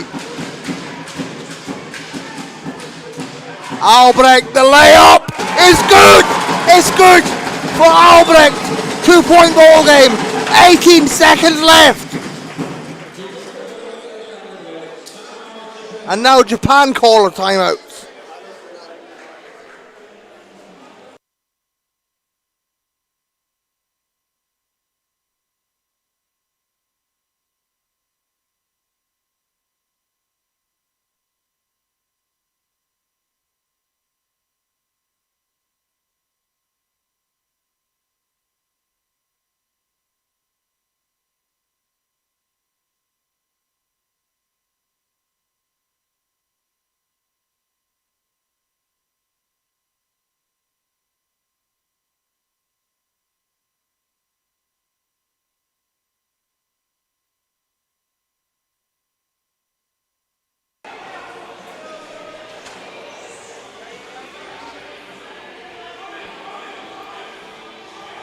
It's clutch time, ladies and gentlemen.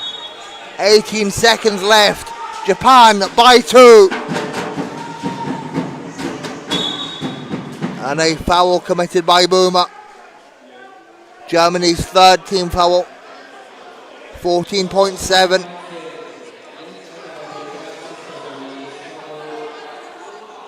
And Germany will tactically foul to send Japan to the line. And they break away. Chokai at pace finds Kozai wide open, and he misses. No, sorry, that went in. Sorry, Kozai scores the layup. Almost thought it went over the.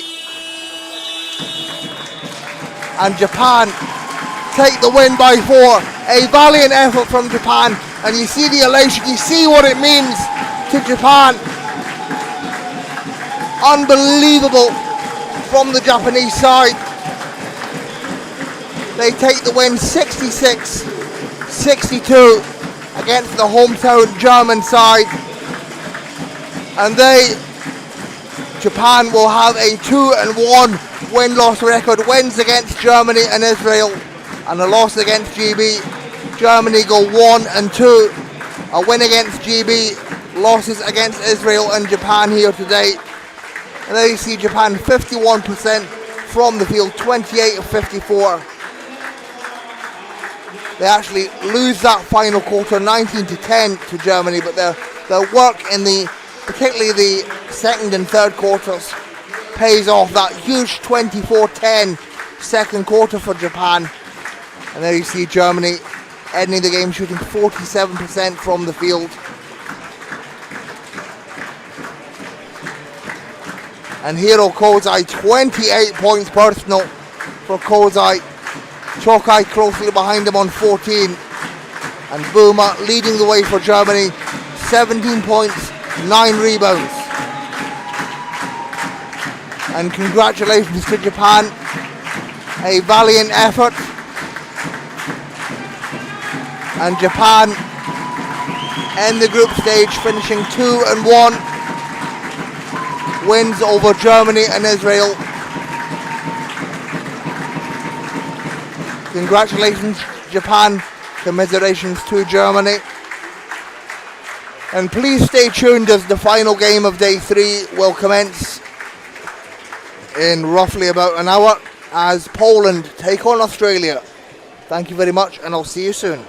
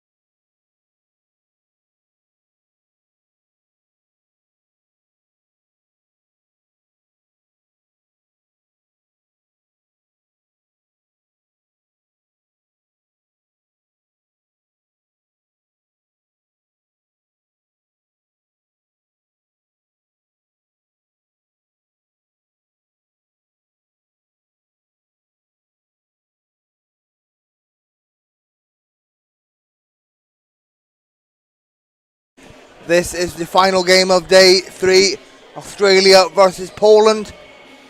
And for Australia, the starting 5, O'Neill, Thorne, Latham, Jalen Brown, Blair and Evans. And for Poland, it's Mosler, Filipski, Bandura, Maciek and Balcerowski.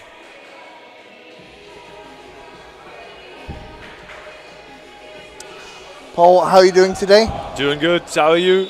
Yes, I'm good, thanks. Excited for this final game of day 3. Australia versus Poland. Australia are undefeated in the tournament, and Poland with a win over NCC and a loss against the Netherlands. Final group game here today at the Nations Cup, Cologne. And we see Mateusz Filipski. You've seen him hit a dagger of a 3. Yeah, very deep one. Deep one yesterday, yeah, as you mentioned. And yeah, this is for all the marbles, I think. Australia, as you mentioned, undefeated. Poland with 1 win and 1 loss. But if Poland managed to win here, they would win the direct comparison to Australia and would face Great Britain in the match for gold tomorrow. So is Great Britain confirmed in the final? If I'm not completely mistaken, yes, because they won 2 matches as well as Japan. But since they've beat Japan, in my mind, they've won the direct comparison and should be confirmed for the gold medal match, if anything else. So if Australia win, we are in for a Australia GB final. Yeah, that's going to be a good one, I think. But first, they'll have to get past the Poland side, who also showed a lot of promise this tournament so far. Let's see how this one goes. Excited. What are your predictions early on, Dylan? I have to predict with Australia, although Poland will not go down without a fight. So interesting to see. Of course, the team in red, Poland, will have their sights set on the European Championships in Sarajevo. Australia, the reigning Asia Oceania champions. As Mosler gets it to go, the big man. And Australia back on the attack. Here's the young man, Jalen Brown. And Bill Latham couldn't get that one to go. Of course, in the game yesterday, Australia-Netherlands, Bill Latham shot over 83% from the field. Big performance by him yesterday. Incredible efficiency, scoring however he wants, missing his first one today and giving Poland the opportunity to go up by 4 early on. Yes, Mosler once again dominating for Poland. Plays his basketball over in Sassari in Italy.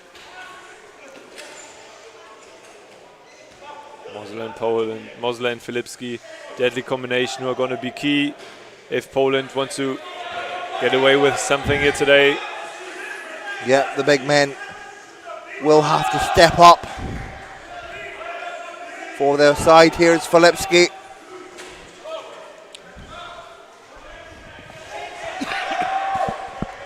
One of the greatest shooters of all time, or regarded as one of the greatest shooters of all time. And Brown gets the and one. Great awareness there from the young man. The foul will go against Filipski. And Jalen Brown averaged 19 points and 13 rebounds in the Champions Cup final for this year.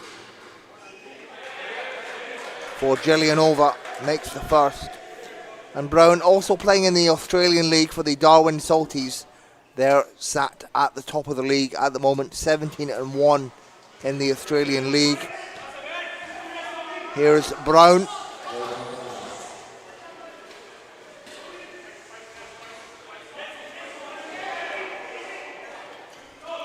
And O'Neill Thorne lets it fly, it's no good. Blair at the baseline, bang for Yannick Blair. Back into this one now, Australia, after a strong start from Poland there. But now answering back with 3 quick points of their own. But now challenged defensively again.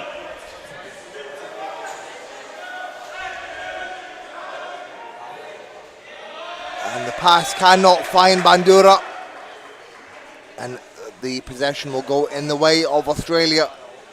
They trail by 1, and the Australians, they'll continue their European tour as they'll head to Italy after this tournament concludes in a 5-game series against the Italians, as Latham delivers for the Rollers.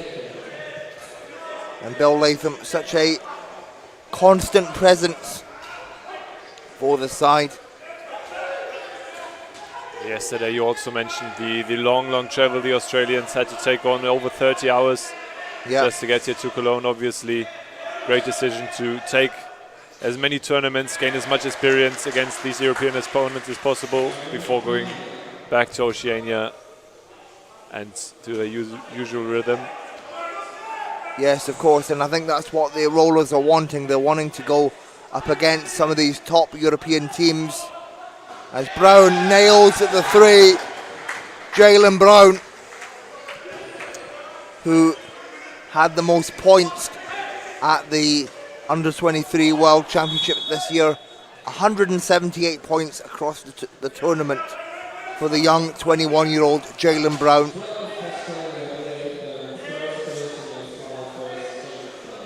Australia up by 2.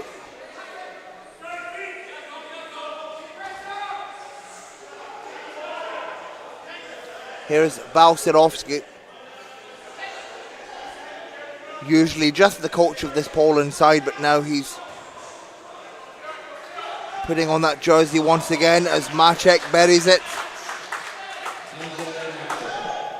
Yeah, great back and forth game so far with both sides showing what they're capable of offensively. Nothing to separate them so far.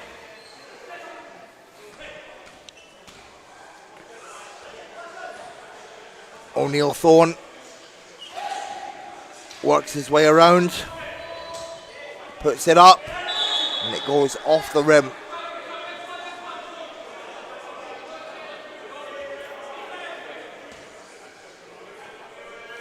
Poland possession.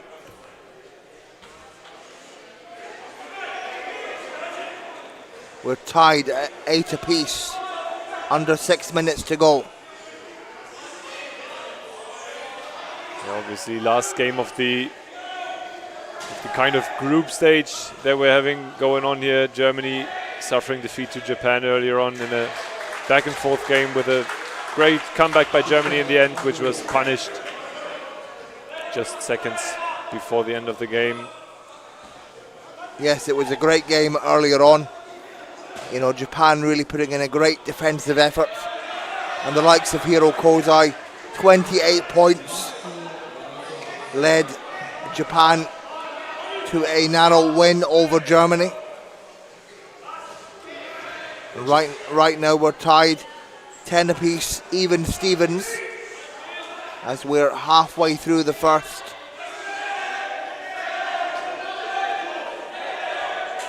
Filipski has to launch it. Oh, it goes off the back iron. Wouldn't have put it past him to put this one into the rim. And Bill Latham immediately back down the other end, puts Australia in the lead.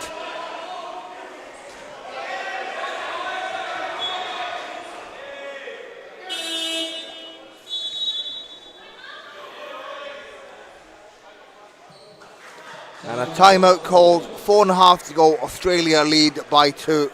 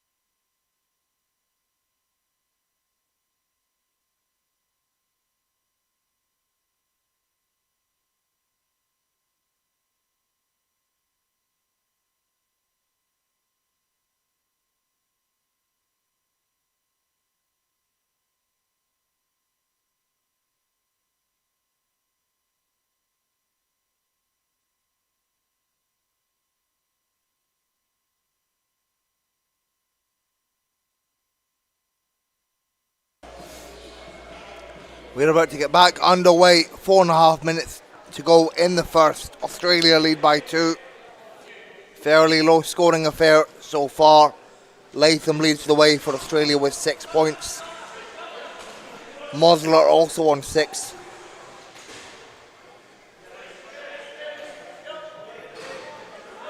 Yeah, puts one up.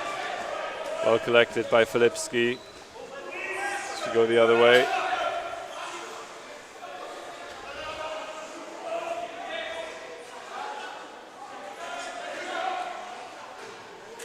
And it's good to go for Balcerovski. He's played his basketball in Malaga this season, as his son is a top player in standing basketball.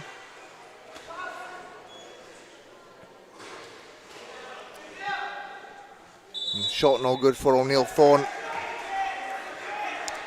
3-second call on Luke Popo. We are tied at 12 apiece. 3.5 to go. Macek up the floor to Bandura.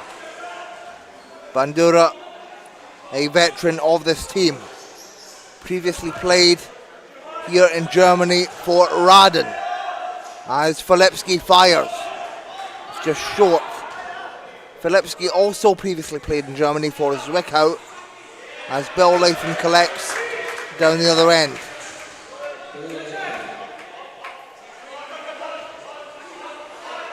And Latham being a stoic presence as he usually is. Yeah, also great game yesterday in the what we thought would be a close affair, but in the end, in the second half, Australia really turned it up against the Netherlands. Also thanks to a great performance by Bill Latham. Yeah, and Australia look like they're doing the same here. They're now up by 4. Let's see if this momentum will continue for the Rollers. An 8-second violation on Poland.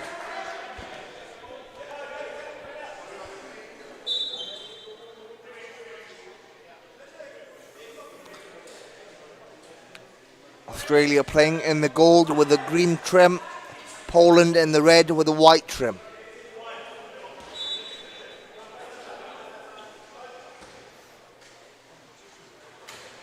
Here's Tristan Knowles, the veteran. 6-time Paralympian, finds O'Neill Thorne. 4-3, and he knocks it down. Tom O'Neill Thorne. A great run by Australia, now up 7 against the Polish side, who started this game very well, but is now struggling for answers. Have no answer to the efficiency, especially from outside, with Knowles and Brown both nailing their 3-point attempts.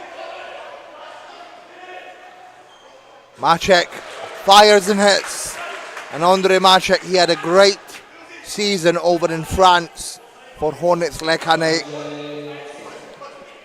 Reached the Euro Cup 2 final as Knowles goes from deep, and Australia beginning to extend their lead. Knowles and O'Neill Thorne from deep. Yeah, they're running really, really hot now. Not letting Poland have anything, as there's foul calls in midfield area, I think, on Knowles.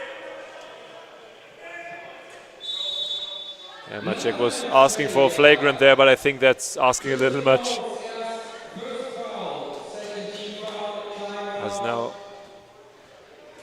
there's a timeout called by Australia. We're looking to extend on their lead going into the final minutes of this first quarter here.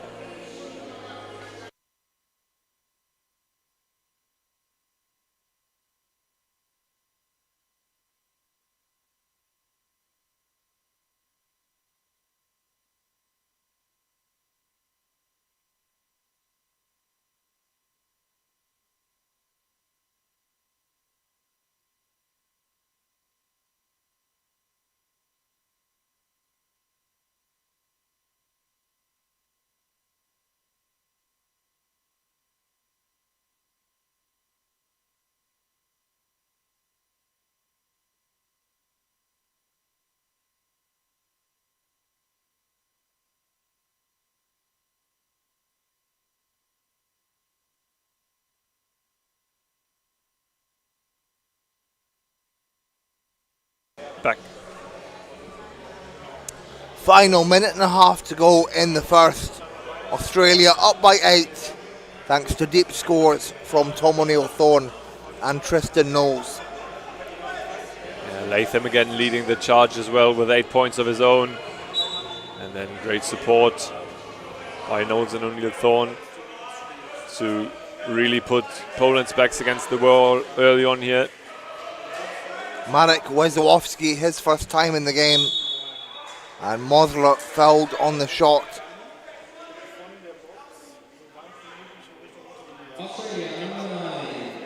Two shots to come for the big man from Lengino. 19 points, 11 rebounds for Mosler this season, averaging it for Sassari in Italy. Paralympian at London 2012 and a one-time Champions Cup winner with Landil. Makes 1 of 2.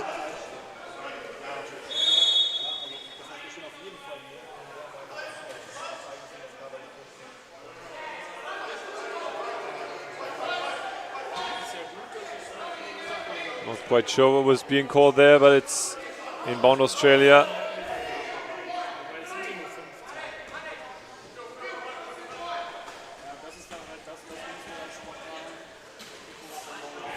O'Neill-Thorne gets it to go. Nice drive from Tom O'Neill-Thorne. For my money, has been the best player in Spain this season. MVP for Ilunion. Final minute of the first. Here's Poland with Mosler. And Balcerovski, the veteran, gets it to go. Great work by Mosler there. Couldn't quite find the angle under the basket, but good job and good vision as well to set up his teammate to cut the lead back down to 7. Just 22 seconds to go here. O'Neill-Thorne 4-3. It rattles out. And it's intercepted. And Australia slow it down. They'll look for a buzzer beater. Knowles 4-3. Can't get it to go. And at the end of the first, it is Australia that lead Poland 24-17. A 7-point lead for Australia. Yeah, that's the first half, the first quarter they can be happy with. Poland matching them early on, but then just no answer for those deep points, especially by Knowles and O'Neill-Thorne. So now they'll have to find a way back into this game somehow going into quarter number 2. Yeah, spread out scores for Australia. You've got Bill Latham with 8, O'Neill-Thorne with 5. And for Poland, it's Mosler leading the way with 7. Poland again, ridiculous efficiency, going 8 for 8 from the 2-point line, and then missing those long shots, but still can't foul them for not making their shots. Ridiculous efficiency, have to keep that up. Wow, I mean, I didn't even realize that. Wow, that's crazy. Went over my head as well. That's insane. And you have to remember, one of those 3 points was the 40-yard attempt by Filipski, which had no right to even be near the ring. But yeah, they have been really efficient so far in this tournament here in Cologne, showing up for their country when it matters.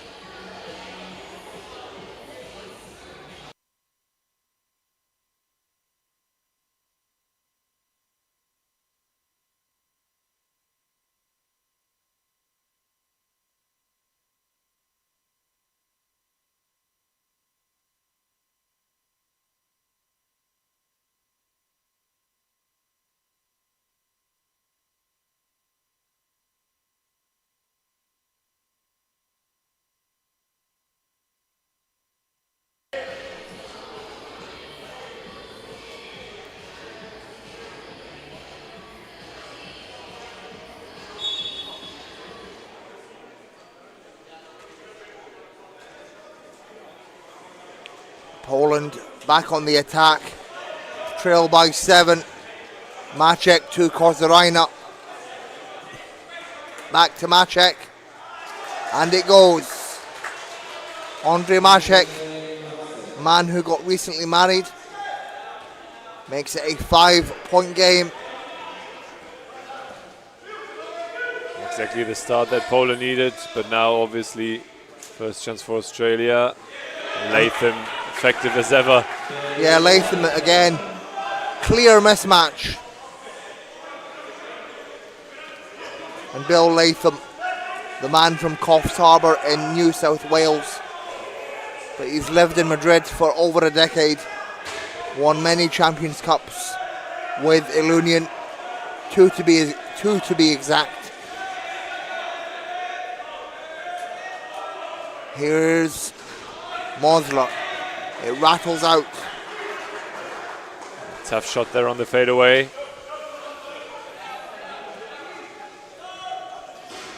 Knowles from the elbow, but again rattling out. These rims being unforgiving. And Maciek fast break is good. And that is sensational from Maciek. One of the best 1.5 classification players in the game right now. And if I'm not mistaken, that miss by Mosler was the first 2 points that Poland did not manage to put inside the rim this game so far, which really shows how efficient they've been. And O'Neill Thorne brings Australia back out to a 7-point lead. Both teams really pressing on the gas now.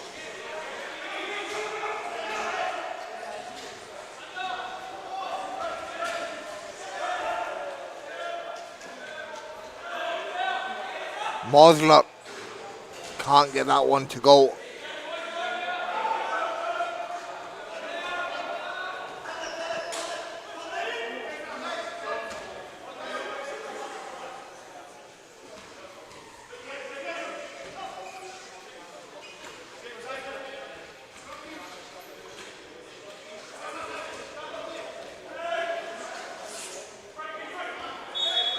And the pass cannot find Frank Pinder. Turns over the ball. Yeah, great effort from Poland there defensively to force Australia into these awkward situations. Run out the shot clock. Decided against the shot, tried to go for the pass, but just wasn't in reach, and also no time in the end.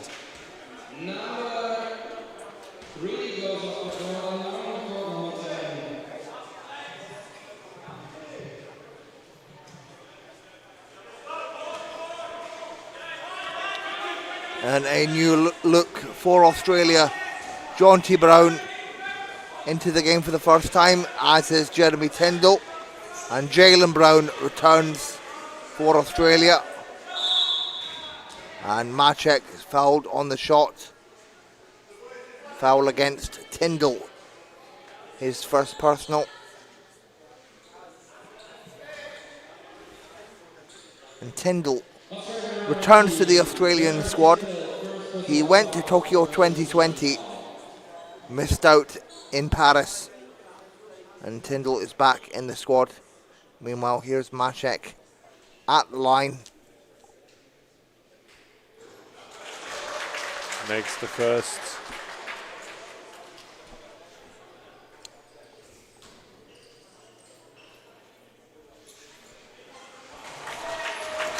And 2 from 2 for Maciek. Poland have brought this back to a 5-point game. And Brown at pace. The layup is good. And what a great young talent is Jalen Brown. And here's Kozaraina. Up the floor to Maciek. And an offensive foul on Maciek. Charge. Yep. Great defense there. Put his body on the line, and Maciek not getting that one to go, but wouldn't have mattered anyway, as the charge call was made before he scored. Brown the other way.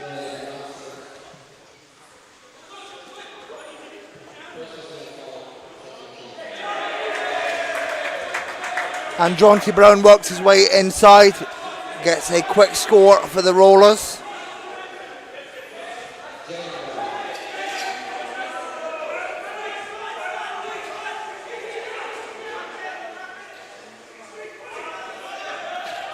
Wezłowski from range. Poland really not letting this one go. 6 points the deficit now. Great start into the second quarter. After a good run by Australia to end the first. They've now found their footing back. Great finish there from O'Neill Thorne. Poland really not backing down. It's always been in their nature to fight for the victories.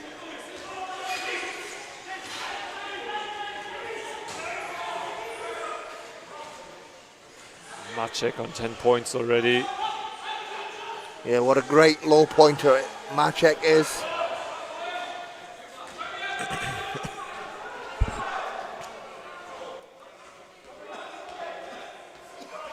O'Neill Thorne the other way into scoring position, and that is an easy bucket for Jonty Brown. And just like that, Australia are up by 10. That forces Poland to call a timeout.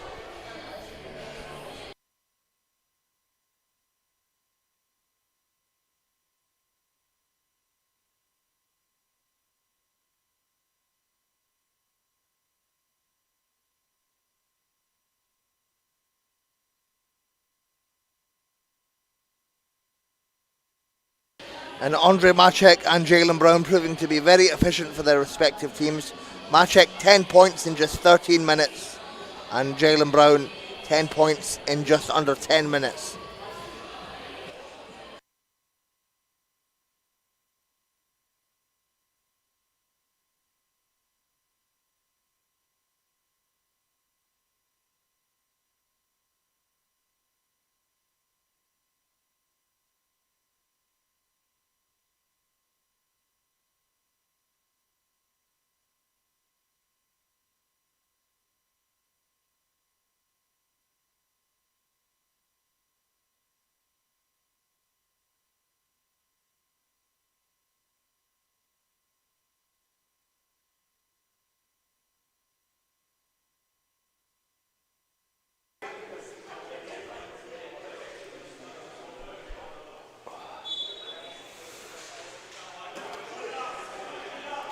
Bandura coming back into the game for Poland, as is Filipski.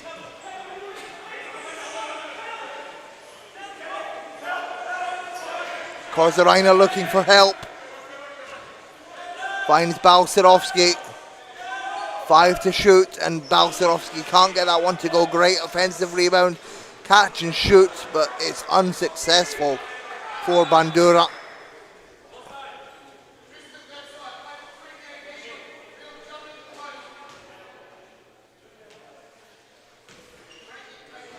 And this Poland team, they've got this veteran experience. A lot of their players played back in London 2012, going on 13 years ago now. Australia with a mix of veteran experience and youth. As Tristan Knowles finds Tristan Knowles finds Bill Latham.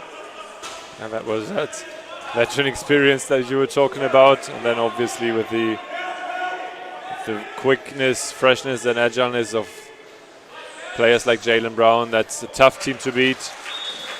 Yes, Jalen Brown, only 21 years of age, made his Paralympic debut in Paris and won for the future. He top scored at the Under-23 World Championships back in June. 178 points across the tournament. A great effort from the 21-year-old.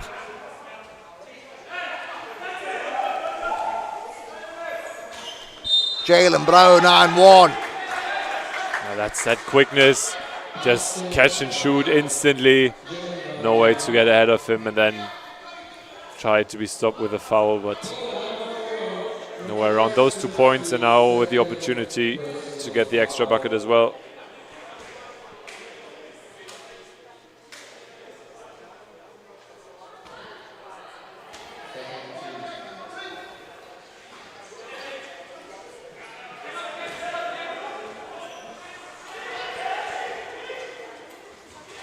Oh, great play from Australia. Latham just can't get the finish. Yeah, that's Poland ball again, but now 12 points the deficit with just under 4 minutes to go in this first half. I must admit, Australia beginning to look comfortable. Really finding their rhythm. Jayden Brown also now getting warmer, 10 points of his own as well, together with 3 rebounds and 2 assists on the board. Kozaraina gets that to go. The young man that plays over in Gran Canaria in Spain.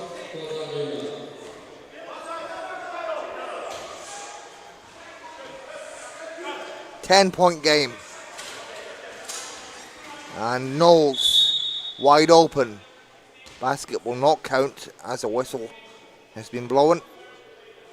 Yeah, foul on the other end of the court, I think. Jaylen Brown on the receiving end. So that's still Australia ball. And Blair will take care of the inbound.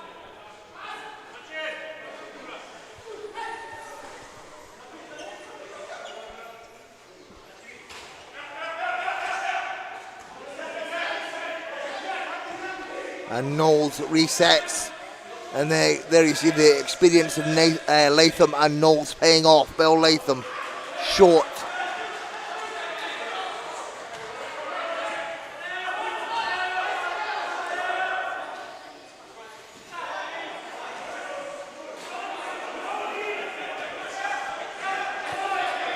Filipski yet to score in this game today.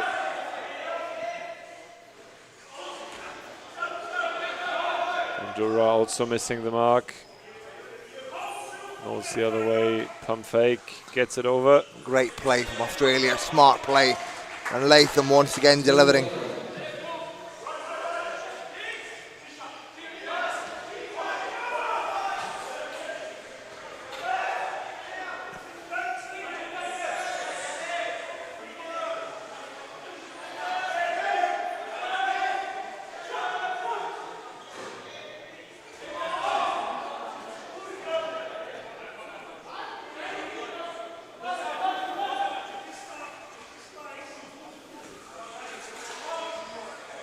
Knowles sets up and gets the shooter's roll.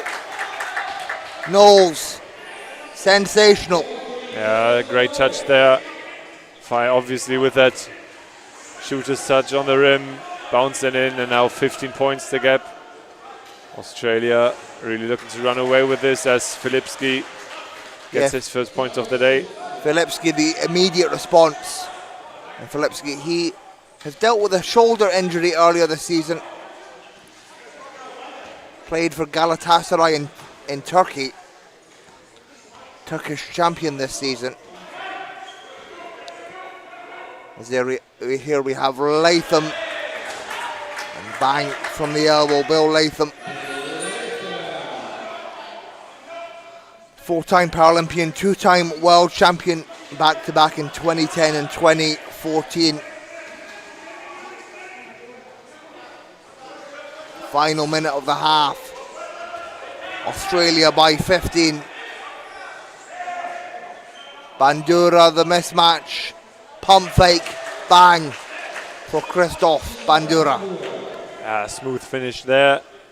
And now Australia with what looks like the second to last possession of this half. So looking to finish this half on their terms. 10 to shoot. Knowles, another three, this time it rattles out. Can Poland get a final offense off? And Filipski to Darnikovsky, the layup is good! Buzzer beater by Poland to finish this half with a still convincing lead, but a great way of them to come back into this game from the earlier 15 points deficit to pull it back to 11. But there seems to still be a second on the clock here. I believe Darnikovsky was fouled, so I believe that was an and one. Yeah, which makes this even better. Chance to pull it back to 10 even. Poland really not to be counted out yet.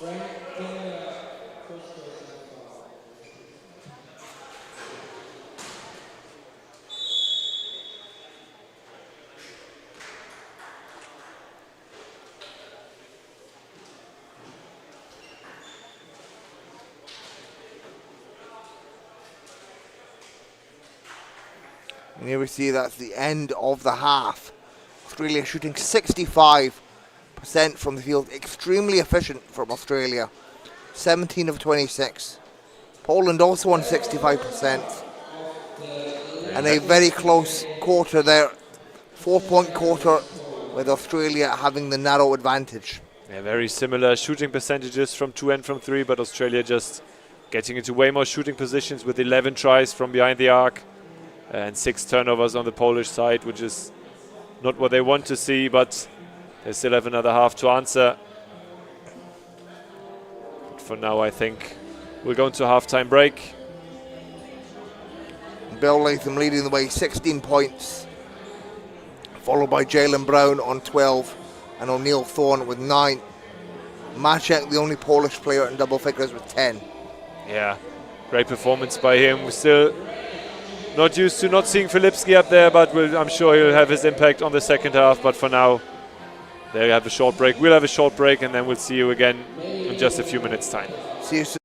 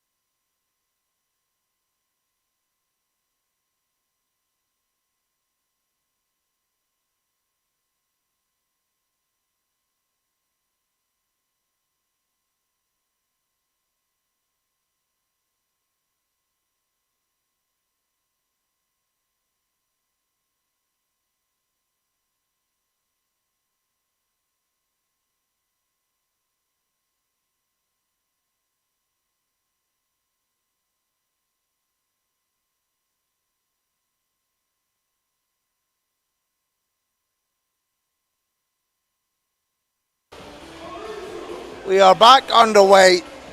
Final game of day 3 here at the Nations Cup Cologne. As Australia have an 11-point lead over Poland. A strong start for the Rollers. However, Poland not backing down. Yeah, no, they just seems to not be a way to break their spirit so far this game. Always have been able to find an answer to everything Australia put in front of them. Except for those few runs with Australia now leading by 11. Here's Jalen Brown, can't get that one to fall. Australia looking to keep their unbeaten streak alive here after the long travel's over. Obviously looking to finish this one in the best way possible before going on to the next tournament in Italy.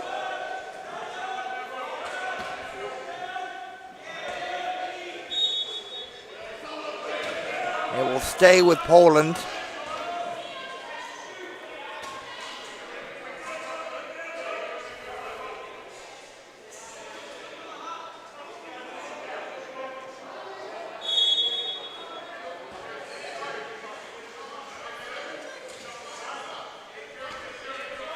Deflected.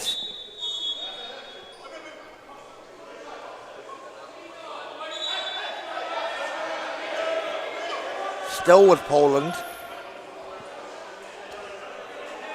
Still 14 on the shot clock, so... Oh no, Australia ball now.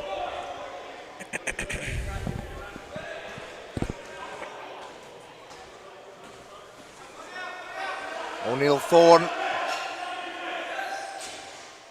finds Latham with the mismatch, and that is money for Bill Latham. Yeah, 18 points already. Yeah, 18 points already for Bill Latham. Being as efficient as he was in the game yesterday.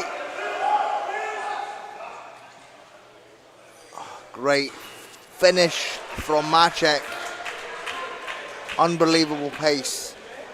Beautiful answer from Poland there. First with a half-court pass and then quick thinking, quick work to get the ball into the scoring position, and Maciek's not going to say no to that one.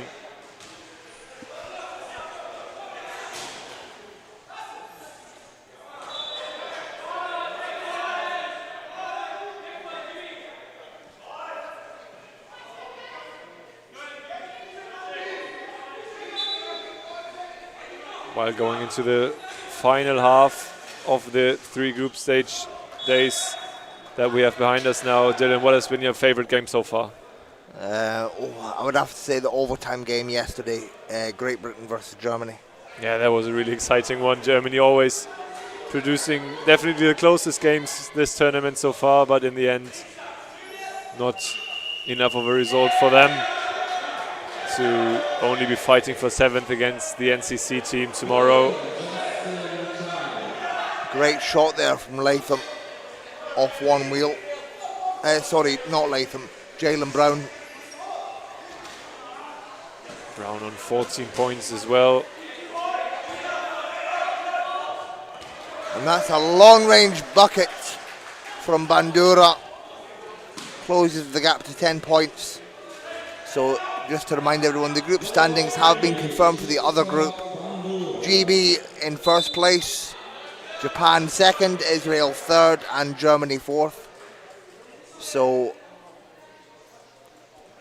Australia fighting to get pushed into, Australia fighting to keep the top place in this group. Poland likely to finish third. However, we won't know until the conclusion of this game. But the Rollers are on track to meet Great Britain in the final tomorrow. Yeah, that's going to be one hell of a game. It's going to be a banger. Yeah, I'm sure it will be. Obviously going to be tough test for both sides, but also great preparation for the important upcoming tournaments later this year. Of course. Yeah, Poland going to the European Championships, and Australia defending their Asia Oceania title as Maciek delivers down the other end. Big N1 there. Poland good start into the second half. And obviously you spoke about the European Championships still, and make sure to tune in tomorrow at 4 for the draw. Oh yeah, of course, the draw for Division A. That's going to be interesting as well. All of the European teams are going to look forward to that one.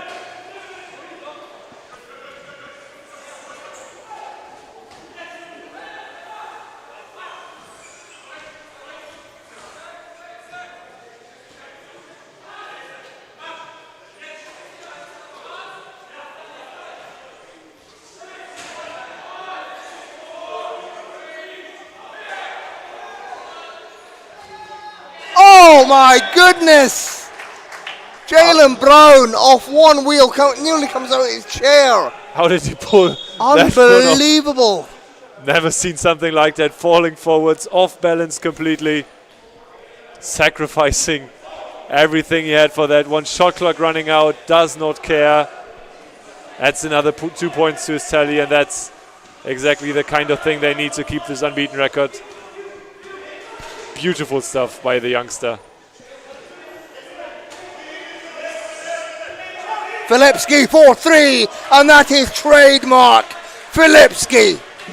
Just trading highlights in this game, these two teams. Oh my days. I see you're falling, beating the clock. 2-point play, Jalen Brown, and I raise you. A 3-point dagger of my own. Great stuff on both ends.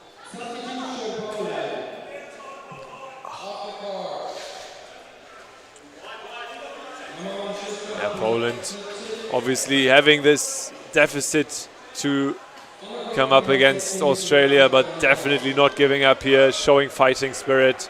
And Filipski now leading the attack once again.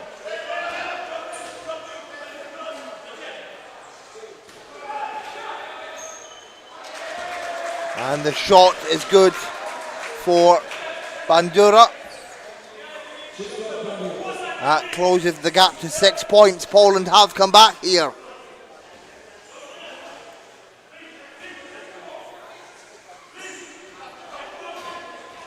And Maciek really stepping up big for Poland as well. 14 points by him. And Filipski providing 5 assists. Yannick Blair just collects his own miss and scores on the second chance.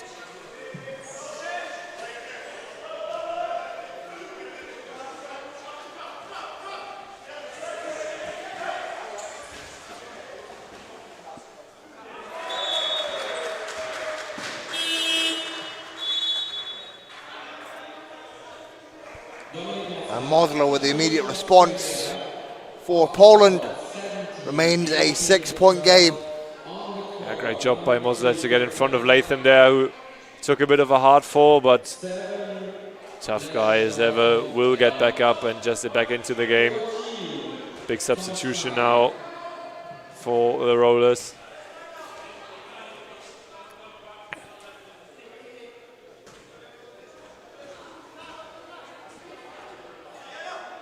Popel, a 3, and it rattles out.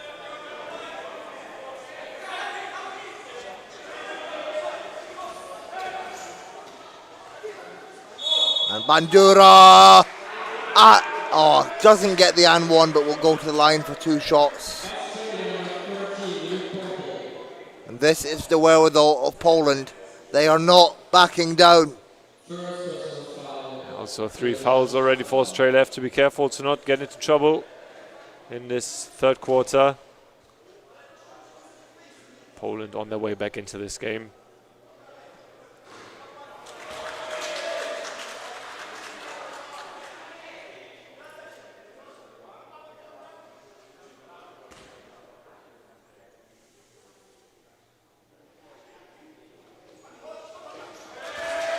And Bandura makes both. It's a 4-point game, 5.5 to go in the third. Poland have come back. Here is Popel. Dalton, his senior debut with the Rollers. And Jalen Brown can't get that one to go. Here's Filipski, the man, the heart and soul of Poland.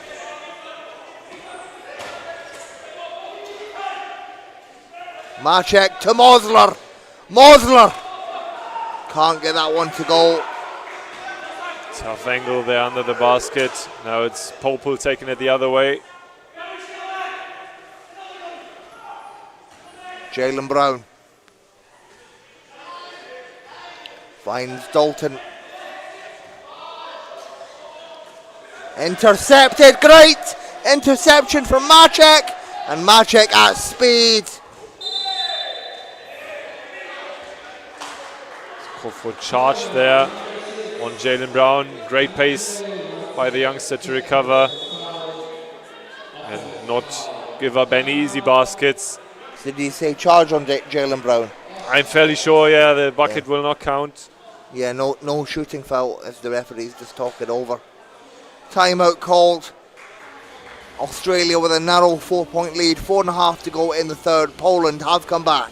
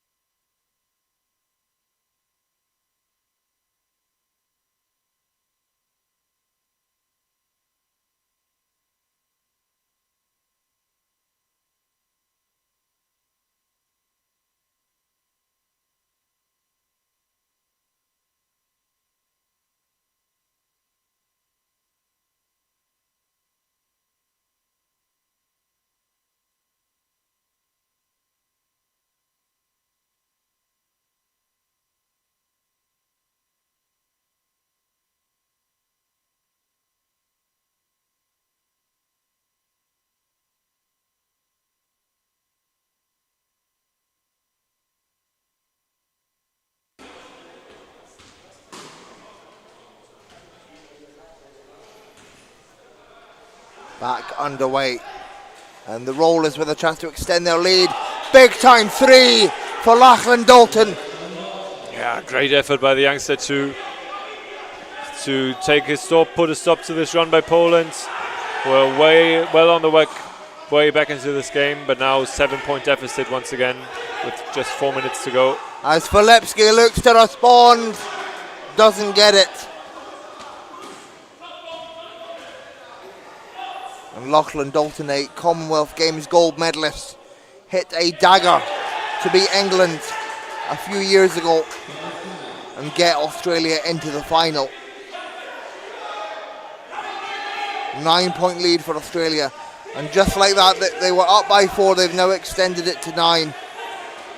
Huge plays for the Rollers. Mosler with, he can't get the response. Perfect answer by Australia there coming out of the timeout, telling Poland, we've seen your comeback and we raise you 5 very quick points.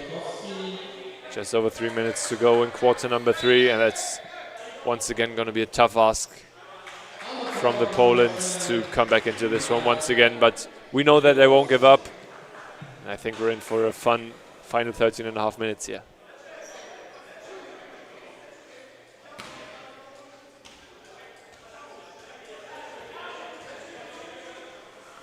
Dalton once again. He plays over here in Germany for Zwickau. And Jalen Brown at the elbow. And now Australia with a double-digit lead. They're up by 11. The perfect response coming out of that timeout, as you said, Paul. Yeah, that's exactly what they needed, and Jalen Brown just making it look easy from the mid-range once again. Two-way Filipski now, 5 to shoot, puts it up. No good. Back iron, great rebound there from Popel.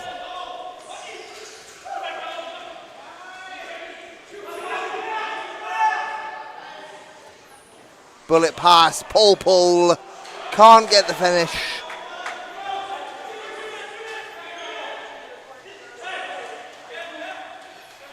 Maciek Again, unable to finish. Tough lay there.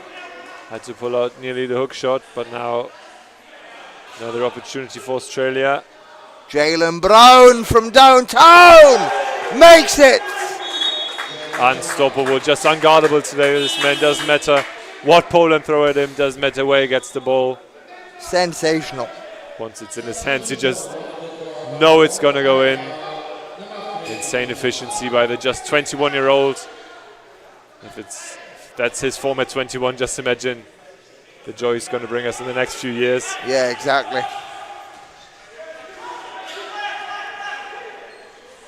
Final 2 minutes. And Poland scrambling, they look lost. They're down by 14. So a quick 10-point advantage as this third has gone on.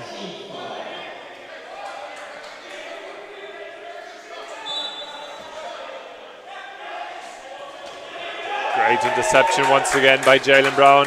He's on his way to his next 2 points to put his tally up to 21, and that's an easy one for him. 21 for the 21-year-old. Yeah, just insane numbers in just over 23 minutes that he's putting up, and that's the kind of buckets Poland should not be giving up, and it almost looks nearly impossible now, as Australia's just outnumbering them, it feels like.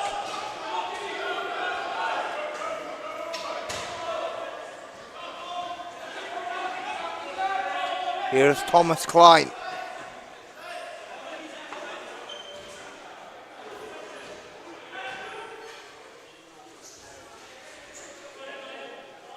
Dalton inside. Too hard off the glass. And we are in the final minute of the third. Bandura.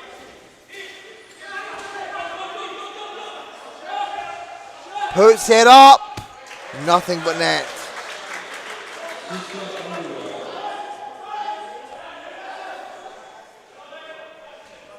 Just about 40 seconds to go now. Australia, I think, looking to take as much time off the clock as possible with this one, because they're going to be very happy.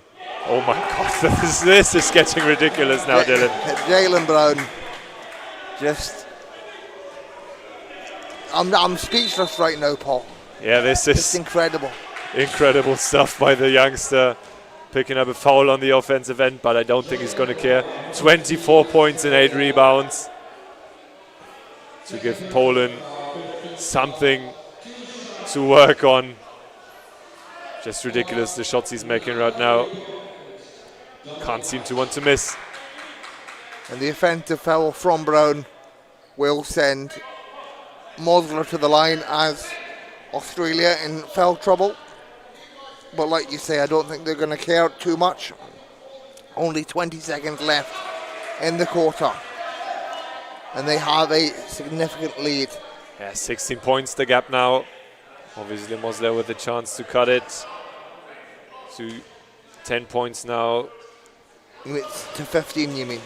Oh yeah, sorry, no, 10 points for Mosler himself. Okay, sorry. But still a 16-point deficit, and now Australia in control, and they seem to cruise towards a third victory and 3 attempts here in Cologne. Great performance by the Rollers. Can't believe it. Jalen Brown missed to round out the third quarter. Did not think we would see that today again. I legit thought he was going to make it there.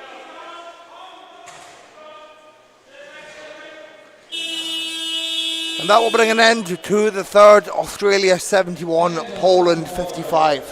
Yeah, that's impressive display by the Rollers in this third quarter, outscoring Australia by just 6 points, but it felt like way more.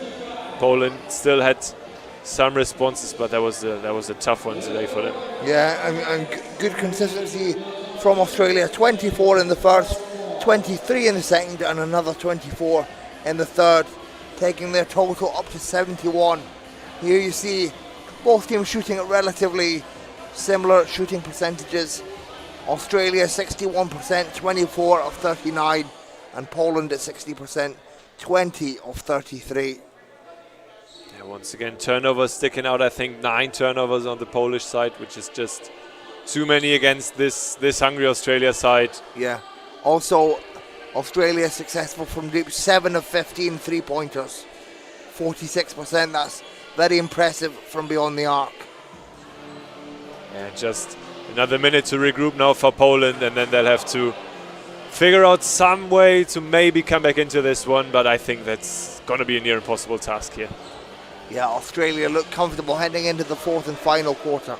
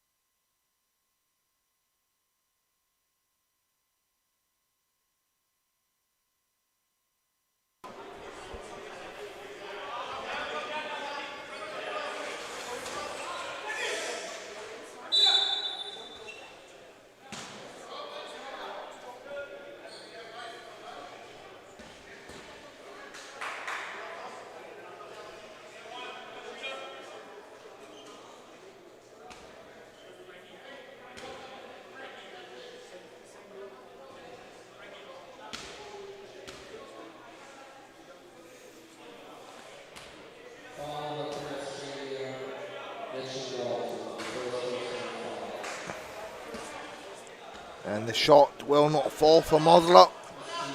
Australia with the possession. They're up 71 to 55. And if we start doing some mental math here, maybe trying to put together the games tomorrow, as Dalton leads the 3-point shot, we'll have Germany and the NCC team kicking us off tomorrow for the game against 7th. I think there was outside of the camera, but Filipski just made that one look easy. Obviously will not count. Did he make a three? Yeah, of course he made that. Crazy. Then Germany and the NCC team kicking us off tomorrow, as we said, and then yeah, and then we have likely Poland versus Israel. Israel, yes, that should be game number 2, and then the Netherlands, Japan, Japan, and then the grand final after the IWF draw. We'll have the GB. Rollers against Great Britain, right? Yeah, Australia, GB in the final.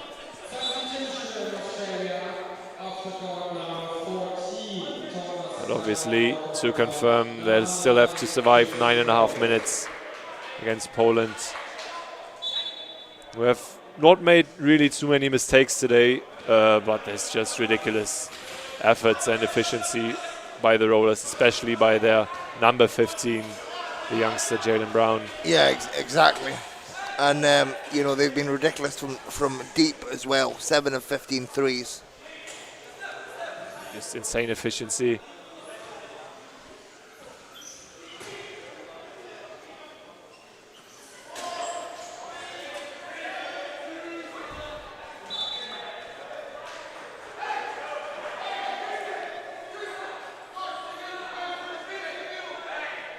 Jalen Brown, as we said, on 24 points. Now out of the game, replaced by Bill Latham, who's equally as impressive today, with them, two of them combining for over 43 points. Latham on 20.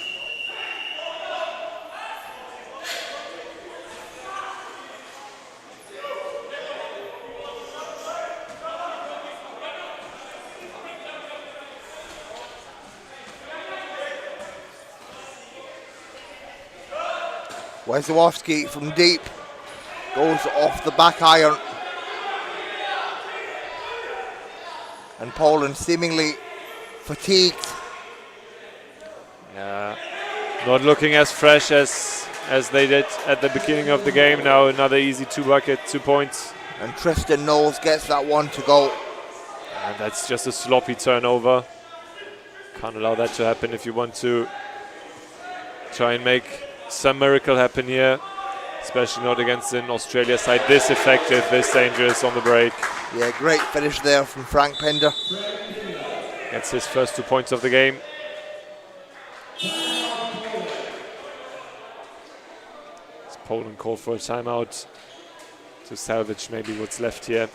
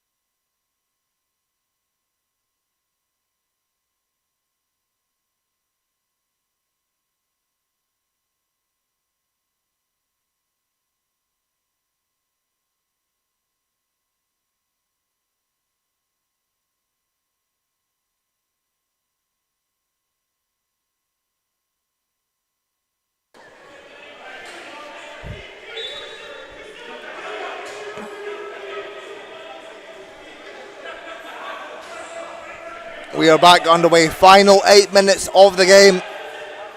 And Australia looking comfortable.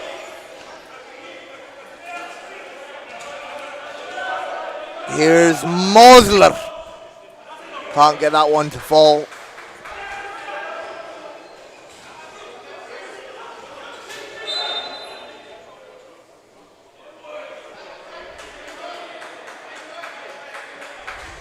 Kozarinya picking up the foul there.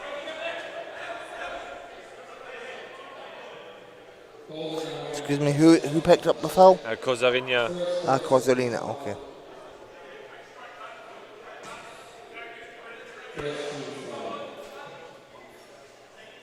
Here's Knowles, finds Dalton, and the three no good. Great hustle from Pinder, and it's kept in. Phenomenal hustle from the one-pointer. And it also, I think, sends a message to the Poland side, you know, yeah, we're up by 17 or what, but there's no way we're taking this one easy. If you want this, you have to fight for it. And I think Poland looking a little deflated here now. And Popel can't get that one to go.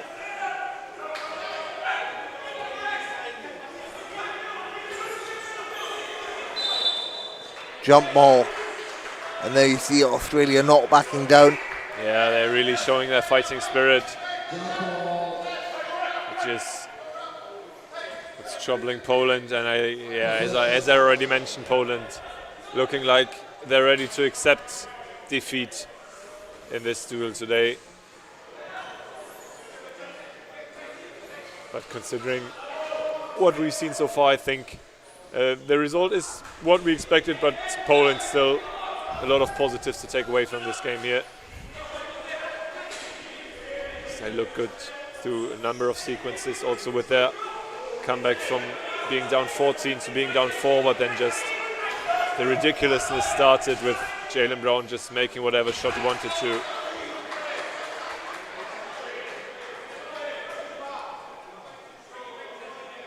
Australia's number 15 who's now been given a break, watching the final minutes from the sidelines.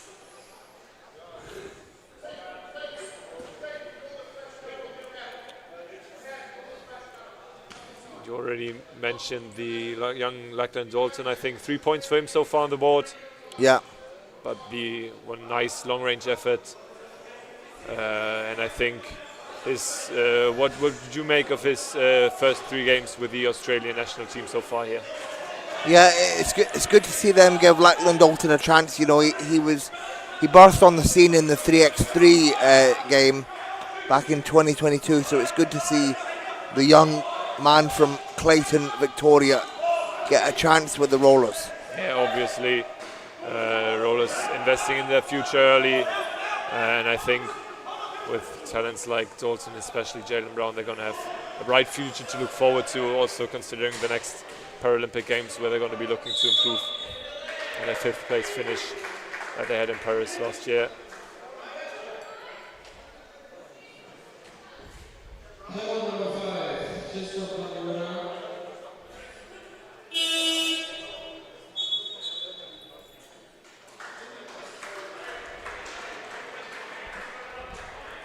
Pinder's going to be taken out for Australia now.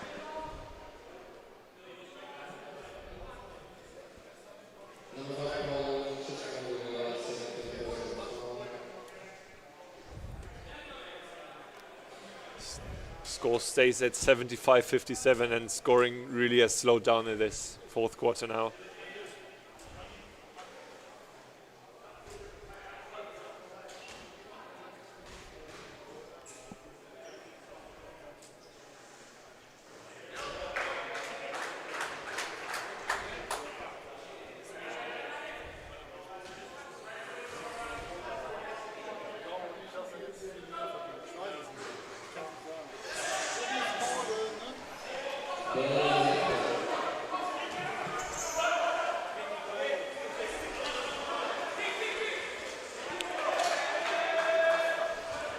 And a turnover from Poland.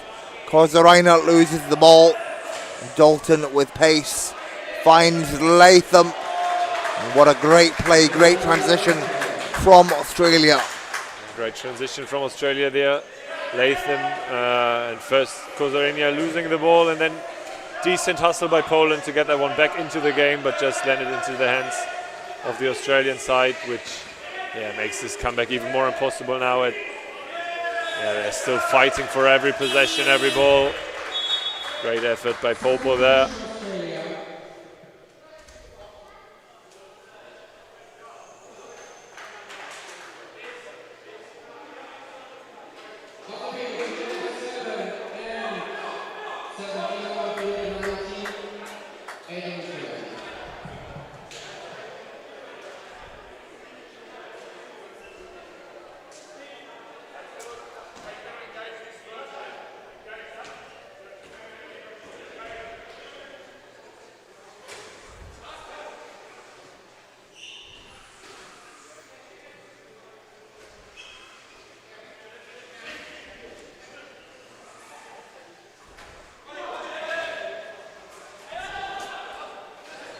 Great defensive effort by Poland there. Kozarinia the other way.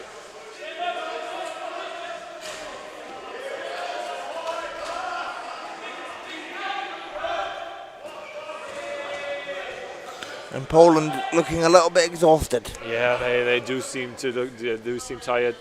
Made some easy mistakes on turnovers is there, and Australia, on the other hand, still looking sharp on defense, but scoring has slowed down significantly here.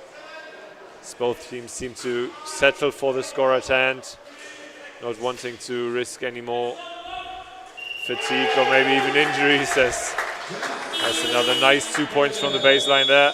Yeah, Jeremy Tyndall, great buzzer beater. And Australia now up to 80 points as a team. Timeout called.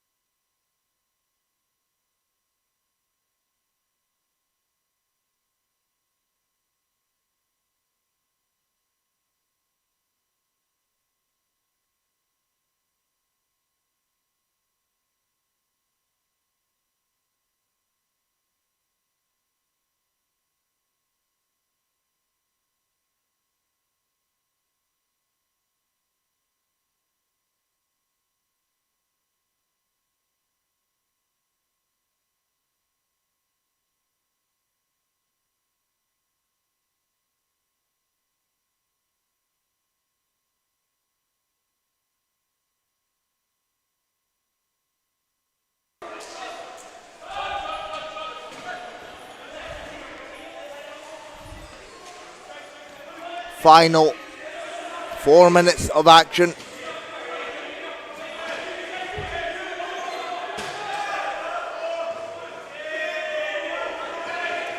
And Poland just not making the mark. And here's Jonty Brown. Yeah, obviously number 20 of the Rollers, familiar with this court here, having played for Cologne in the last few years.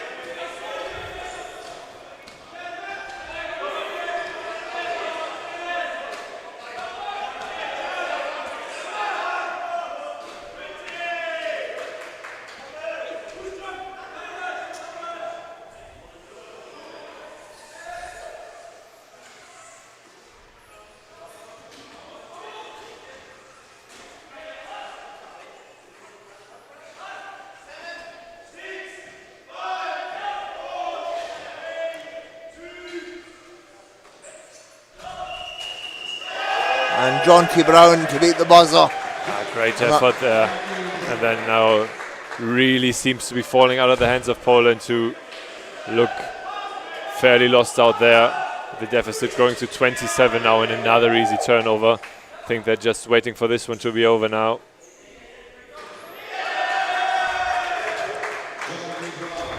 Georgie Brown, 4 quick points to add to his tally and recommend himself for a spot in the what is now very, very likely to be final between Australia and Great Britain.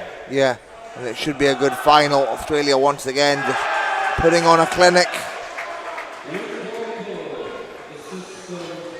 This is getting really one-sided now. 31 points now. Another easy turnover, no. Recovered just in time. With the N1-3, the first one of those we've seen this tournament. Wow. Wezowoski from deep. A bit of a frustration free at that point. And finishes that with the foul. Great effort.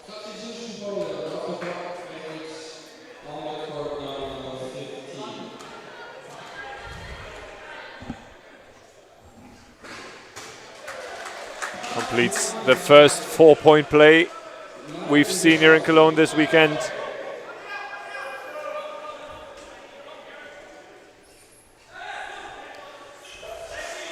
As Knowles lets that fly.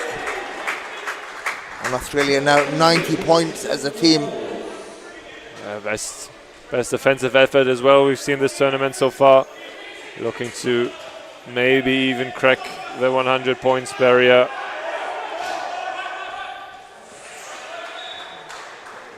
My basketball team, where I play for in my free time, the rule is whoever scores point number 100 has to buy a case of beer for the team. Maybe they'll have a similar rule over here.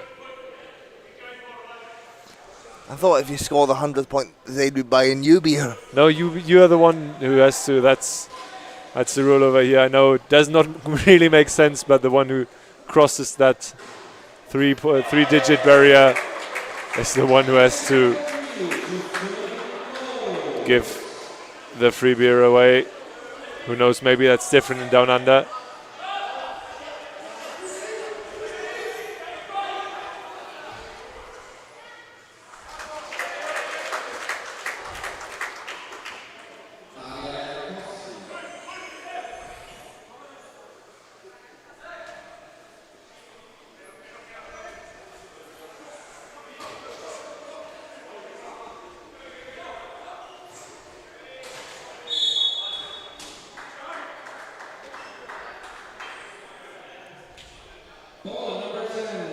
While this game is on the final stretch, looking at all the days we've had so far, who would you say is your MVP for this tournament? Who would you say had the most impact on his team? Tough one. Yeah, it's a tough one to finish the day off, but putting on the spot here a little. I'm trying to think. What, you mean overall or for each team? Yeah, no, overall. Do you have one player who really stood out to you? Honestly, I would say no. I would say players have stood out on their individual team, but overall it's a hard one to pick. Yeah, that's a hard one. Because every team had someone performing, stepping up when needed. And I think there's no clear winner. Because I didn't really have one in mind as well. I just was curious to see if you had anything to recommend there maybe. No, it's tough to choose for the overall tournament because there's been so many. No one team has dominated. Well, I suppose you could say Australia has in their group, but Germany didn't dominate. GB haven't dominated. Yeah, every team slipped up at least once, nothing. Except Australia. Except Australia, yeah. They're looking to finish this off on a high as well. The buzzer beater does not get to go, and we conclude with Australia 96. I'll tell you what, I'll give you my pick. Bill Latham, just because of how reliable he's been throughout all three of the games. Bill Latham is a fair shout, always showing up when needed, and obviously Australia with a great run and a dominant win to send them into the final of the Nations Cup Cologne this year. 96 points for Australia, and they will play GB in the final tomorrow. And Poland will play Israel We're going to sign off now, but thank you very much for joining us, and we'll see you soon. Yeah, thank you so much. Looking forward to tomorrow. Bye. Bye.